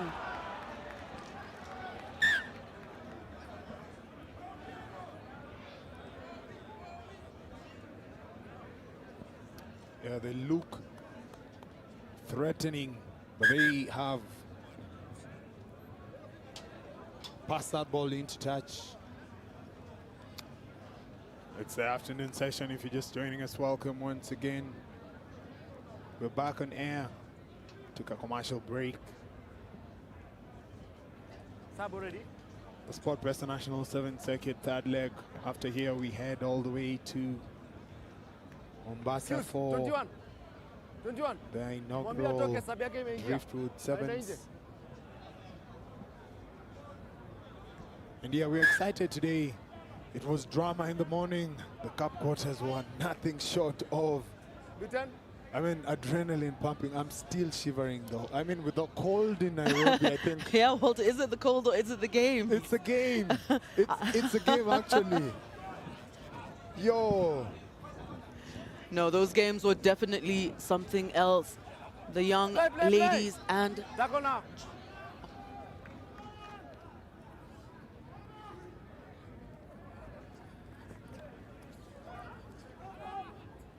Yeah. Nakuru defending deep. That's a line break there. Kelvin Maite. That's a tricky customer, that one. Steps, tries to play tricks. And he is isolated. Nakuru. Good. Counter attack now. Someone on the outside. Cyprian Mombasa goes straight into contact. He's also isolated. But the player was off his feet using his hands. Very lucky there for Cyprian Mombasa. As you said, Walter, he was isolated going into that tackle, brought down there, but player was not on his feet. Nakuru just past the 10-meter line in the Kisumu half, looking to score their first try of this game, possibly level the scores, or at least narrowing the scores. I strongly believe they can score and convert, so... Bind! Set! Scrum here being fed by Nakuru. Cyprian. Josephat Karanja comes round. Joel Boya trying to shake off his fast defense. Kelvin Maiche asks the inside defender to come in and help and support. Hint of a knock on down the floor. Referee says no clear release. Tapping when Josephat took it at the mark. Referee says it's on. Steve Arunga on the outside. And it's easy. Try time. Nakuru. Cyprian Mombasa with that try there for Nakuru. You could just see it. He was running behind the man with the ball, waiting for him to commit so he could inject into that gap in the defense. Cyprian Mombasa with the try for Nakuru and the conversion to add points for his team. 7-7 the scores are so far in this 9th place semi-final. Kisumu RFC drawing first blood.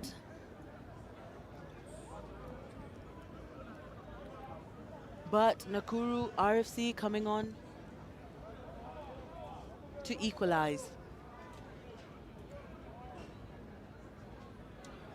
Yep, it's a fight here. It's a bone fight. These two are locked up. John Ayo takes it nicely. Backwards. And that's a line break there. Clean pair of heels.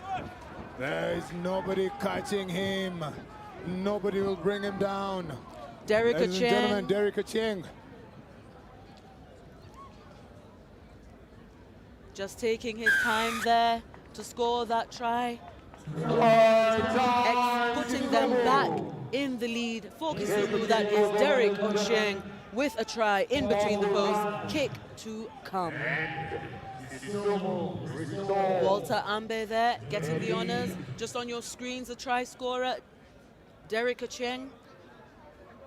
As we watch Walter Ambe making no mistake, adding the 2 points, extending that lead going into halftime. Kisumu RFC 14, Nakuru RFC 7.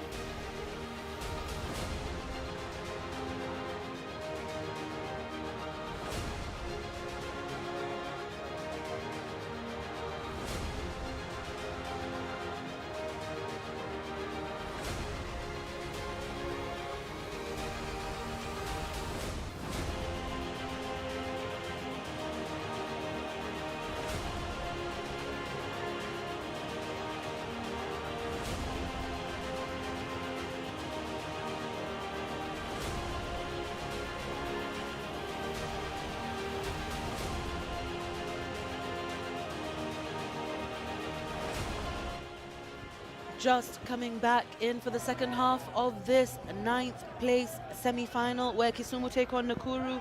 Kisumu going into that break leading 14 points to Nakuru 7. Derek Ochieng there with that last try, and Walter Ambe with the...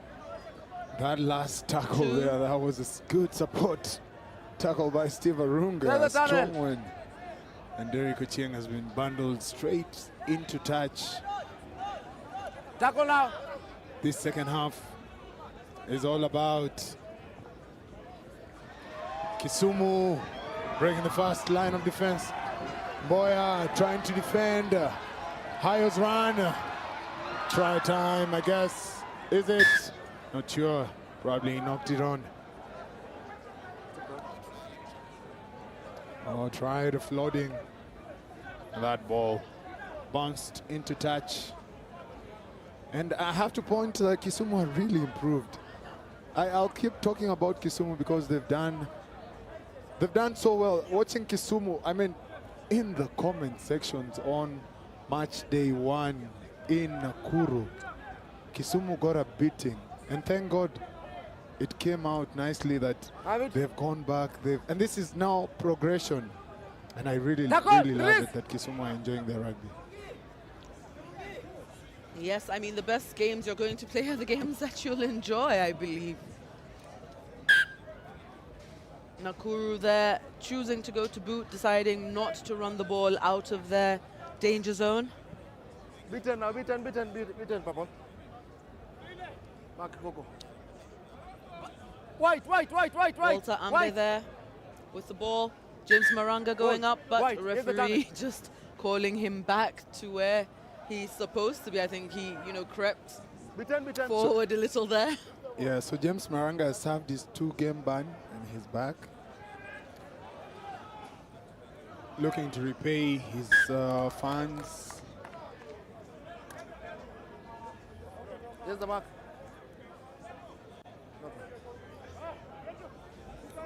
Here's the mark. Just seeing a knock on there. Ball rewarded to Kisumu RFC. Walter Ambe with the put in. Looking to pile on more points in this 9th place semi-final against Nakuru. Yeah. You can play the mega jackpot. It's now at 130 million shillings. Remember, you can be the next winner on our platform. Remember to gamble responsibly and make sure that you're part and parcel of turning it up. The mega jackpot at 130 million. In the meantime, on the field of play, referee having to consult. Walter Ambe there thinking, or convinced rather, that he made that try. We're just seeing a different angle here. That's a try. Try rewarded. Walter Ambe with that, adding the extra 5. Peter Uche there, adding the extra 2s, extending that lead for Kisumu. 21 to Kisumu, Nakuru 7. As we see it again, that kick there by John Hayo. Walter Ambe getting there in time, scoring that try for his side, extending that lead. Kisumu rather are looking more convincing in this 9th place semi-final.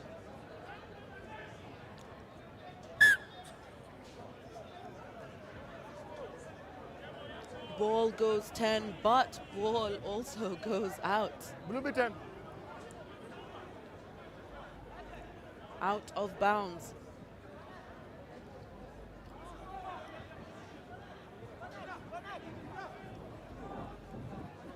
Nakuru looking to run it out. Ball not going to hand. Gone down to deck. Play. Taking it into contact again.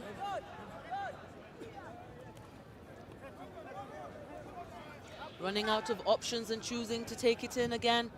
Resetting so that Kisumu have to get back on side. Got the ball out on the wing there, just losing his footing, unfortunately. But they still have the ball as they had an advantage. Cyprian Mbasa with the tap. Nakuru still surging forward. Man out on the wing. Will he be able to run all the way around?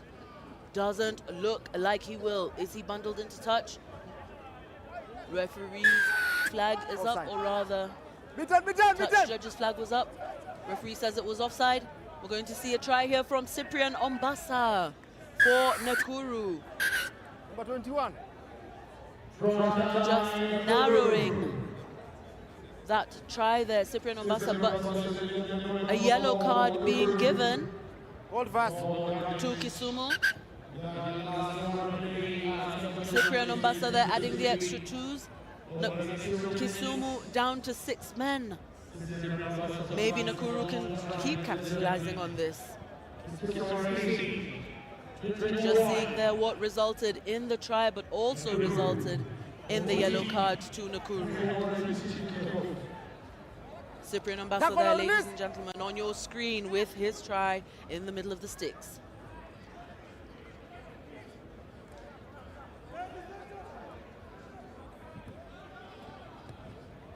Walter Ambe with the kick there, and the chase. Will he be able to get there? Seems like he might outrun his opponent. Oh, and I think he knocked it. No tackle, on. mistake. Tackle without ball. But Kisumu still have the ball. Tap, and they go. Vince Ogola with the pass out wide. Was it knocked on? Offside. Offside. Hold. Kisumu still with the advantage. Referee just urging the Nakuru rugby players to get back on side. Vilta Ogola Kamala with that ball, taking it in himself, and he's such a powerful player. Try rewarded. Vince Ogola Kamala for Kisumu RFC. Just seeing it there on your screen. Seeing the fans a little animated there after that try. Adding the twos there for Kisumu is Peter Guccier.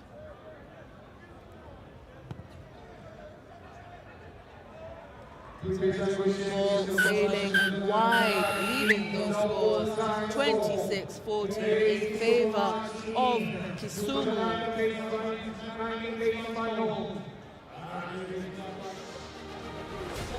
Moving on to the second 9th place semi-final.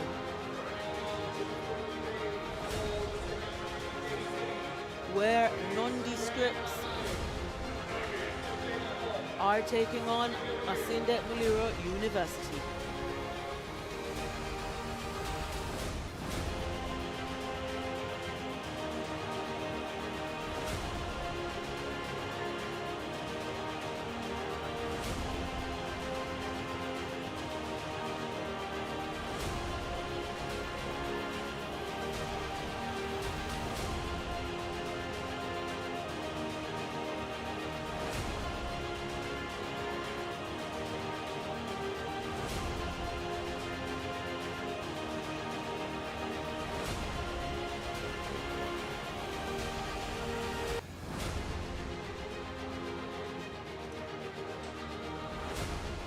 And here we have it, kick-off, ladies and gentlemen, in the second 9th place semi-final. Nondescripts, who haven't had the best outing. Walter taking on Masinde Muliro University. Yeah, they will be disappointed that they're not playing in the cup contention. Nondes, most of the time, they are good value for money. But it happens that they are currently boiled in that 9th place semis. Masinde Muliro also disappointed to be here, but nonetheless, make hay while the sun shines. Here is Bevan Okot, handled. Referee says, watch it. Isolated there. Lame Kambetsa goes in, supports the play. Flavian Otio feeding off that loose play, tapped backwards, allowed to continue. Good line break, that one. Cyrus Toroitich running it in for the first try of the game. Masinde Muliro University going ahead early in the game. Of course, they're looking to pile on the points because you never know what to expect. With Nondis, they might just decide to turn up for this game. Conversion to come.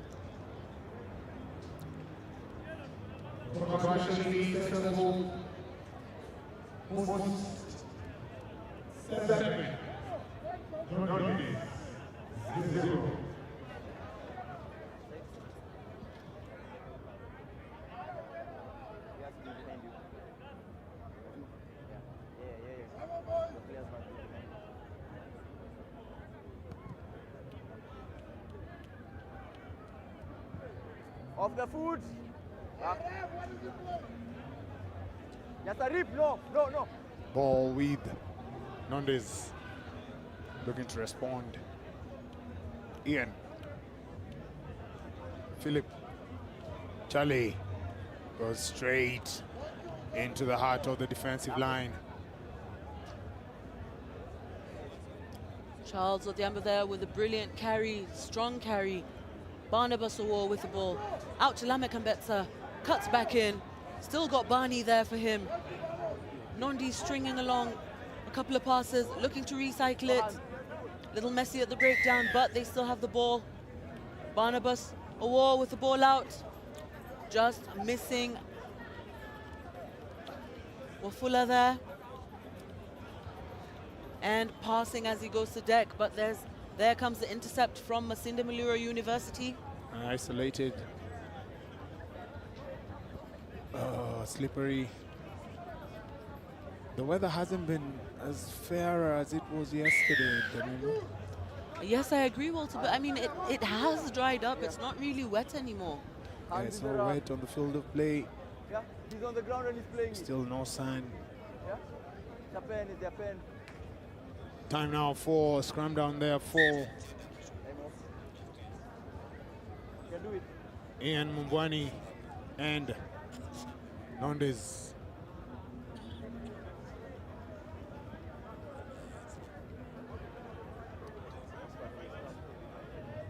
Semi-final time here on match day 2. I'm wondering, the quarterfinals were malaria. What would be the semis? I can't wait to see. I'm sure all the people watching online are also sitting there waiting to get to those games. You can't afford to miss this. If you're not at the grounds, those games are definitely going to be jam-packed with entertainment, Walter. Coach! Ian Mumbwani there with the put-in for Nondis. Masinde Muliro University ahead, 7 points to 0. Luke Phillipson. Lamek Ambetsa takes it by himself, looks for the options, doesn't have any, taken to ground. Luke Phillipson with the ball out again. Ian Mumbwani, they've got a man out on the outside. Will he give the long pass? Yes, he does. But do Nondis manage to make it? Yes, they do. Try there, coming from Fred Shisia for Nondis.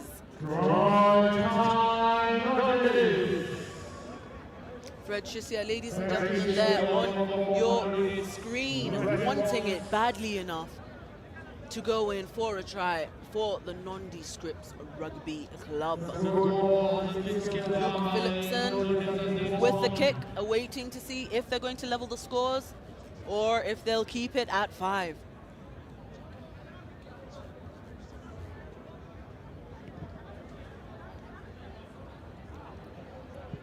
Conversion successful from such a tight angle there, Luke Phillipson. Just seeing that ball again there from Ian Mumbwani out to Fred Shisia, who takes it in for the try. There he is, Fred Shisia for Nondescripts Rugby.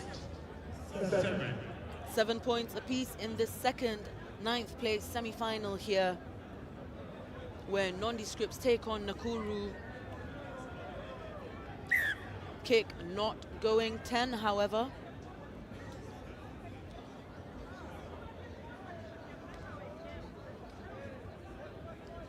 Masinde Muliro looking to get us started. Possibly getting back in the lead in this game. Taking the ball in by himself there. Flavian Otio going to deck. They've got numbers on the outside. That's a good run. Switch there. Bevan Okoth passing it back. Referee says went back. No. Play. Ball is open. Ian Mumbwani giving it out. to Charles Odhiambo. Ball goes out to the wing. Lamekambetsa taking it to deck. Forcing the turnover there for Masinde Muliro. Doesn't affect the clean out back. Tyson Juma putting in the hard work, Walter. Doesn't affect the clean out. Yeah, that was a good one. Tackle, turnover, skill, sevens. That's exactly what you want to see. Ambetsa there, good tackle, low, high. And the tackler, you can sometimes argue that the tackler took a bit of time to roll away, but you paint the picture to the referee, whatever he picks, that's what he will reward you for. So it's a picture that you paint. Most on the attack. Jobo Turner taking it in there. Makaka. Choose to go with the short side. Little show and go. Eventually giving out the pass. Devon. Knowing to cut back in. Clean out, clean out. Donald Litali with that ball out for Masinde Muliro. Pass man in. Yeah, turnover. Holding on. Touch. Quick tap there by Nondi's. Barnabas Awo. As the hooter goes, Charles Odhiambo taking it up by himself, giving it to Ian Mumbwani. Ian attacking the line, looking at the switch there. Still got numbers on the outside, but they choose to change direction. Luke Phillipson just asking for that ball. Little grubber kick, but it doesn't go through. Masinde Muliro with that ball, keeping it alive, fighting to go down. And we've got the recycle there, looking to run it out of their half. Will they manage to do so? Luke Phillipson is the man to beat there. And he is beaten. Stopped running even. Masinde Muliro taking it into the break in front. Tyson Juma there with the try for Masinde Muliro University.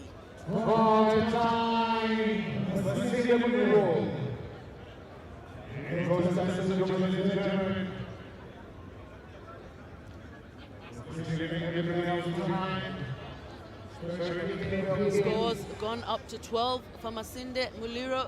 Nondi's 7 kick to come. Flavian Otio there with the honors. And the conversion is successful, stretching that lead to 14. Masinde Muliro University. Nondi's 7 just going into the break. As you see that run there from Masinde Muliro University. Running it in, Tyson Juma. Second half to come.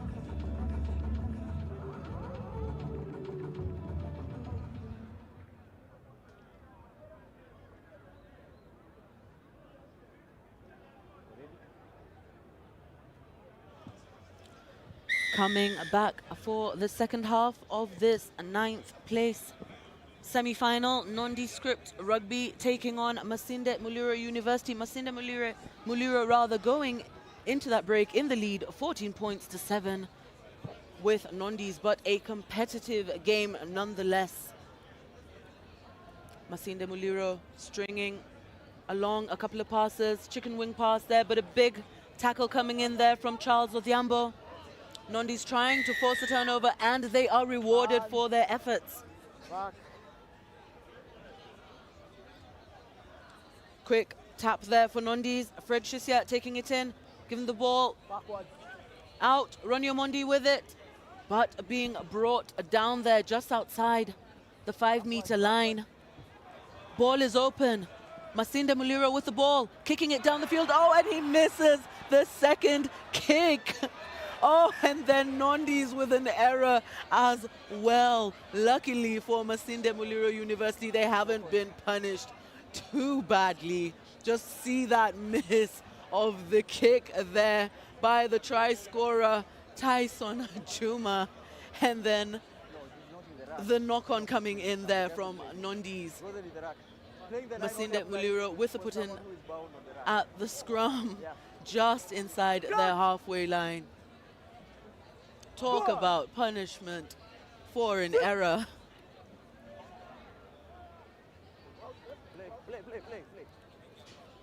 Ronnie Omondi there just hassling the other scrum half, but Masinde Muliro still with the ball.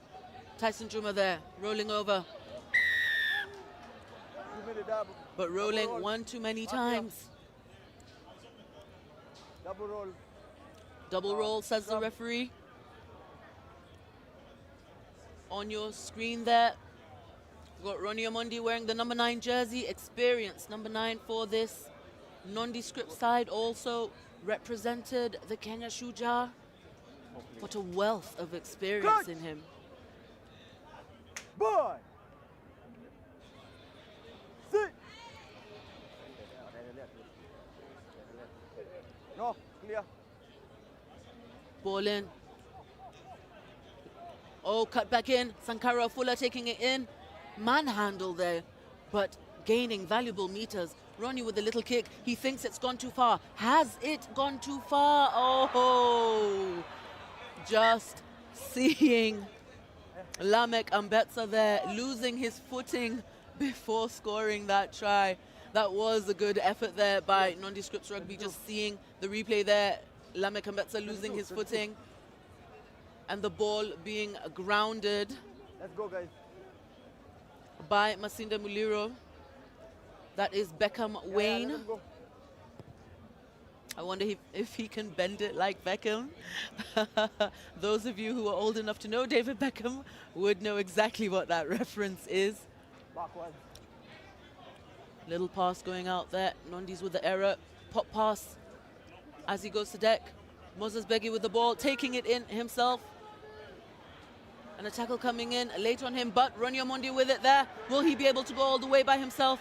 Breaks one tackle, fends the other, all the way into the try box. That's Ronnie Omondi, ladies and gentlemen. We talked about his experience. He's got national team experience. He's played for a couple of clubs, including the hosts, Mwamba RFC, and now at Nondi's RFC. Kick to come.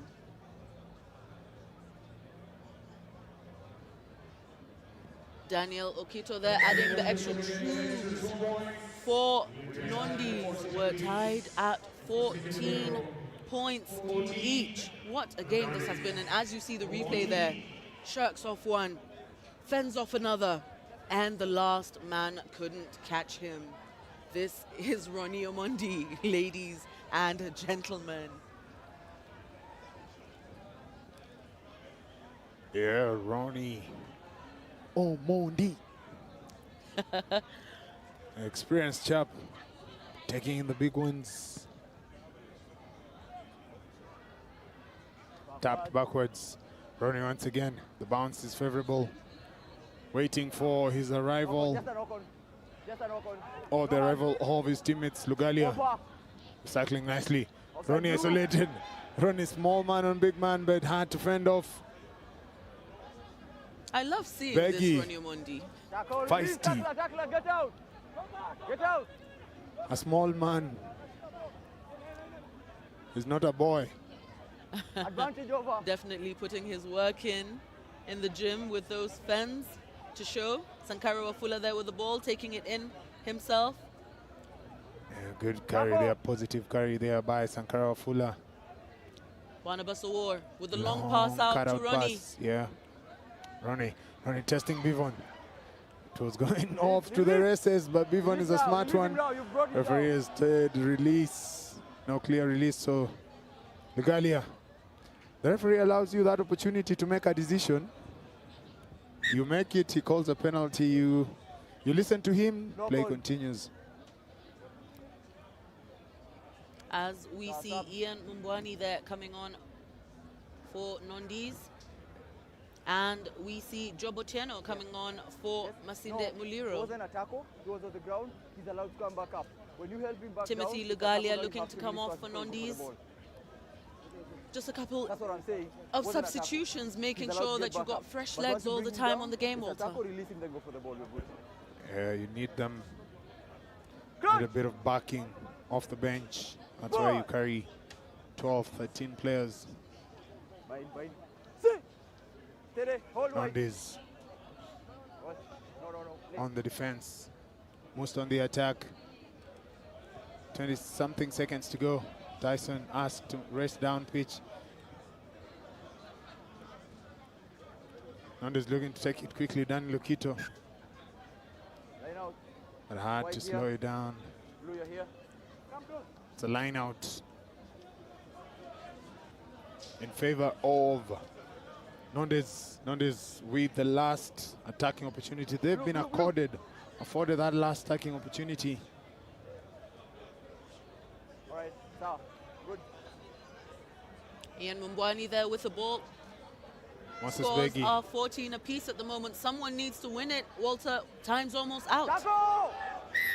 The referees called a tackle. They had to release, but they didn't. Moses Begi bundled into touch. Releasing. I think Nondis asking for a scrum, is it? Yeah, they do ask for a scrum. They want to attack 1v1. They want to score last. They want to walk into the 9th place final.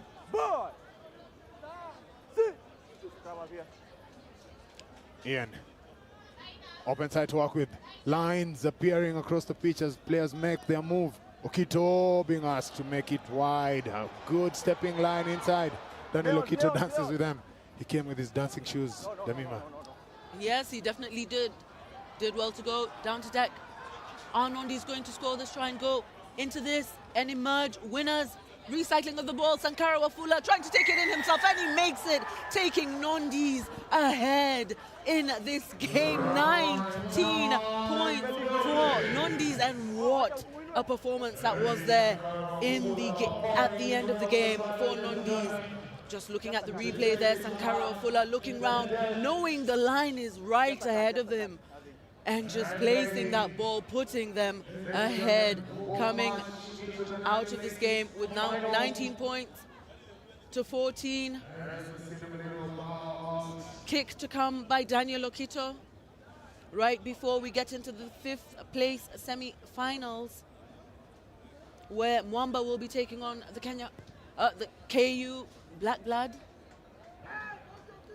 Conversion just falling short, but it was in the right direction, but it doesn't matter.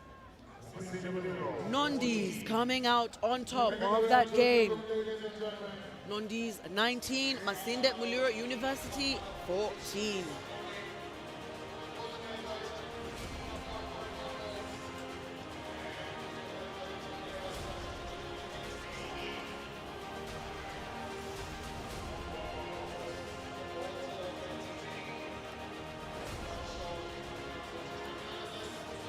Your screen just about to kick us off. Our hosts of the George Mwangi Kabeberi Memorial Sevens, Mwamba taking on the youthful Kenyatta University's Black Blood side. This game could be anyone's depending on their performance. Ladies and gentlemen, boys and girls, who are you supporting in this game? Let us know in the comments. I'm sure we've got Lots of fans representing both teams here. Mwamba RFC just missing.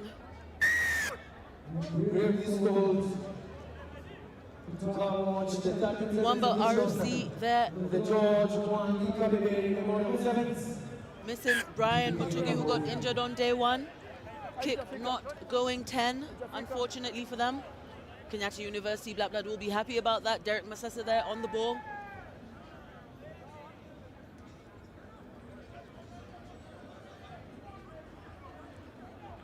Derek Masesa with it, taking it forward. Tackle coming in there from Tony Amondi. Derek Masesa again with the ball, changing direction. Yeah, and Elvis with possession. Ogamba, Hobart, good look around. Ogamba, that looks like a knock on to touch. Yes, Bryson there just taking it into contact, but it getting knocked into touch. Team Kenya. Gideon Makumi Savannah Fiber. there with the ball, Coca-Cola. looking at KCB Shaquille Basirem, but just there you see as the ball is bundled into touch, which was rewarded to Mwamba. Up they go, they lose the ball. Black Blood do well with that hoist. Bryson with the desperate attempt there to Derek Masesa, passing it out. Kenyatta Black Blood. Kenyatta University's Black Blood still with that ball. Double blow for the referee. Who will be the culprit at the end of this? Dennis and Dayala coming off. Mwamba down to 6 players. I'm sure Kenyatta University's Black Blood will want to take advantage of this, Walter. Yeah, they would. They look interested. They've had a good weekend this weekend. I think they've given a good account of themselves. Crouch. Maybe this afternoon, this allows them to play in another final, get to see a bit of what they have, but is it at the expense of the hosts? The hosts also have their own ideas, so we're keen to see what happens. Elvis Atete there feeling his hamstring, I think, or I guess just grimacing in pain as he went off to the ground there. Advantage. First knock on. Second knock on. Arcadius Kwesa there with the first knock on. Double knock on, ball to Mwamba. Yeah, Tete seems to have lost his hamstring. That last round of play. Just seeing a replay there of that first knock on, and then the second one coming in from Mwamba.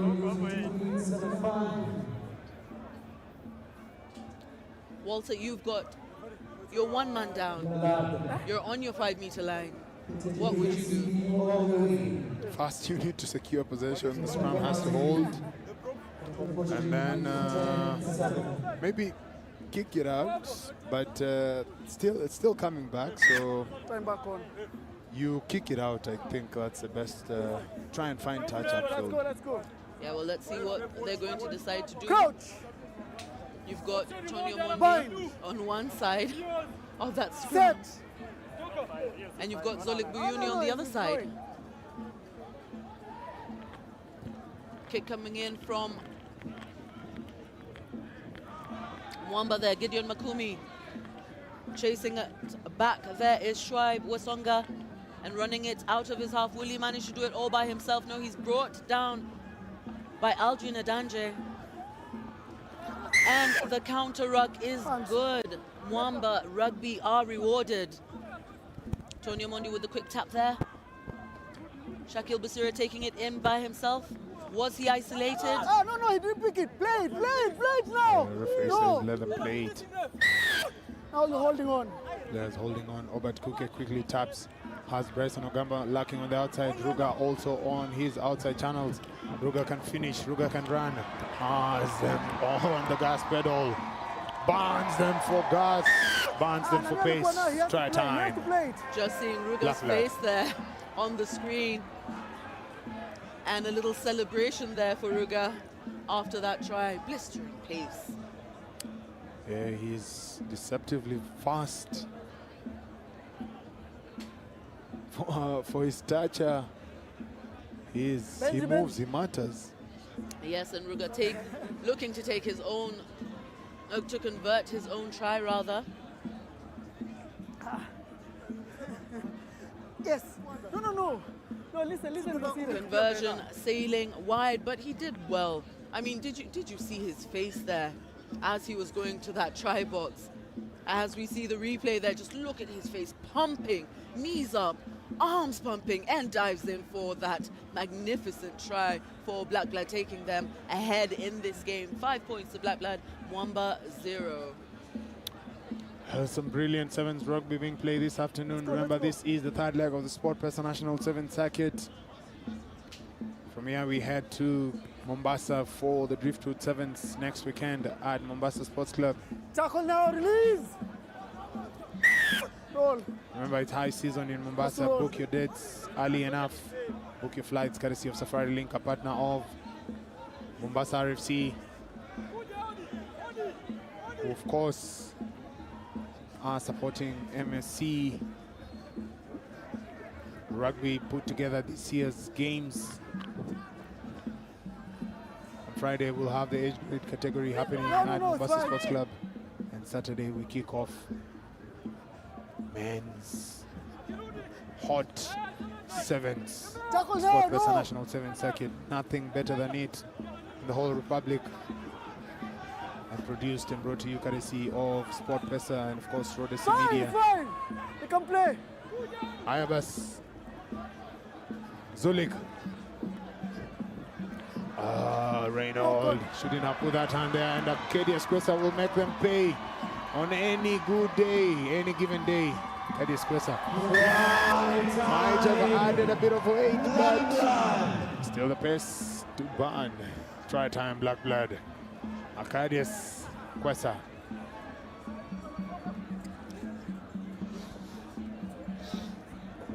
Just handing the ball over there to Benjamin Ruga, who looks at the twos. Black Blood here just stretching that lead. 30 seconds.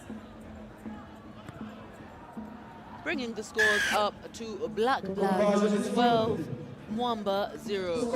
Seems to be falling apart for Mwamba in this game. Just seeing there the knock-on and seeing Arcadius Kwesa running all the way into the try box. There was no catching him there.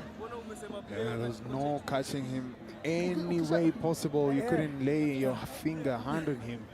But they were meant to pay. I mean, you give away possession. That's really what happens. I mean, if there's a team that's going to try to punish you, it is Black Blood, and they did manage to punish this Mwamba RFC men's side. And punish you they will, punish you they do, and punish they did. Blood, kick us off. Scanning Dennis, younger brother of Brian and Zitek Oaks. They're just running the show here. They've had a good weekend this weekend. Those boys. Reynold and Vate to Gideon Makumi to Shakil to Zulik trying to test that outside channel, but it's locked, it's closed, it's an offside line being breached. Referee probably might have said it once, twice, too many times. Derek Masese sent to cool off his wheels in the sin bin. Tough. Yes, just on the screen there, Derek Masese, who knows what he did. Didn't see him complain after that call. He didn't retreat, he was offside. He knows he was offside. Yeah. And I think the referee is having, he was having that moment where he just doesn't want it. No conversations back and forth. Blood, remember, with a lead, and it's halftime on the field of play. Black Blood 12, Mwamba 0.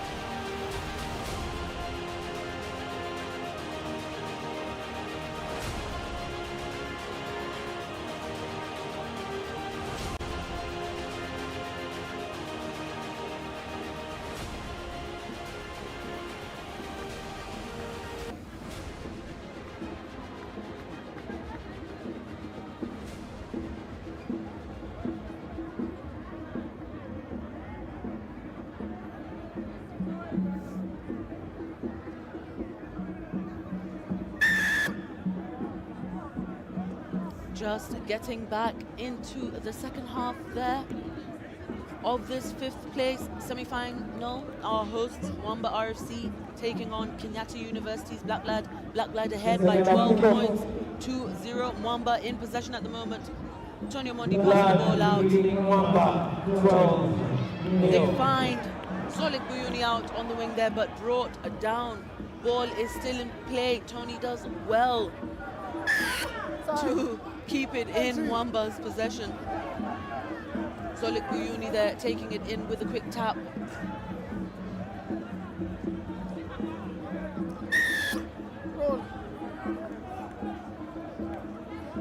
Mwamba have got numbers out on the outside, stretching all the way to the end of the field. Are they going to be able to take this in? Gideon Makumi there with the ball. He dummies, he comes back in, he tries to make the pass, but it is met by the hand of one of the Black Blood boys. As you see there in that replay,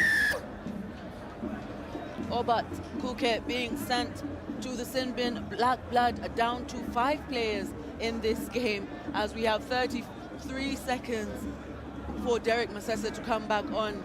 A little indiscipline there from the Black Blood boys, but we see the try coming in there for Mwamba.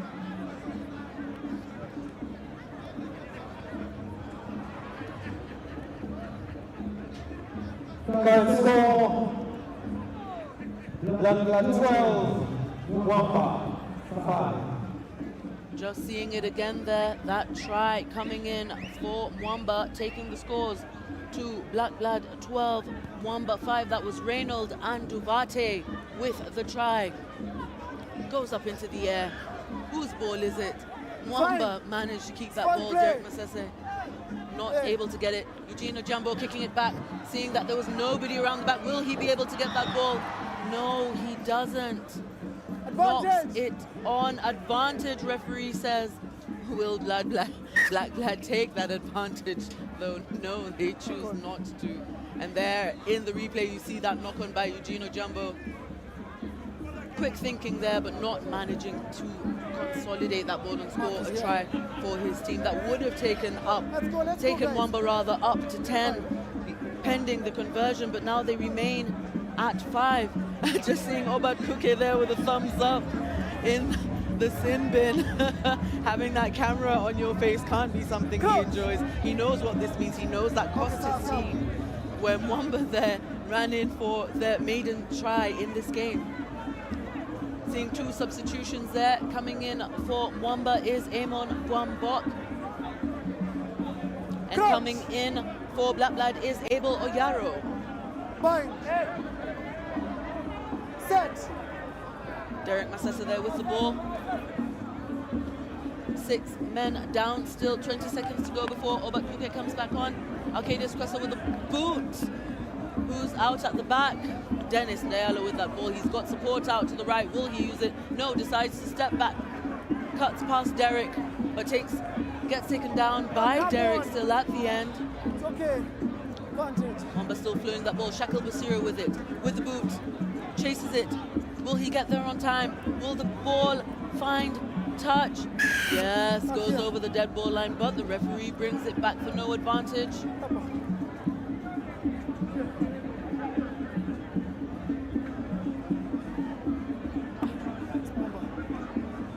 Shakil Basira there, one of the captains of this Mwamba squad.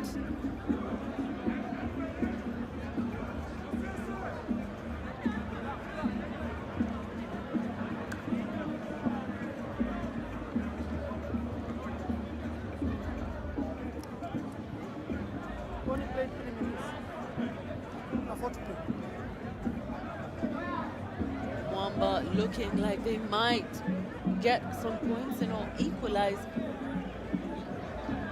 in this second half of this game, but Kenyatta University's Black Blood are back to their full complement, so it's not going to be easy. They've been looking better, if we're being honest, ladies and gentlemen, in this game. Eugene Ojambo with the put in. Ball goes out. Tony Omondi out all the way to Joseph Adoy, who's just subbed on. Running in, running out. Goes to deck. He has to roll. He has to roll quickly. No. And penalised there are Kenyatta University's Black Blood. Tonio Mundi there over Joseph Odoyo. Dennis Dala. Eamon Bombok goes to deck. Who's coming to take that ball out? I think everyone from Mwamba was coming in for that. Joseph Odoyo taking that ball in, but referee says offside and gives another card to the boys of Kenyatta University's Black Blood. No, it's a first yellow. Yeah? Second yellow. Second yellow for Obat Kuke, it looks like. Second yellow, yes. Oh, it's not Obat Kuke, that is.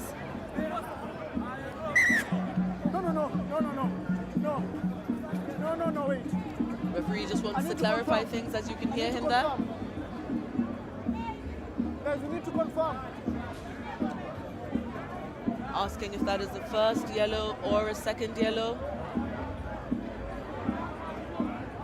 First yellow or second? Number 13.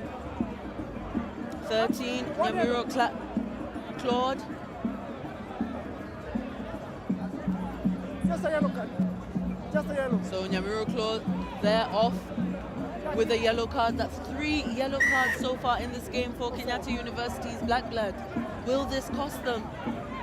Eamon Bombok, ball out, cut back in, going down just before the try. Mwamba are looking to score a try, going back in the same direction. Derek Masesa there putting in the tackle. Recycled. Ball still going out. Eugene Ojambo. Arcadius missing that tackle. Eugene goes. Will he go all the way with a little pop pass? Did it go forward? And it is a try for Tony Omondi for Mwamba, pending the conversion. The little pass there from Eugene Ojambo in the tackle. Antonio Omondi was there for the support play, picks it up, drops it down. 10 to Mwamba, 12 to Kenyatta University's Black Blood. Kick to come Dennis Dayala. Will he get the extra 2 points? Yes, he does. Scores are level with just under a minute and a half to go in this 5th place semi-final. Just seeing that replay again. Eugene, Tony, little football there, just kicking that ball up for himself and going down for the try. We're playing kickoff. We're playing kickoff. The referee says ball sails 10. Reynold Andavate with it. Eamon Bombok, will he go all the way? Derek Masesa on him. No, he misses. And there's a try for Mwamba. Just look at these boys going. They know what this means. Eamon Bombok just powering through for that try for his side. Conversion to come from Dennis and Dayala.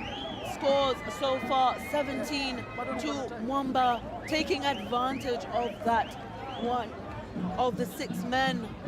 The 6 men from Kenyatta University's Black Blood.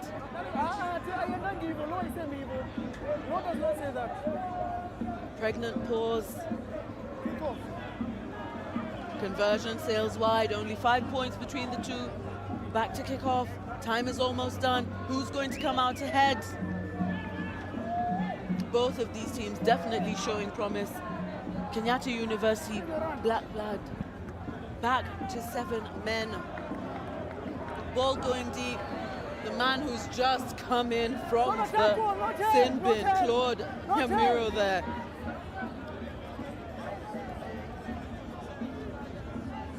Taking the ball down. Kenyatta University.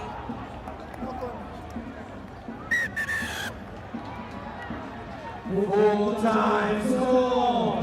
Full-time scores. Mwamba 17. Black Blood 12. Going into that next 5th place semi-final.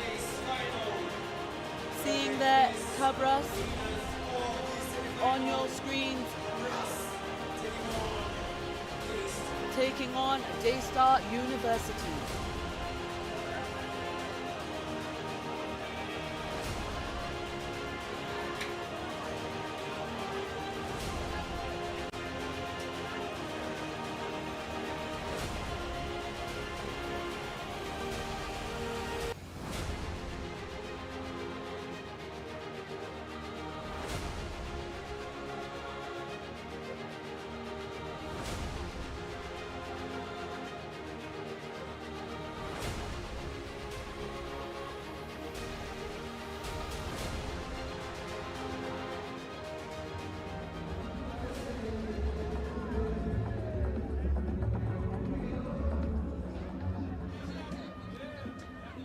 second, fifth place semi-final, ladies and gentlemen.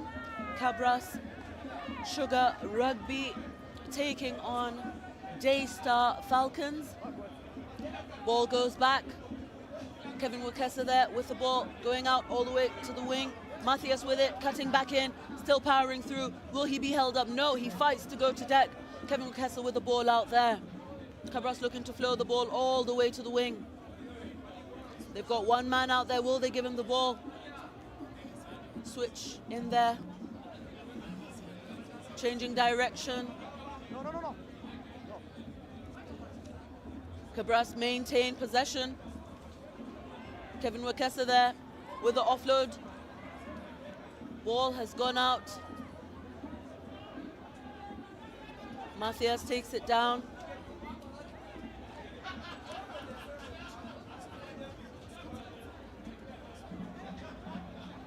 Cabras with that ball still not out of their half yet. Referee says ball went back, but a missed pass, or rather a wayward pass there going forward, granting Daystar the ball.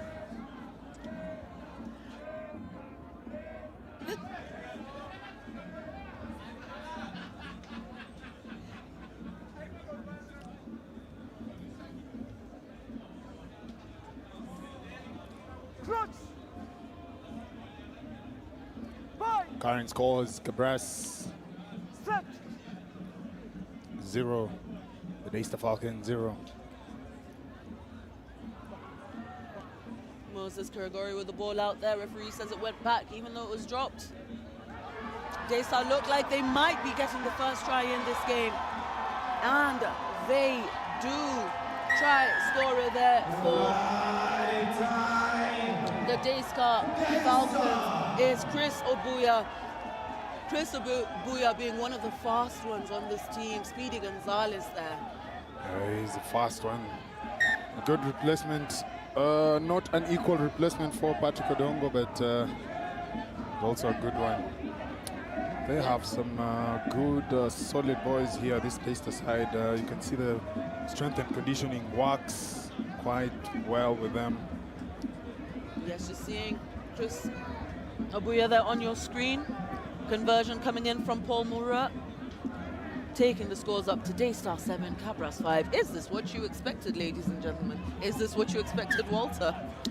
Now, I didn't expect this, but I've looked at Daystar. Daystar have been decent. We've talked about them over the last couple of days, and I believe Daystar have given a very good account of themselves. So, just that they lost Odongo, I'm really wondering what it would have been to have Patrick Odongo in that cup quarter-final match with this Daystar side. Because I've been talking about how I feel that this could have been their best outing in terms of the team that has been pieced together. Looking at the squads across all the 7 seasons, I think,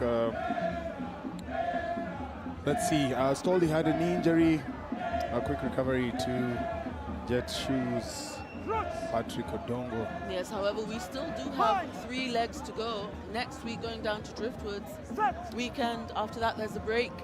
I'm one of those guys who strongly believe that Patrick needs a bit of rest.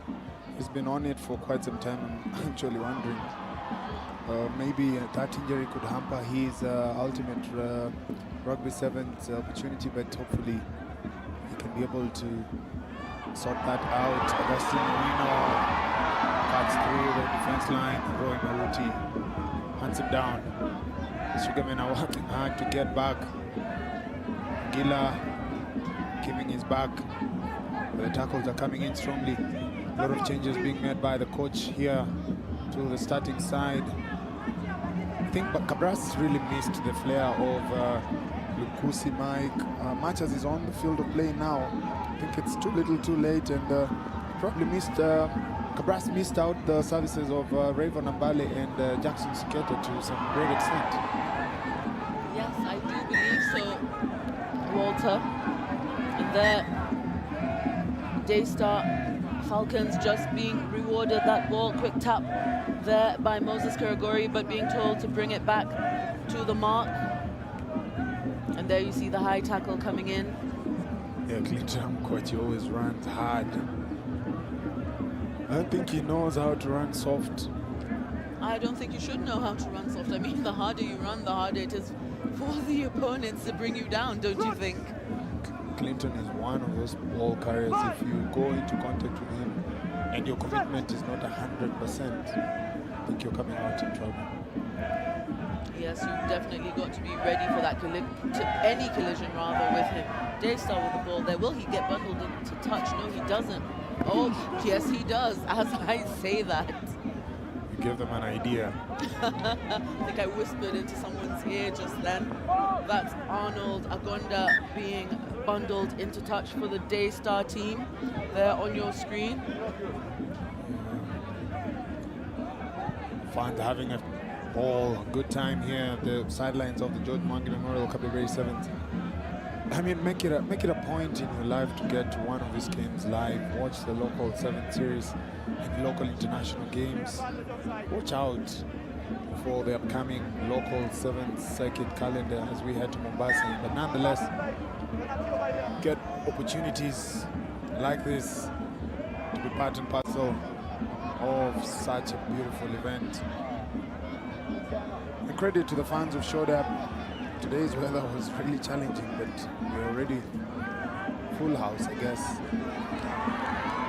Just waiting for the afternoon semi-finals to blow off the roof, Gila, and make it easy. Day 2, Brush, Sugar, RC, Patrick,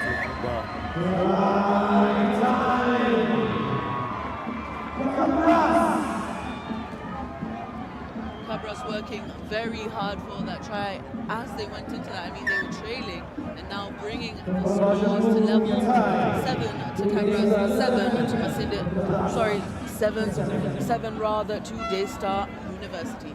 Just seeing it there, the pass out. Still have a restart. Yep, restart to go in this first half before we go into half time. Both teams wanting to finish this ahead. I just want to watch how Michael Kusu reacts to getting his first run out. Maybe it could have been overshadowed simply because he was part of that under-20 team. Gaston Arena versus PSC Simbo, clean pair of heels. We'll go around. Try time. Matthias not having enough in him to chase all the way into the try box. Daystar making sure to punish. Always working to their advantages.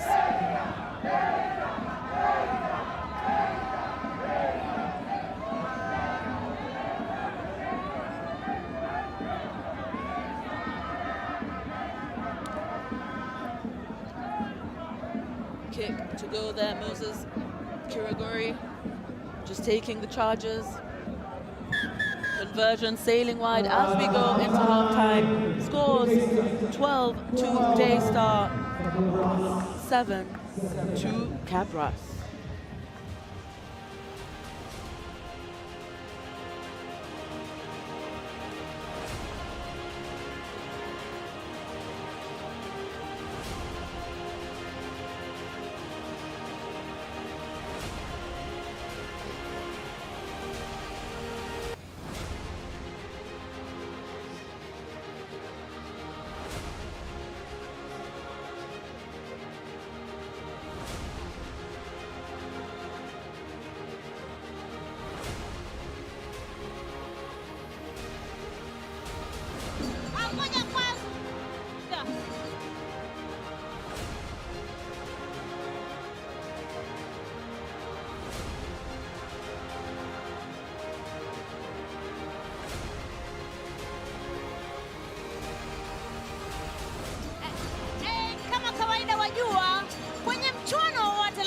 kuwa na mashabiki, and I have some amazing goodies here.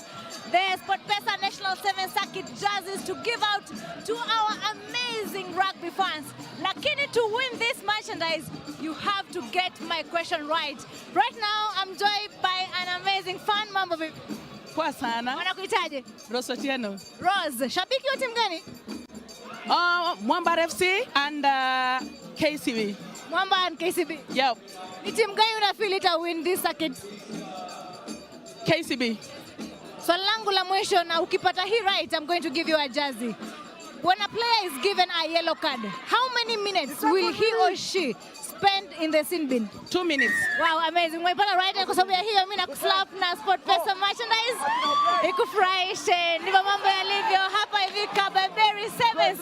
Make sure you stay tuned because I have more merchandise to give out to our amazing fans. Right about now, giving it back to Damima and Walter in the commentary.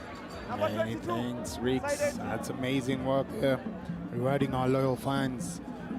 We also need to know the game, so watch out for our beautiful presenters who are going around the venue, also working their way to you to just reward you for being a loyal follower of this SportPesa Sevens journey.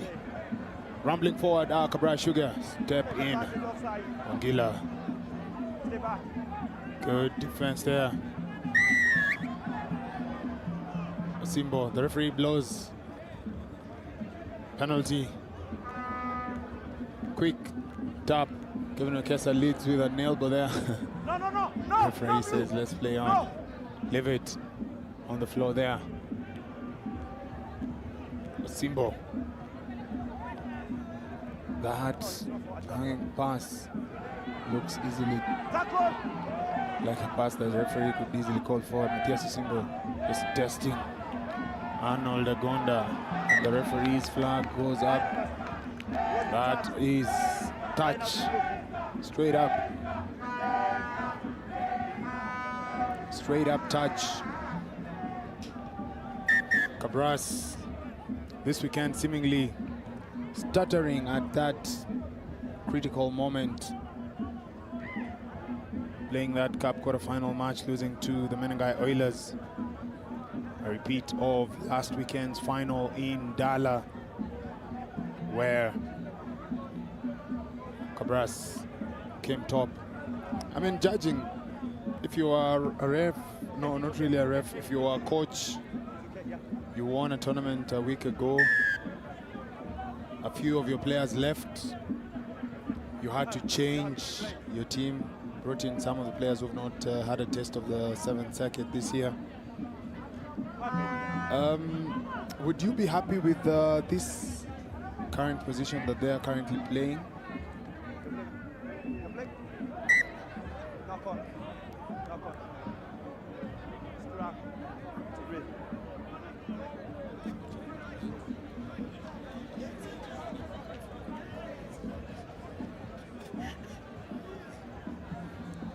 So playing in the 5th place.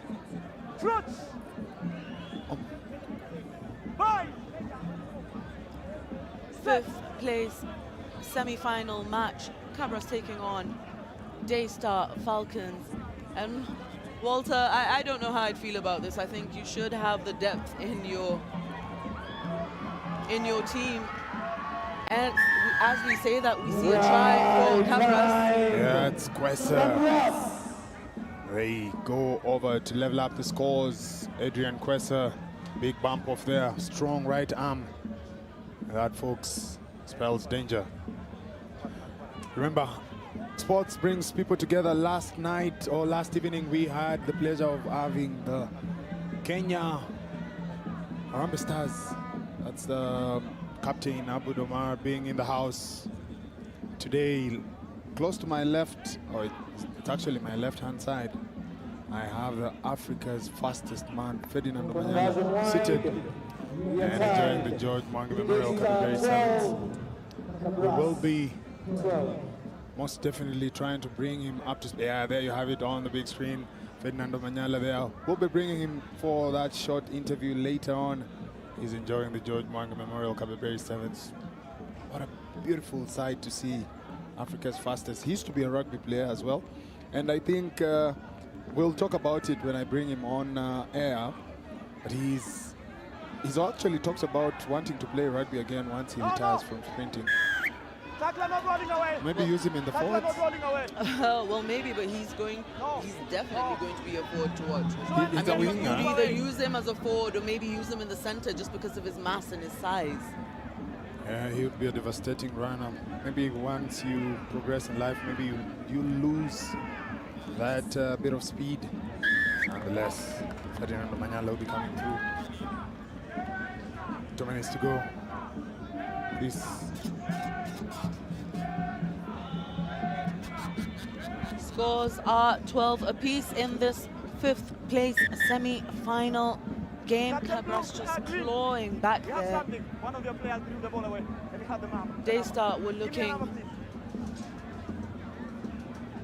Daystar were looking threatening in that first half, but Cabras now looking like they might get ahead. Number 9, please. Number 9. Give the ball away. After the whistle, give the ball away. Let's go. Yeah. Yeah. All right, folks, as I did promise you, we have Ferdinand Manyala in the house. Fadi. My new mark will be here, throwing the ball away. This is me. Good to have you here, man. Thank you so much. Welcome to the sidelines of the George Mwangi Memorial Kabeberi Sevens. Yep. A lot is happening. I know. First and foremost, Fadi. Yep. Welcome back to Kenya. You had a trip out of the Republic. Yeah. You did. It was not probably what you had expected. Oh yeah, the Commonwealth Games. Yes. Yeah, definitely. Yeah. But take us through how you feel and where you are, and in terms of your rugby, because you're a former rugby. You're not a former rugby player. I'm still a rugby player. Yes. So you'll take us through what your thoughts are about Kabeberi and all that. Yeah, I mean, I love rugby. Every time I'm in Kenya, and there's an event, a rugby event, I always want to come back and just redefine these moments and just live these moments again. And in this field, I trained here with the Kenya Sevens team in 2020. And every time I come back here, I remember those early mornings and like six hours of training that we used to be here. And it's just nice to see our stars, putting their all on the pitch and just, enjoying the game and just seeing how the game has grown over the years as well. Just a quick one. Which team are you supporting, and what position do you think they are this weekend? I'm behind Mwamba. All right. Because I remember when I started playing rugby, we used to play a lot of rugby alongside them. We used to train at Railways. At the time I was in Mount Kenya University Stingers, and they were training at the same pitch as them. So I used to admire them a lot. I used to come in and just see the guys arrive with their vehicles and stuff, like, yeah, I want that life because that's what I wanted. Yeah. But then sprinting took over. Yeah, sprinting did take over, and you're now an accomplished sprinter. You're Africa's fastest man. I mean, it must be.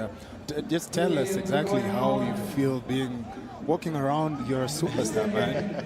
It's really, to me, I'm really, I can't explain the feeling of having you guys close to me here. You and your brother, I saw your brother here as well. Now the rugby here. What have you seen around? What's the experience of being at rugby as compared to? I know you've gone to football as well. Last weekend you were playing at the SportPesa match experience. I know, right? Fans, yeah. So I mean, it's just nice to like I've been away for 4 months and just getting back to Kenya. I just want to be with the fans and be with the people directly and just interact with them. And this like being in Kabeberi Sevens is one of the things that I said I must be here. It's a line break there. And Fadi, now that you're here, we can do commentary together. That's a good try. That's a proper try. I love when tries are just this open, Daystar there, bringing the crowd to their feet. And that was the last play. Yeah, ladies and gentlemen, we have the pleasure of having Ferdinand Manyala part of the commentary here this afternoon, our guest commentator. The fans there having a great time. KCB are playing in the cup semis, you can tell. That is why the fan base. Yeah, I know. Yeah, I mean, Cabras won the last leg in Kisumu, right? Yes, they did. So I'm sure that everybody's not behind them this weekend. I mean, when when you're ahead, most of the time people will always try. People are happy you're when a you target. I know, right? And staying up top is one of the hardest things. I you know, getting the top it's not easy, but It's not easy, it's still a hurdle, but maintaining that is the biggest hurdle. So you can see, like, but one thing I tell people is sports is sport. You know, sometimes you come in, you're ready to give your all, but then your body just doesn't give it. Yeah. So you have to, like, go back and refocus. I'm sure Cabras are going to come back stronger, and I'm sure they're going to recall the guys who played in Kisumu. Yeah. and They will. And bring them back to the team, I'm sure. Yeah, they'll definitely will. And actually, that's what we've been talking about with my co-commentator just right before you came on. The difference in squads this week, what it did not to have the official team that won in Dala being here. So I think the next tournament will be in Mombasa. Yeah. Do you, I mean, you're on holiday. Do you think you might make your way to the Driftwood Sevens? No, I'm traveling back to go and finish my season next week because we Alright. still have the Diamond League finals and the Ultimate Championship, a new event that has been introduced where the best 16 in the world go head on. So we'll be traveling for that. But definitely I'll be back for the Safari Sevens. I'll definitely be back for the Safari Sevens. And I'm just excited, you know, to see what this environment is like. And every time I come to such events, I always want to borrow something. Yeah, you know, at the end of the day, it's not that I'll be an athlete forever. Yes. I'll want to maybe get into the field of, you know, developing sports in this country. And, you know, when I come to such events and I see the fun experience, you know, that's everything. Yeah. Because people want to bring families, to bring their kids to come and watch this. So, you know, I've borrowed something from this event, and I'm hoping that we can take it back to athletics as well. Most definitely. Now, this is KCB playing Kenya Harlequins. This And is the KCB first has cup had, semis. yeah, KCB has had, I mean, like 3/4 of the team, I think, is the Shujaz. Yeah, and that is sport. Let's have a look at this. Our guest commentator here. Just a sneak preview. Samuel Asati with ball in hand there. We'll be looking to feed that scrum. Fadi, you don't miss these days. If you would come back, which position would you play? Oh, definitely a winger. But I'm still thinking of that because right now I'm running sub-10s in 100 meters, and that's pretty fast on the pitch. Yeah. And I remember Carlin Isles led a 10.16. Yes. So that's a try right there. Yeah, it's, let's see what the referee calls there. Held up, yeah, that's a clear held up. Yeah. Exciting moments there. Kenya Harlequins holding strong in defense there. This is our guest commentator today, Ferdinando Manyala. Ladies and gentlemen, it's a pleasure having him here on the sidelines of the George Mwangi Memorial Kabeberi Sevens. He is a rugby player and he understands this game, and he is enjoying these games today. I'm really enjoying it. Let's see this scrum.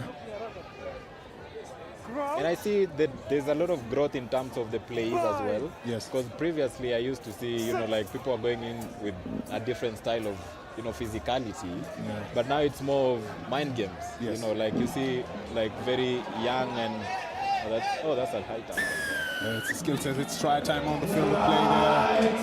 Going in for the opening try, ladies and gentlemen. Samuel Asati. KCB take the lead.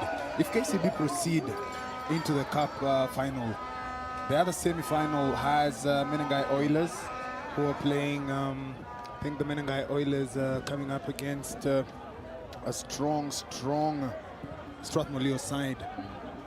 Let's build up towards the final. I loved how Strathmore played last season. They won a couple of series.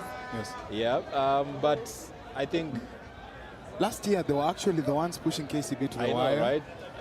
But again, you know, it comes down to show where clubs play a big role. You know, I had some time back in the commentary, you guys say that the University League needs to be developed as well. Yeah. So that every time there's that pathway from the universities in the clubs, know that, you know, like this season where people have played, you'll find that next season now the guys who are playing at the universities are joining the clubs.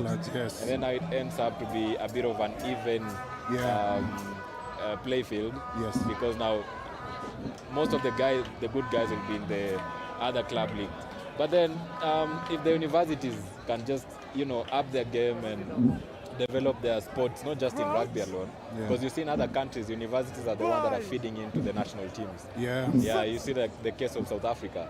Most of the clubs in South Africa are getting from high schools and universities guys straight into the varsity leagues. Exactly. So I think, but give credit where it's due. Yeah. I think Strathmore and Black Blood, the likes of most, are doing well. Yeah, they've done well with limited resources, we might add to that statement.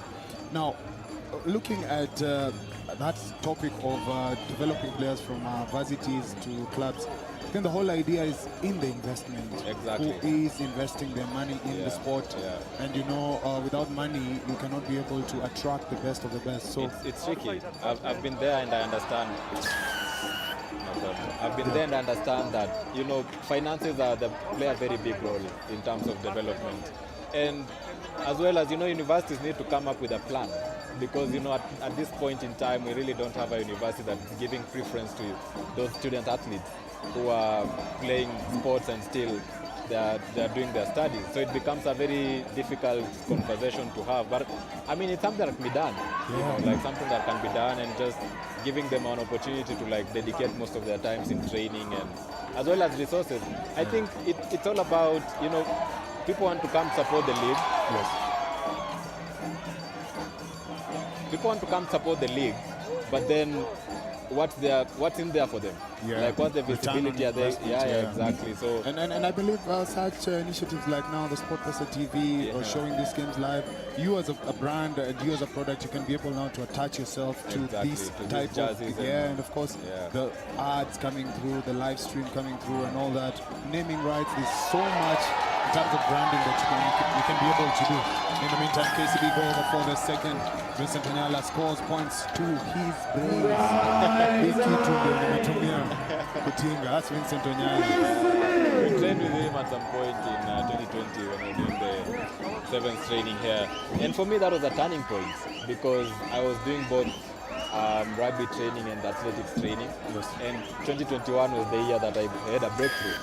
So I mean, like, I think and I know that the clubs know what they're doing, because from that I managed to like just break through.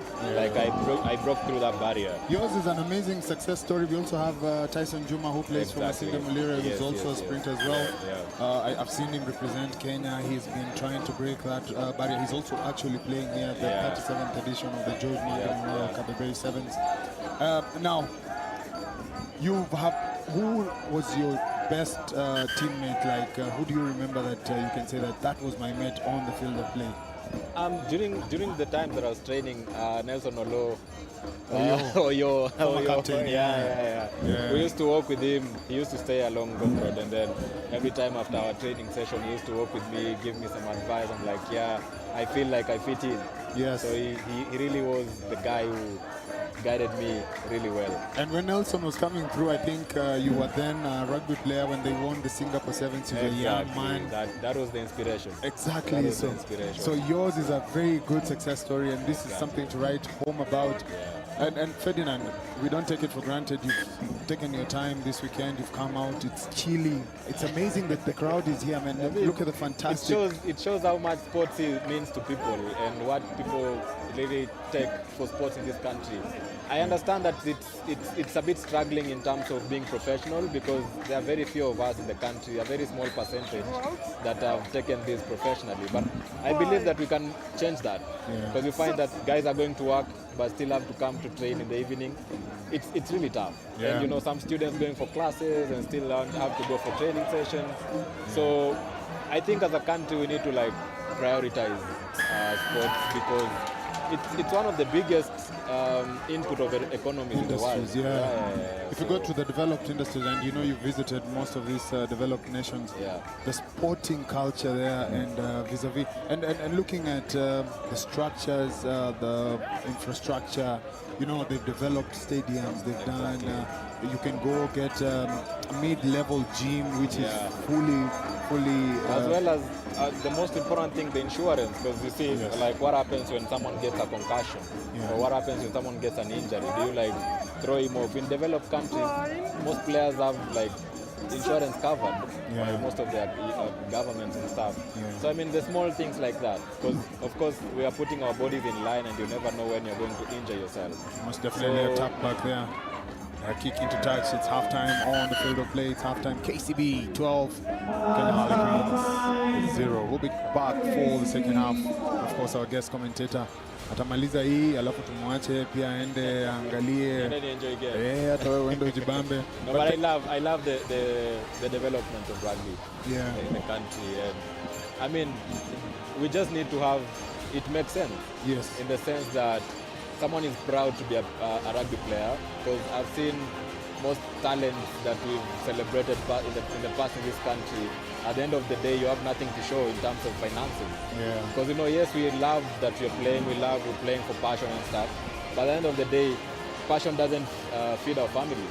No, it doesn't. It doesn't. It doesn't at all. See, if we can change that and bring more money into the sports industry, so that at least at the end of this weekend, someone can take home, say, 100,000 when he's winning individually. I mean, it's nice that you watch me on TV, but at the end of the day, I'm coming back. Exactly. So, and you have dependents at home. Most of these kids are now mature enough to have a family, young families. Pride doesn't pay school fees. No, it doesn't. It doesn't pay school fees. Now, speaking of the upcoming events that we have, Fadi, last year, did you get an opportunity to come and watch the HSBC Sevens Division 2 in Nairobi? No, it was this year in February, right? Yes, I wasn't in the country actually. I was away, but I watched it live. Okay. And it was amazing. All right. It was amazing. And Safari Sevens? Safari 7, definitely, I'm coming in. Good man. Grab your tickets. You've had it from the man himself. Ferdinand Omanyala will be there. Hopefully, we'll catch a glimpse of him. Fadi, I individually will look for you at Safari 7. Definitely. And we will have a pitch interview for, I think it will be at Nyayo. Yeah, it will be at Nyayo. 9, 10, 11 of October. Grab your tickets now, www.ticohub.com. Second half, Fadi, this half, we do this commentary nice and slow, and then we let you free. Kicking us off, KCB with the ball, Fadi. Recycled by Vincent, I beg your pardon, Samuel Asati. Jojo Oro goes straight into contact. You've seen the running design of Jojo Oro. Who does he remind you of? Ouma. There is Ouma, and then there's another one. Let me give you an opportunity to. He's an animal. They used to nickname him an animal. And Ambaka. No, Ambaka was not. Ambaka was looking for spaces mostly. Yes, an animal that thrives in the savannah. The buffalo, Bufa. Oh yeah, the water buffalo. Yes, the water buffalo there as Floyd makes hay. As the sun shines, he kicks the ball for himself and he bangs them down. Ferdinand, that is your sprint, man. He is fast. He is fast. I'd love to have a taste of you, Patrick Odongo, and Floyd Wabune, 1v1. And Mola maybe. Why don't we make that happen? Producer, in the background. But that must happen maybe when the guys are fresh. Yes. When the guys are fresh, so that we don't tear muscles here. Yes. Yeah. That one we've marked it down as well. Floyd Wabune there pulling in the big ones. Having gone over for KCB. KCB now looking to make it to the cup final. Conversion is successful. Brian Ohinya getting the extra 2. KCB fans are having a ball out here. Now let's talk about the production of this and what the sponsor behind this production is doing. SportPesa, you were together last weekend at Nyayo. Nyayo Stadium. They are the ones doing this. They've sponsored this event, and of course, doing the production. What are your thoughts about how the organization setup of the local circuit is? I really love it. And you know, if you can't make it to the field, you still have to experience that what people are just experiencing at the field of plays. And I just appreciate SportPesa for coming through because that's what we need in the country right now. I'm hoping they can also extend, and also other companies as well, just come in and support our boys and girls who are passionate about sports and want to develop their careers more than, you know, the white-collar jobs. Yeah, most definitely. Risha Wangila there toying with the touchline, but to touch.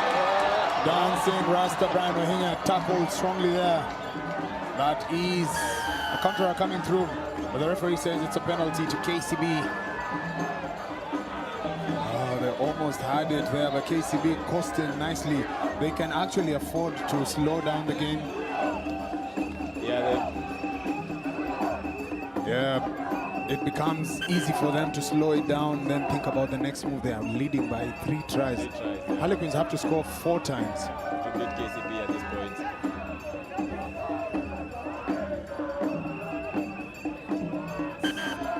Looking at KCB, time to execute this. Yeah, I mean, I love how it's being brought up in terms of showing this live, and it's just seamless. Yeah, you know, wake there are up no at hitches. home, you watch. You just need your internet connectivity working. Good contact there. Ronald Masete tackles the numbers. Queens are huddled through. KCB just need to shift this ball out wide. Risho Wangila goes straight into contact. Rayton Omondi deals with him. Austin Sikutwa comes in, smuggles the balls back with Risho. Risho hitting Onyala on that short line. Onyala held up. They know him.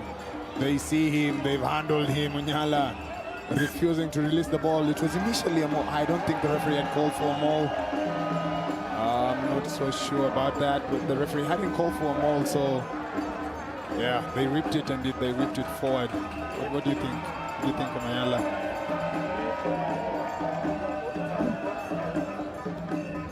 Let's see the replay, hopefully.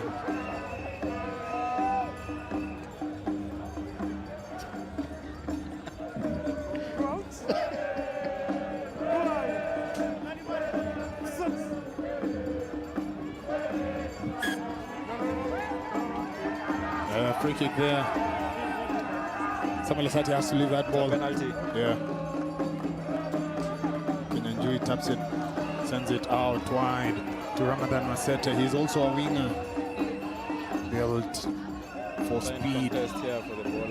Yeah, trying to go for that counter. That is a rookie's mistake. The touchline is just on your right-hand side. I'm sure the coaches wouldn't be happy about that. If you are a coach, it's a coach killer. There's always that instant reaction that you want to go ahead with. Yeah, you just want to play, forgetting that you need to stay within the field of play. It's an easy way of giving back possession, but Queens have it again. KCB have lost possession. Long pass out wide. Going in for that pass, Ramadan Masete has switched wings. Good duck under that shot from Risho Wangila. Good recycling referee. Double blast there. Yeah, that was a high tackle. Risho Wangila could easily have chopped his head off as much as he ducked. I think they tend to punish the thought. That is a line break. Eugene Omondi. Try time. KCB. They're really enjoying their spaces here. Yeah, they are. And they're making use of the small mistakes that Harlequins are making. Exactly, they just punished Kenya Harlequins from losing that ball. Queens were on the attack. And loose ball there, and Eugene Omondi. Sevens is about the small mistakes the other team makes. Yeah, and also that's keeping the ball in hand. Yeah, that's how you capitalize on it. Eugene in your picture there, running back. KCB got a scare this morning. It was really a hard one against Black Blood. Yeah. They had to kick a penalty. Yeah, that goal. ended at 10-7, right? Yes. Yeah. They breathe a sigh of relief, and I think they have shrugged off those mid-morning jitters.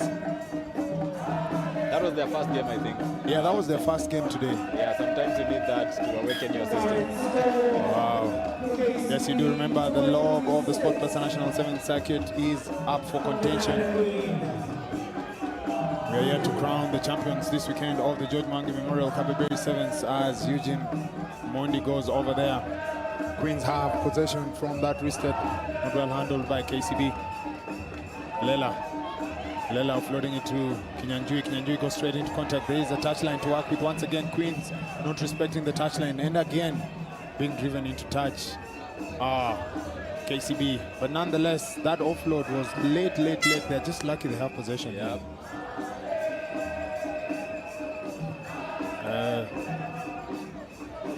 Queens have one last opportunity just to put some respect on the score. Yeah.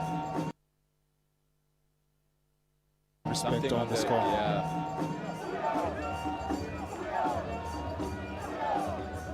But KCB have been playing well this weekend. You've seen them. Yeah, I've been watching. You're sounding a warning. The Lions are hunting. But you look at them, they're star-studded, Fadi. Yeah, that's right. You'd be wondering why they're not performing, but that's a good dive over the try. At least, like you say, they've put something on their name. Exactly. Give some respect to Kenya Harlequins. Brighton Omondi, they are scoring. A winger also Good to note that a winger has gone over with our guest commentator Ferdinand Omanyala, Africa's fastest, the best winger we have in the Republic, the best winger we have in Africa. Ladies and gentlemen, it has been a pleasure. Full-time scores: KCB 26, Kenya Harlequins 7. Many thanks, Ferdinand. That was a great game. Thank you so much. Thanks for having me as well. Great job you guys are doing. You know, bringing this to the people wherever they are watching from in the world, actually. So, exciting days ahead. All right. Thank you so much. Handing it over to Rix, pitchside, talking to Onyala, having finished that. Down to you, Rix.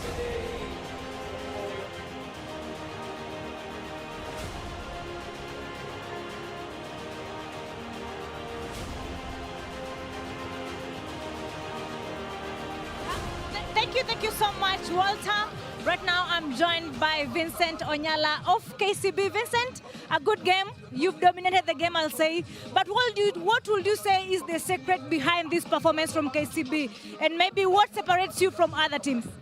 Just knowing that you have the best players in the country, and them having to just come onto the field and play the best rugby that has ever been seen. I think it's one thing that the boys, they should know that they should continuously be pushing the same, because now we fell short last weekend in Dala to the same team, and it was a lesson that we picked up very hardly, and now coming to play with them, the same opponents, we've showed them quite what we are really built of. All right. Thank you so much. All the best in your incoming games. That is Vincent Onyala of KCB. My name is Rix, coming straight out of Kabeberi Sevens, handing it over to the commentary, Damima and Walter. Many thanks, Rix. Back to the field of play. Glaciers.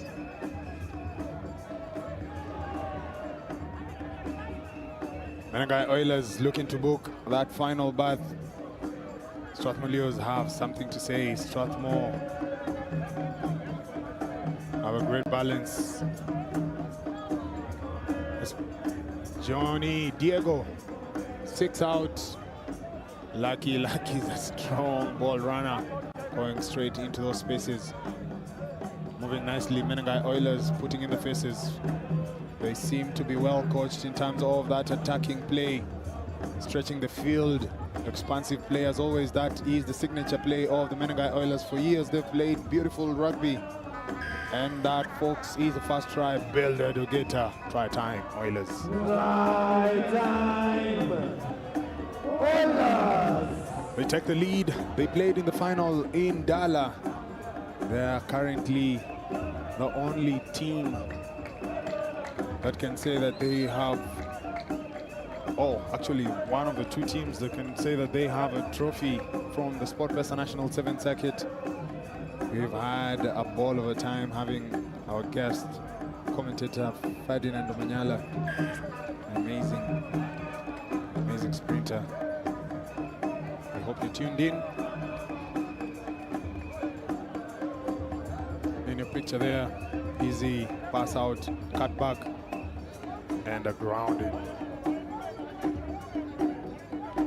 Two Strathmore players couldn't bring Wilder Ogeta to a stop there. Philip Okeyo, long one. Good hoist.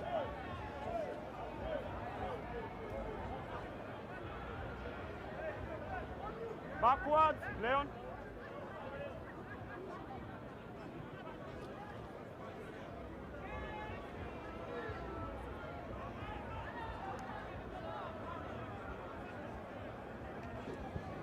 Victor Moller there for Strathmore, taking that ball in.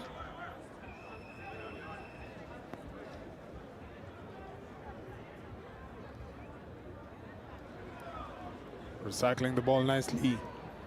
Arnold Muita goes down the blind side, bundled, and that is going through the side.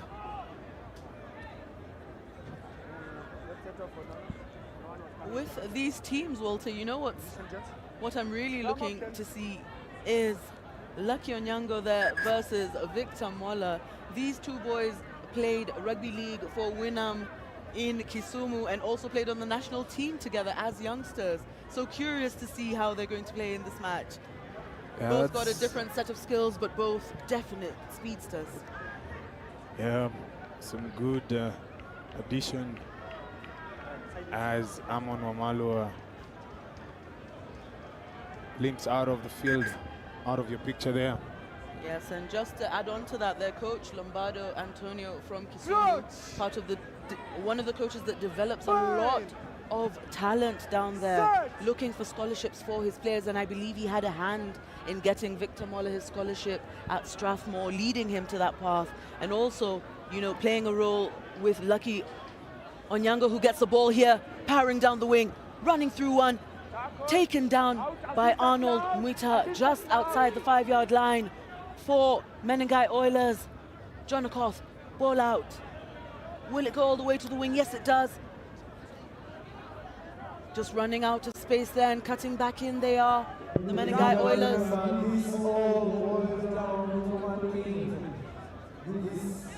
Recycling the ball there, John Okoth, but not in the tackle. Yeah, that double blast always spells danger. 2 minutes in the sin bin for Arnold Mwita. Knowing exactly what was coming, he'd already started turning his back and running to the seat. That ball was placed in that grey area where you either get it, you go score. If you don't get it, you're off to the races and sin bin. There you see. Yes, just in the replay there, Arnold Mwita looking on. Arnold Mwita there on your screen. Key player for the Strathmore Leos. Yeah, I mean, you can see that little smirk. He knows what's happening. He knows he's on camera and on screen. Glacius Owino with that ball. Imetosha. Finally going to deck. Quick recycle, got men on the outside, choosing to go and take it into contact. Tackle. Smuggled backwards. They have numbers. It's a knock-on. Strath have to retrieve that ball. They have to get it. Oh, they get it. Well worked there for them. Rewarded for their hard work inside their 22. Just on your screen, John Okoth not too happy with what happened. Holds himself to a very high standard, I would think, coming from playing with the Kenya Shujaa.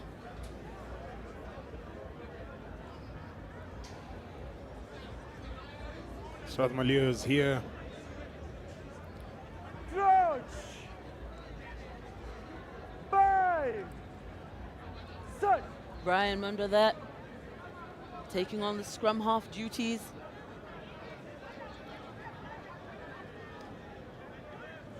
Amalemba. Jackson Kipchirchir. Quick recycle. Gabi. Yeah.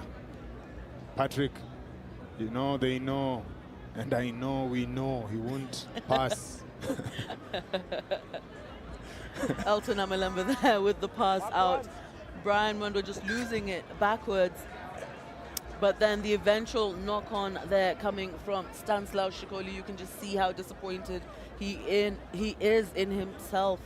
He knows that cost his team, and he knows he's not in an area where they don't want, he knows they're in an area where they want to have possession. Yeah, they're not using their possession here. And remember, this is the last hurdle to make it to the cup final. It's money on the line, and of course, points up the SportPesa National Sevens Circuit log. This is quite literally do or die on the road to the final. Yeah, it is. Glacius Owino will be feeding the scrum. He's a tricky one. Remember, he always wants to go around that scrum. He's looking for that space once again.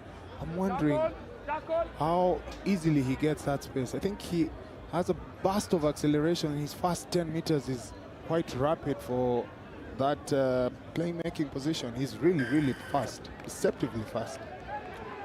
Yes, Philip Okeo there, taking the ball into contact, but Menengai Oilers being punished. Brian Mwita back into the fold. Strathmore back to full complement. Victor Moller there, going to ground. Brian Ayimba. Oilers looking for that Amalemba target. taking it out on the wing against Morgan Ochel. Does he get through? Yes, he seems to have, but there's the chase down. Glacius Owino catching him just before the 5-yard line. Quick ball pop up there but coming in from the wrong side. Yeah, coming in from the wrong side there. We did talk about a few minutes ago about that try for the Strathmore Leos. Stanislas Shkoli. Our grieving Strathmore Leos is a wounded Strathmore Leos. Menengai Oilers need to be really, really careful about this, boys. They know how to play sevens, and also they've been pushed to the corner. It's their time now. Stanislas goes over. Arnold Muita will be getting the extra 2. I think we are out of time. It's halftime, ladies and gentlemen. The Menengai Oilers 7. Strathmore Leos 7.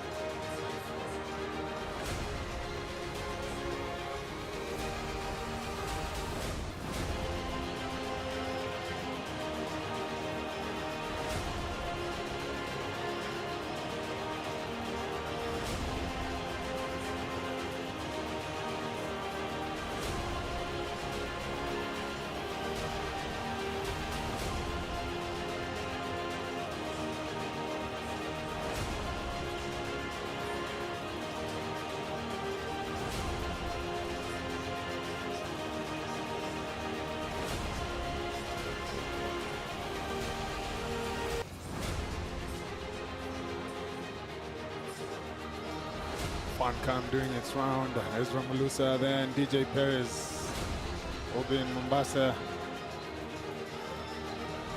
Next tournament, grab your tickets on www.ticohub.com. The circuit is coming around close to you, close to where you are. We've visited Nyanza, we've done the Great Rift. We are now in the capital city. Next up, we're heading to the lakeside city of Mombasa.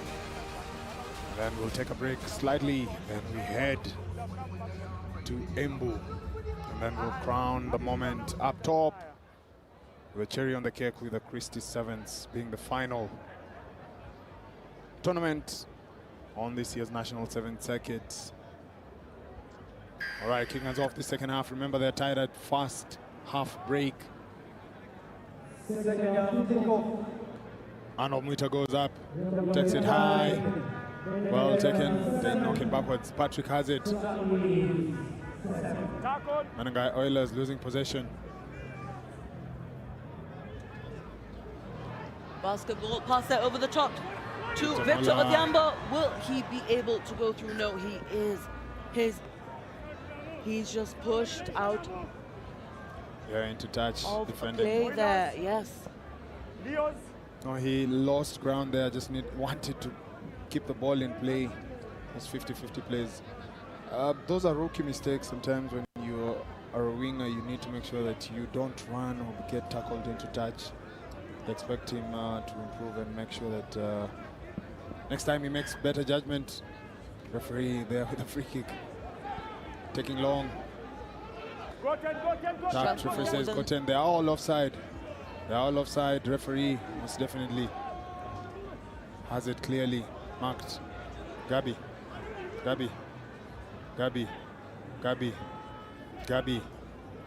goes. Arnold has Patrick Clivert won't pass. We know that. Try time. Strathmore Leos. Patrick Clivert. He doesn't pass, folks. And when he passes, they make it to the cup semis. Still time, of course. But Leos are in the lead. Conversion successful there by Arnold Muita. Patrick Clivert there, as you said, not one to always pass, fending, one causing a collision between two Oilers defenders and going in for that try, that centre post try rather. Strathmore Leos 14, Menengai Oilers 7.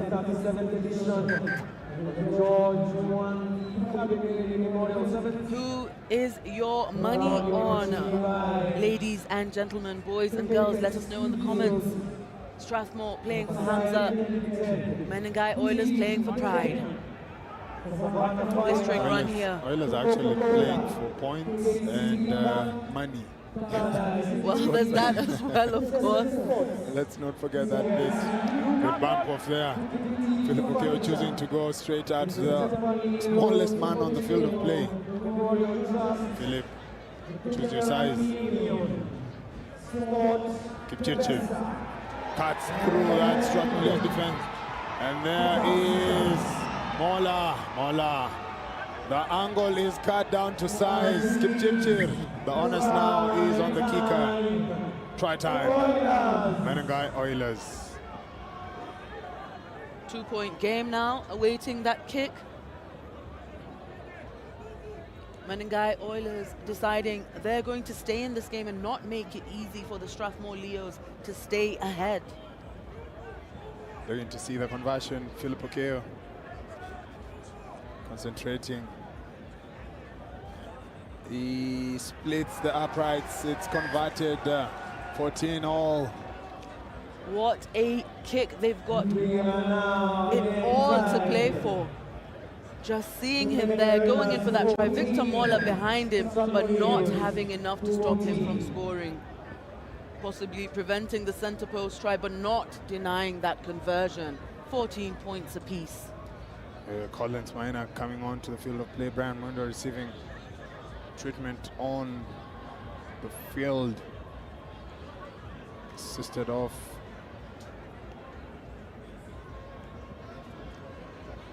Just seeing that a replay there again. Philip took it and they scored. It's the ocean side city. Calling. Calm down, people, calm down. All right. Kickoff. Mola receives. It's 14-all. That's a knock-on, is it? Yeah, that's a knock-on. No hands.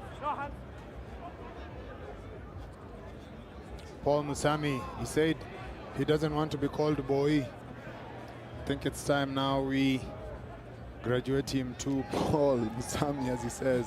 Well, Walter, I think you're the only one left calling him that at this point. I won't give up calling him boy. Lucky Onyango there just bumping off Strathmore University players. He just returned Pass from over playing. the top. Paul Mutsami, will he have enough? Yes, he will. Gabriel Imba not being able to deny him there. Try time, boy. I think that message was just to you, Walter. Try time for the Menengai Oilers, going ahead again in this game. 19 points to Strathmore's 14. Kick to come. Abutwale Bosonga there with the kick. Will it be successful? Doesn't look like it is. Nope, leaving the scores there. 19. Just seeing your good friend there, Walter, boy. Paul Mutsami, as the rest of us know him, going in for the tryout there in the corner. Back fresh from Uganda. Yeah, he's just come back from Uganda, enjoying his rugby back. New lease of life offered at Menengai Oilers. Experienced enough, of course. A good acquisition, let me add. That kickoff, kicked long. Abutwale Bosonga. Stratha being told you need to attack us, but you need to attack from your own half. Good restart. Collins Maina shows receiving that he wants to pass. Picks out Victor Mola. Close attention there, going off their feet, but the referee allows play to continue. Arnold has standstill. Shikoli has Gabi on the outside, but goes in to deal with the arriving defense. Huddled up. They're saying Atoya Simu. That's the cry I'm hearing here. I don't know if he meant on field with a phone. Yeah, arrested up there, Stanislav Shikoli in the air. Thought he'd be able to power through. Looked like he was going to, but in the end just getting held up there. Menengai Oilers doing well to turn over possession. In comes Dongolo. Off goes Stanislav Shkoli. Madongolo, for those of you who don't know, is Dennis Tubey. Yeah. Using all the nicknames in your book, Walter. Yeah, he comes in for Stanislav. Alvin, seatbelt, is it? No, referee says it's a tackle. Counter coming in strongly. Strathmore working so hard. They have it. Strathmore have Charles snapped that ball Odhiambo. behind. Charles Odhiambo with that ball. No, that is Shemakola. Actually, yes, you're right. That is Shemakola recycling that ball. Numbers, Dennis Tubey. Elton Amalemba. Gabi Aimba. They just need to score first. They need a center for score. They need something to do. Yes, it is. Try time. Strathmore Leos. Scores are level. Just look at the Strathmore Leos. Boys, go. They know they're running out of time. Kick to come. 19-19 for Hamza. Yeah, that's the Hamza moment. He's all rest in peace. Arnold Muita, full focus on the captain, the diminutive figure of Arnold Muita.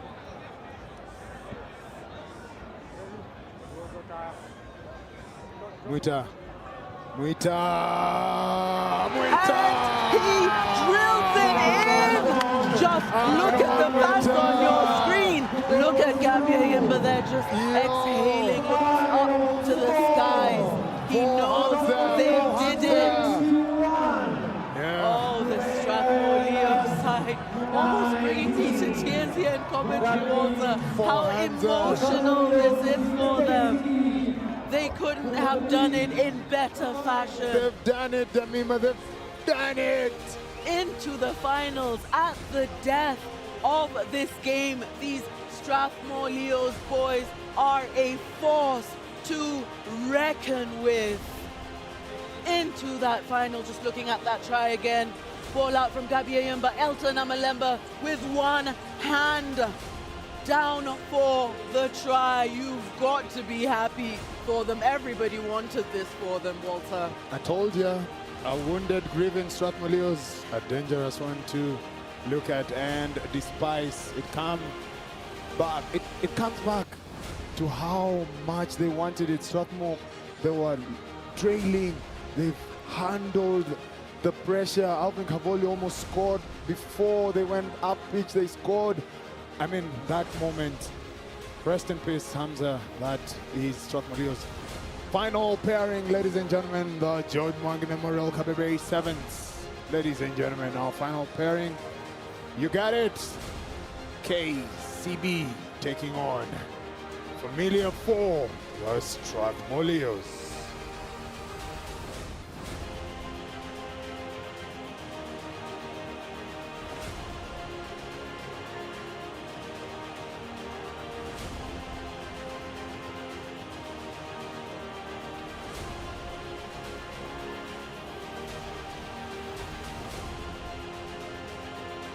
All right, we'll be right back for more action. We have an activation break. We'll be right back for the finals. Don't you move a muscle. Oh man, what a game. We hope you guys enjoyed it. Buy your tickets in the comment section. You guys, buy your tickets for Driftwood Sevens. This drama will continue next weekend.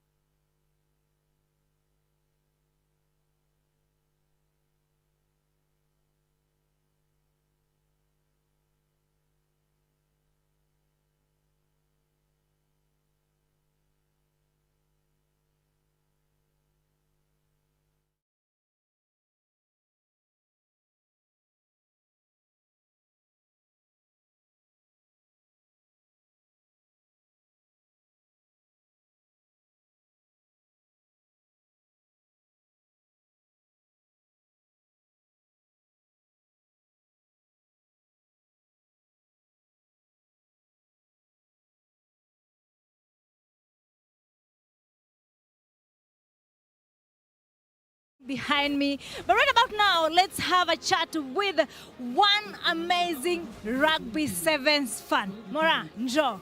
Mambo, baby. Hi. How are you? Perfect. You always look amazing, by the way. Oh, thank you. Of course, najua ni team ni KCB. Swali langu, which player wa rugby unaweza taka kusave from a fight? From a fight? Emmanuel Opendo. Why him? Because short, and then watu wanaweza mvamia juu. Emmanuel, Wangila, Asati, they're my small people. Asati? Yes. All right, now you know Safari 7 is just right in the corner, especially right after Christie Sevens, from 9th to 11th October. Women are attend every rugby match. Safari 7's huwezi kosa. Now, to a fan who's never attended a Safari 7's game, what will you tell them so that they can come? Wait, this is what I'll tell you. If you're a lady, first of all, rugby is a very tasteful thing. Utafunzwa, yes, but it is lovely because you're going to watch and you're going to love whatever you're going to see. And for the men, it's like, unajua kitu yenye hizi games zinafanyanga mtu ana cheesy. So it is so fantastic. So you guys have to come to Safari Sevens. There's no plan for that day. You have to be here. Sindo? Na mtu akikuja, a baby girl, a pretty girl, any woman out there who's coming to the Safari Sevens, ni nini unaweza advise asikose kwa handbag yake? Wow. Fun. Hivi kuna joto kwa sababu ya pressure. But hata kitu ya SportPesa ni poa kama saa zile zenyu, because you have to keep watch and then uangalie kila kitu, You have to keep watch. That is the word. I love that. Now, because of that, I'm going to slap you with a SportPesa merchandise. Wajua hizi merchandise zetu very amazing. Yes. Fungua tuone. Beautiful. Alafu this time, design yenye metengeneza. I'm so proud of you guys. Look at that. Look at that on me. You'll see me on Safari 7 with this. Sido? Tupatane Safari 7. Tafadhali tupatane. Alright. Tafadhali unajua goko ni muhimu. Ukikuja Safari 7 utajua goko ni nini. Yes. Ukikuja Safari 7 utajua goko ni nini. And of course, my name is Rix, coming straight out of RFUEA Grounds for the Kabeberi Sevens. Wajua, and of course, after the Kabeberi Sevens, we are heading to Driftwood in Mombasa from 21st to 22nd of this month. Kama kawaida, wajua mega jackpot yaanza this week, so please make sure you do your thing. Oh, baby. Yes, my name is Rix, of course, binti mkali wa hizi kazi. Right about now, let me hand it over to the studio. But kama hauko hapa, tell a friend, yuko wapi?